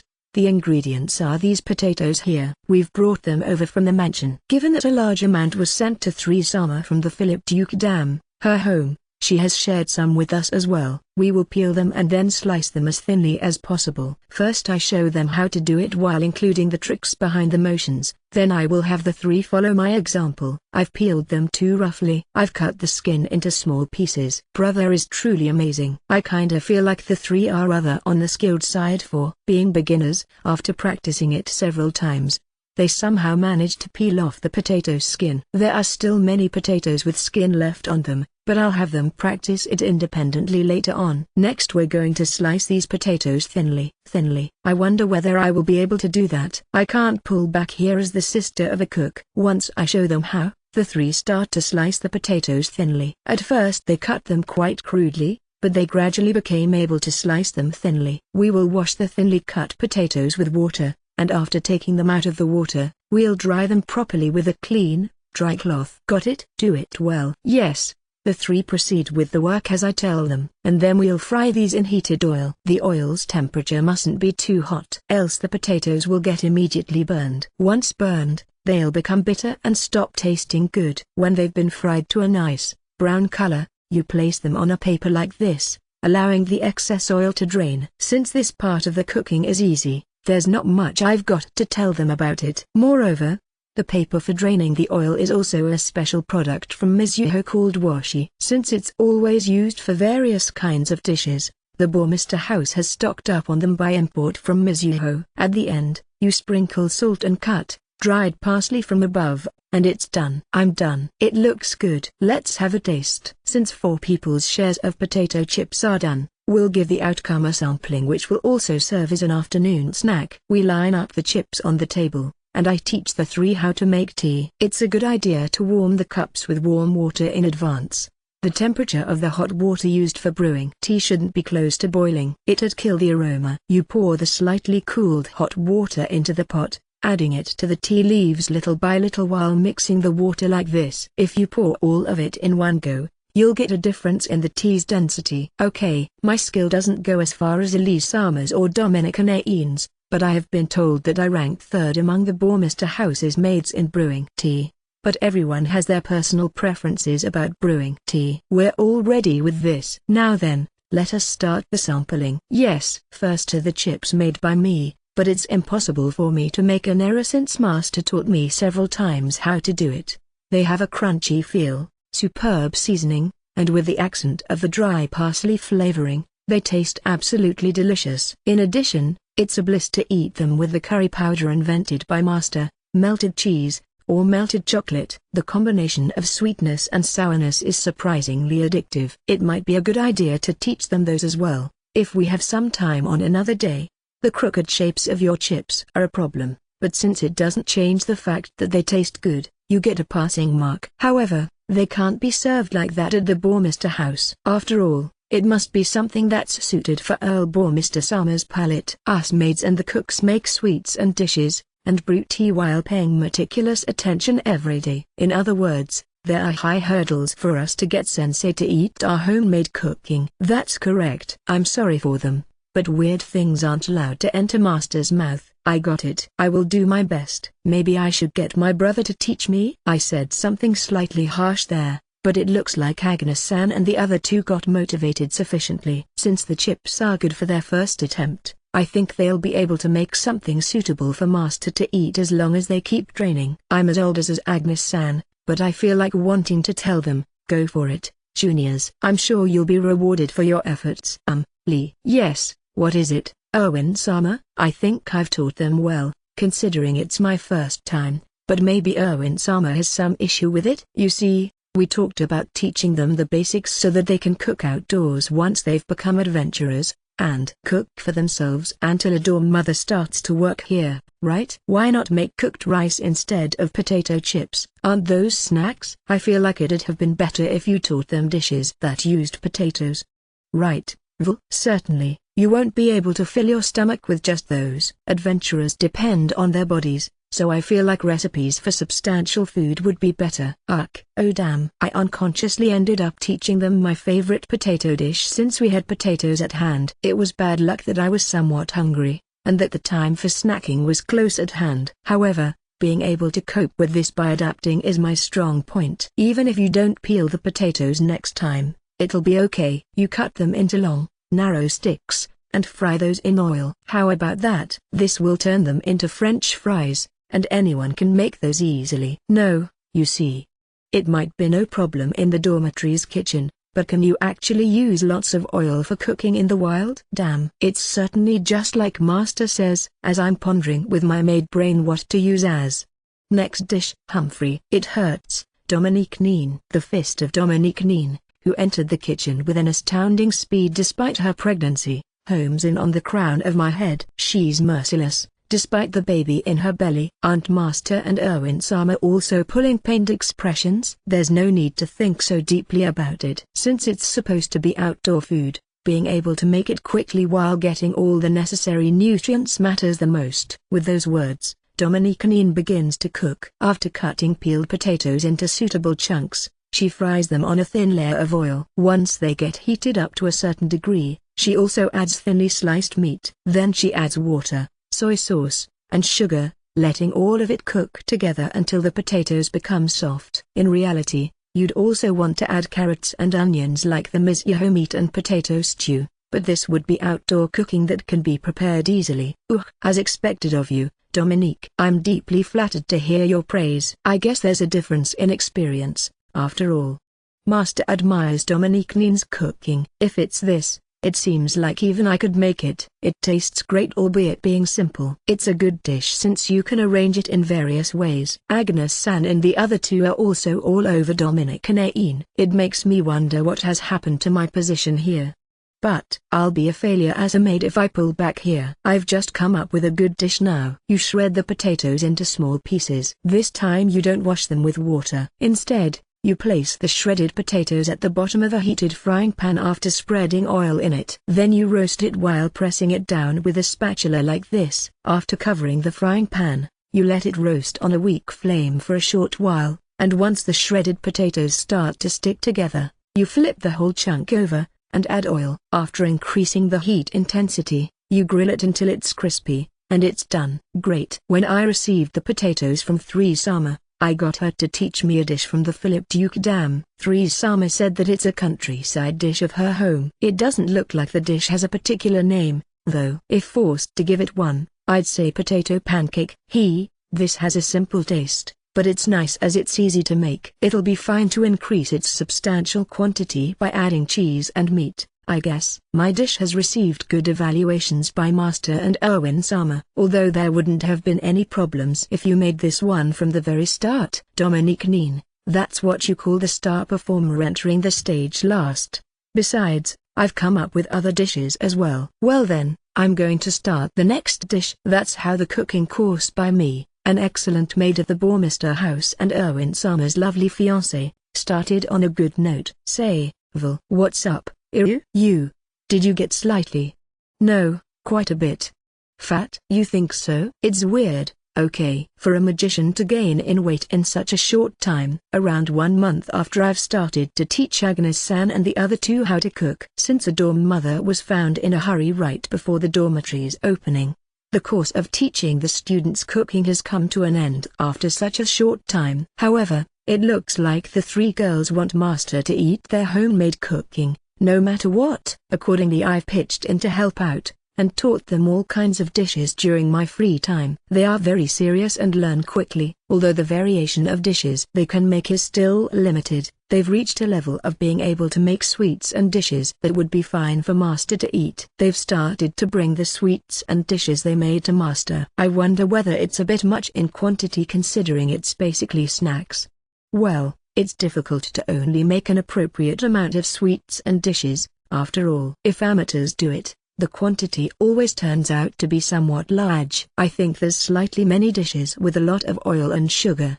Well, for an amateur it's difficult to make delicate dishes that'd capitalize on the essential deliciousness of the ingredients. If they make the slightest mistake, it'll immediately influence the taste. In short, Agnes-san and the others take turns in bringing their own homemade food to Master during the breaks, and Master eats everything since he's kind but Please don't fret. I'll teach them step by step how to lower the amount of food they make, and how to stop making too oily and sugary dishes. Teach them those methods right away. What are you going to do if Master falls ill? It hurts. Dominique Neen. It looks like I've forgotten the events which took place during the date with Erwin-sama the other day, even though he treated me to the most expensive course at a new restaurant. You're remembering it, aren't you? As always, Dominique Neen doesn't go easy on me. But I think a slightly fat master is fine, as it's very typical of nobles.